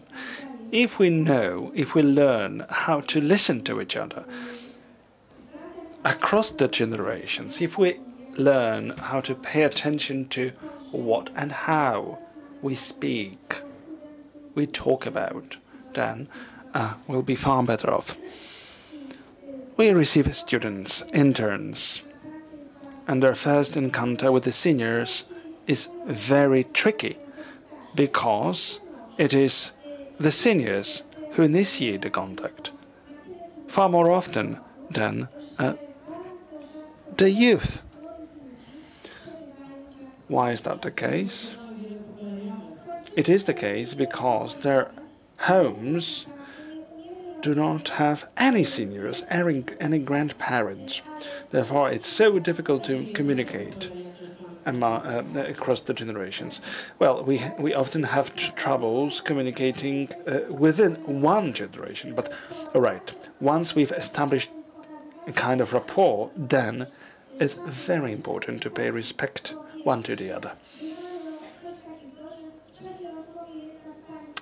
At times, it may happen that, an elderly woman screened one young female from top to the bottom and the other way around. And instantly she felt she wasn't welcome. And that was the feeling that she brought along another time. So,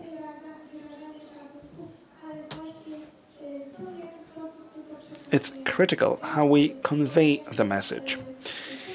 Also, non-verbally.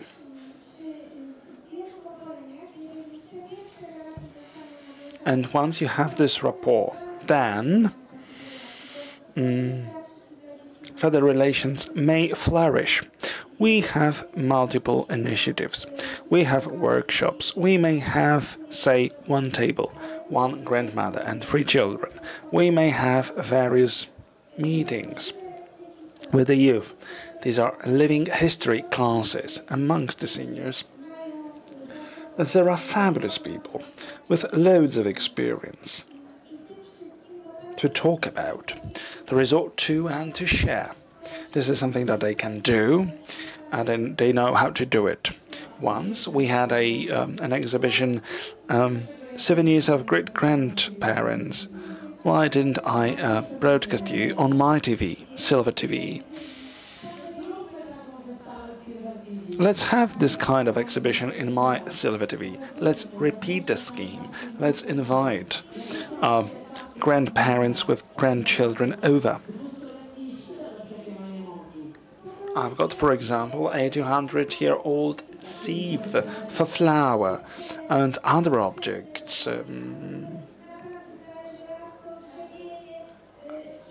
Irons, cams, etc. So children would play with those old tools, would go for all the games. We had traces with various objects, with a poker or something else. So these intergenerational relations can be very interesting and can be very exciting to both sides.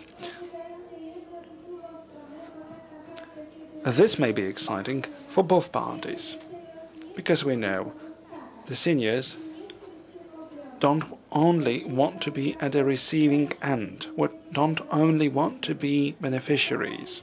They want to offer themselves. And at times we organize workshops with the seniors and they teach the youth something. There are so many seniors who would really want to be in this kind of position. Once we had a story. Do we had Yash here? Yes, there is Yash, or little John. You know, my grandson lives in the United States, and I would like to hold the hand of some Yash just for me to have some feeling. So at times there are very moving moments, and everything boils down to a certain community. Great to hear. But what I find a bit sad is this. Well, as said, it's great. There are such initiatives in the neighborhoods, in the districts, in the regions. But at the same time, it is ultimately sad to realize that it is so difficult to have proper relationships at home, in one household.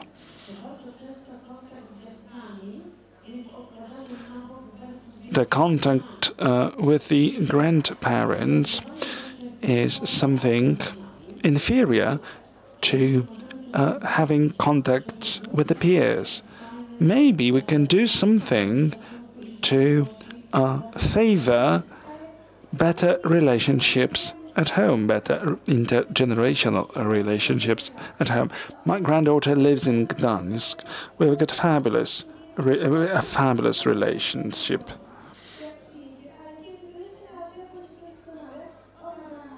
When she would be younger, we could even play hide and seek over the phone. She would hide, and I would seek her, doing my guessing job over the phone. Well, congratulations, but you must have been fortunate, very fortunate. Not all the people are as fortunate. At times there is this emotional isolation of grandparents in families.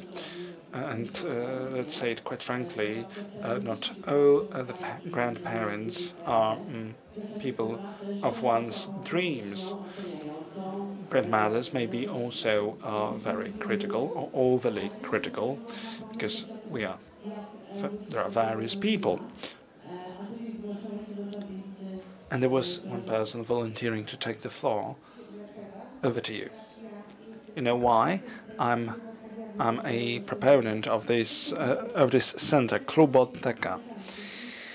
There are my colleagues here in the audience, and let me tell you this. Why has this team been so successful? It has been so successful because they were all very collaborative. But it is all limited within a very small group of people. I cheer up them. Will you receive a reporter of Silver TV? Of course. We'd like that. We are here, guests at Mazovia Development Forum, but my TV can reach the whole country. Please showcase such initiatives. Will we? We've got 20 programs per month. And we would like to propagate every single initiative. There are housewives groups who we showcase, and we would like to showcase you as well, because it's what it is for. Now, adding up, this program can reach the world, and we have 800 seniors that we've embraced in our foundation. 60% of these grandmothers, and grandfathers, they've got 60% of them have their grandchildren abroad. One or more grandchildren live abroad. there would be one grandfather whom we would switch on a WhatsApp call so that he could have a talk with his grandchildren. So this is also a very pressing need. We need to think globally and act locally.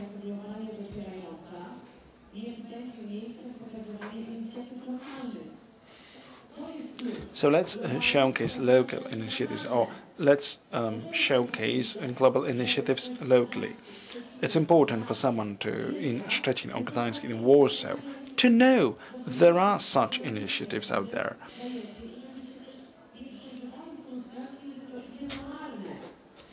Don't get frustrated. Whatever you do may make no sense. It does make sense. Well, it is very, very difficult to reach the seniors because they may not respond to some traditional channels, be it poster actions, etc. But if they come along with some other person, then you'll eventually land here at the National Stadium. But if they are supposed to come and bring somebody along, there are very many of them.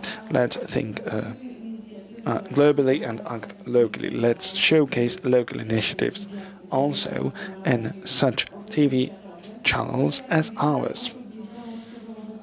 May a great number of people know what we do. When they know, maybe they will take advantage. First, I would like to thank the organizers, and we are here at the 14th edition of the Mazovia Development Forum. And this topic makes its appearance in the agenda for the first time.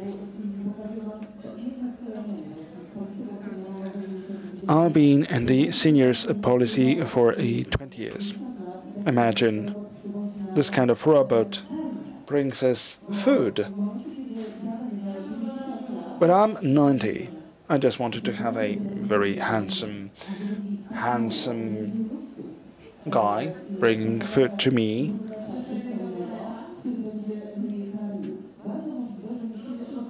It would be rather a privilege to have, well, there's this luxury of having your own handsome guy.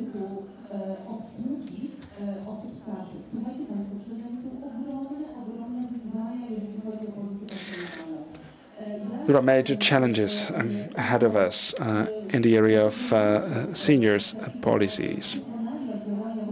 My conviction is this: prevention matters. Therefore,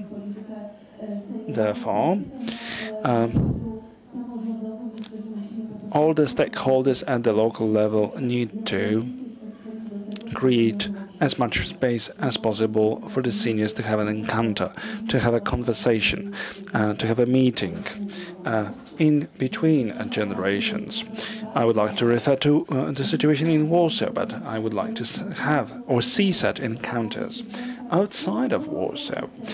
Let us have seniors on board for charitable actions, for the volunteering schemes in healthcare units, healthcare facilities, whereby they can spend their time in between the generations and whereby they can resort for assistance whenever needed.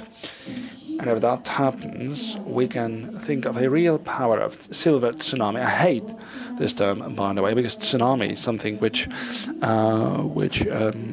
has rather negative connotations. But tsunami may also mean something that is active. Tsunami is not a destructive power. Tsunami may be considered a wave that returns. Let us stay active. Let us be included. Let us take advantage of what we've got in hand as long as possible. If we are active at home, then if we make people active at home, we take care of their well-being. Plus, municipalities can save money on another end. So it is some mutual gain. You don't stop.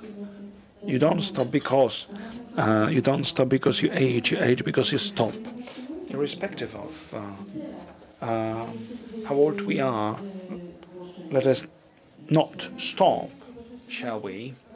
Yes, indeed, I wanted to drill down on it. I would like to thank you for having me, and at the same time, I would like to make a reference to a debate organized by the Copernicus Science Center, where we heard, but I cannot quote the source, but the youth vow to have the subject which is called the future life. Well, what we do now, sorting out various problems, isn't something that we do only for ourselves. We do it also for the future generations. It's important to note that the youth want to have this kind of subject at school. Let's acknowledge this, let's appreciate that. Elżbieta Bogucka-Lityńska, Deputy Director for Social Affairs in the Mazowian Center, Joanna Dolińska-Dobek, Director of the Center of Intergenerational Activity in Nowo-Lipie, Elżbieta Wiśniewska, Chair of the Seniors Parliament in the Mazovian region. I said that, as well as Irena Karbowicz, Deputy President of the Board of the Foundation Kluboteka Dojrzałego Człowieka. I tried myself to provide you with some entertainment. My name is Beata Bogucka. Thank you, dear ladies. This has been a fascinating adventure, regardless of whether we refer to this generation using the term tsunami, thunderstorm, or a wave which returns. Will soon be 50 or more. Do you see what happens to my right-hand side? A battle of robots. Both of them serious.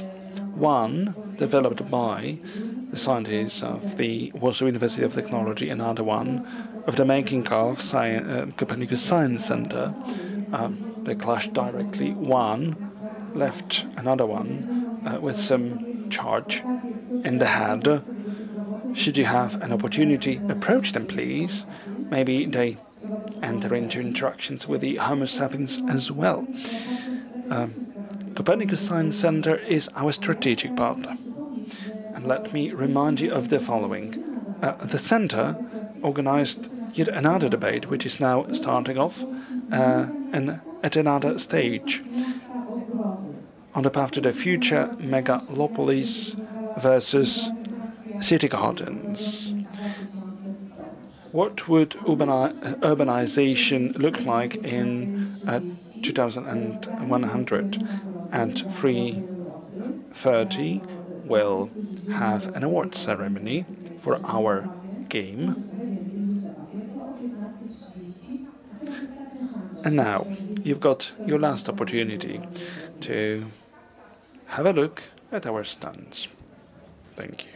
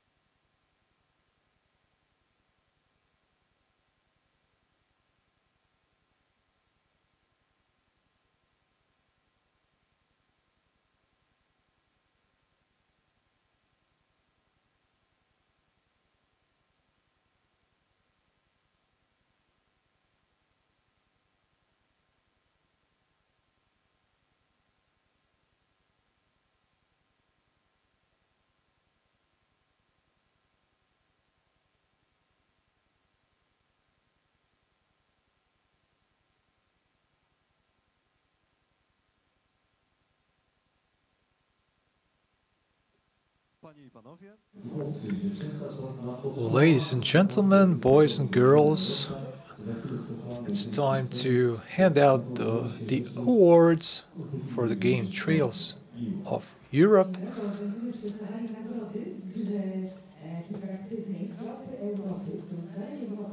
We are going to give the awards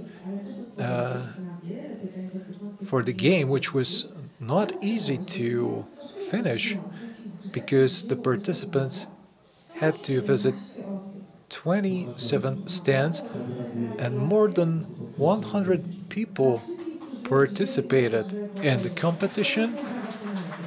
So all of you deserve an applause. The rules are very easy. In a moment we're going to draw 5 people, 5 names.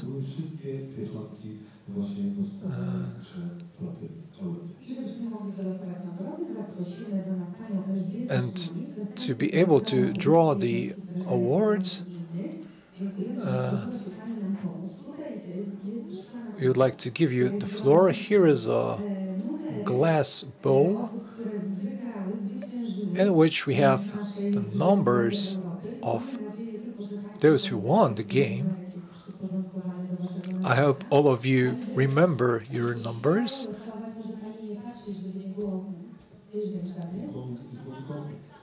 Feel free to draw the numbers. 106. 106.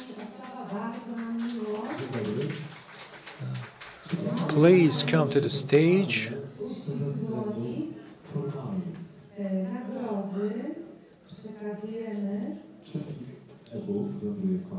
It's an e-book reader. Congratulations.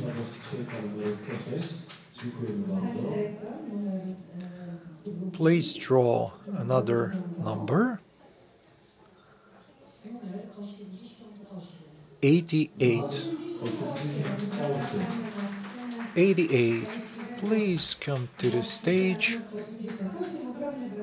to collect your award. It's another e-book reader that goes to you.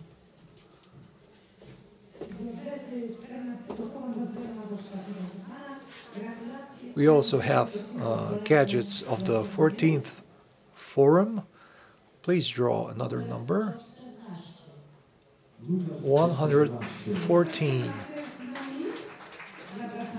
Are you with us? Please come to the stage. Handshake. Congratulations. You want an e-book reader?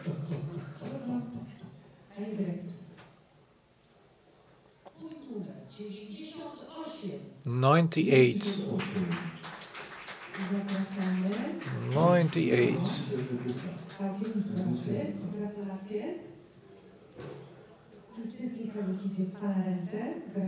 Another e-book reader goes to you. Congratulations. And another one. 111. Oh, they're so happy. Congratulations. An e-book reader goes to you. You've never won anything. There always has to be a first time. But we have more awards. 93. Maybe it's not an e-book reader, but we have more nice gadgets. 93. Please come to the stage. Congratulations.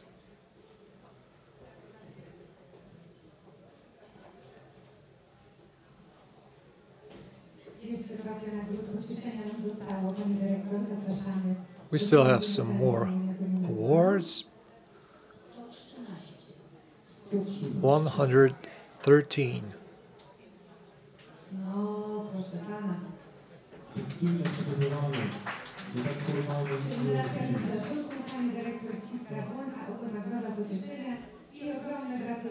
Here's a handshake and an award for you. Congratulations. 83. Who has 83? Please come to the stage. Are you with us? Number 83. We're looking for number 83. That person is no longer with us. 112. This person is still here. Please come here. Handshake, congratulations. Thank you for your participation in the game. 67.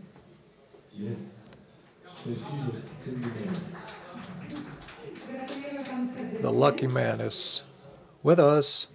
Congratulations.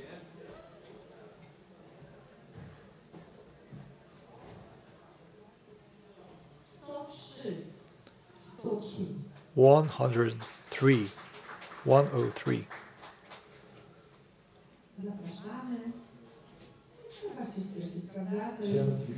Please come here, but no hurry. It's your moment. Congratulations. Let's move on. We still have a few more bags. 105.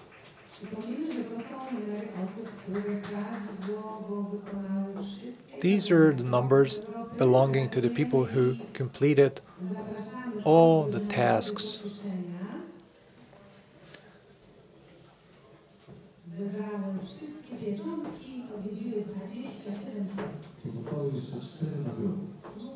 We still have 4 awards. 66.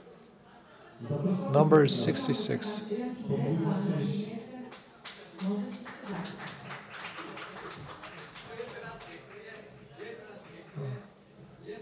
Thank you. Thank you again.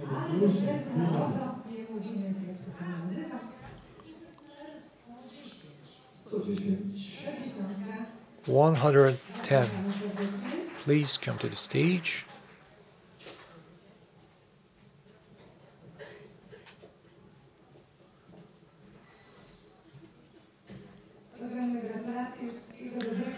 Congratulations, all the best.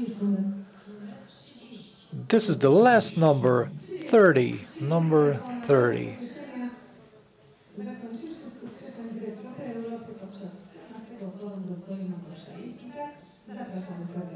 This is the last person who finished the game.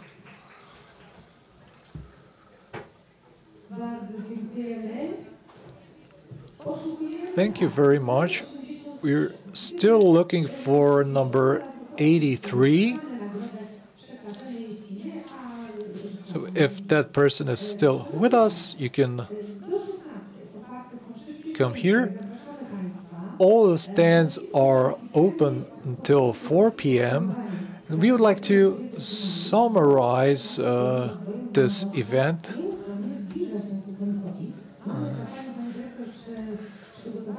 This forum is coming to an end, unfortunately. Thank you very much to all those who participated in the 14th forum. This event is very important for us. We are very glad that over 1,000 people visited us today. 800 people watched the online transmission, and in other media, 500 people. Thank you for being with us. I would like to remind you that the European Commission, the governor, and the marshal of Mazovia are the partners of this event. We also have many strategic partners, Koleje Mazowieckie and Copernicus Science Center.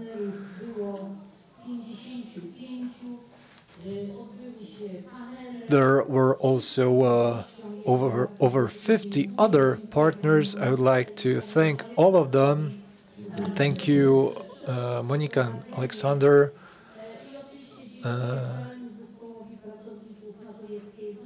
And all the employees of the Mazovian unit.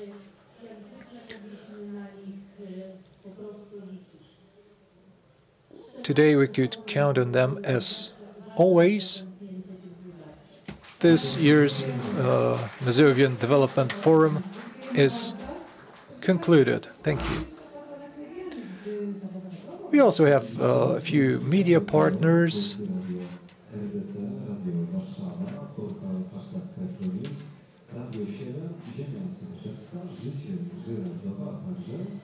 Związek Powiatów Polskich, Radio Bogoria, teraz Środowisko, Pismo Samorządu Terytorialnego Wspólnota, Goniec, Rynek Zdrowia, Co za Dzień, Radio Rekord i nasze miasto.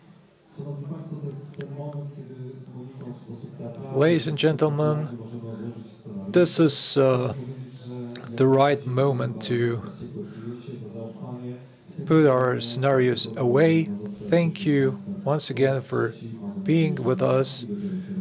We hope that it was not the last forum, and we hope to see you again next year. Thank you very much.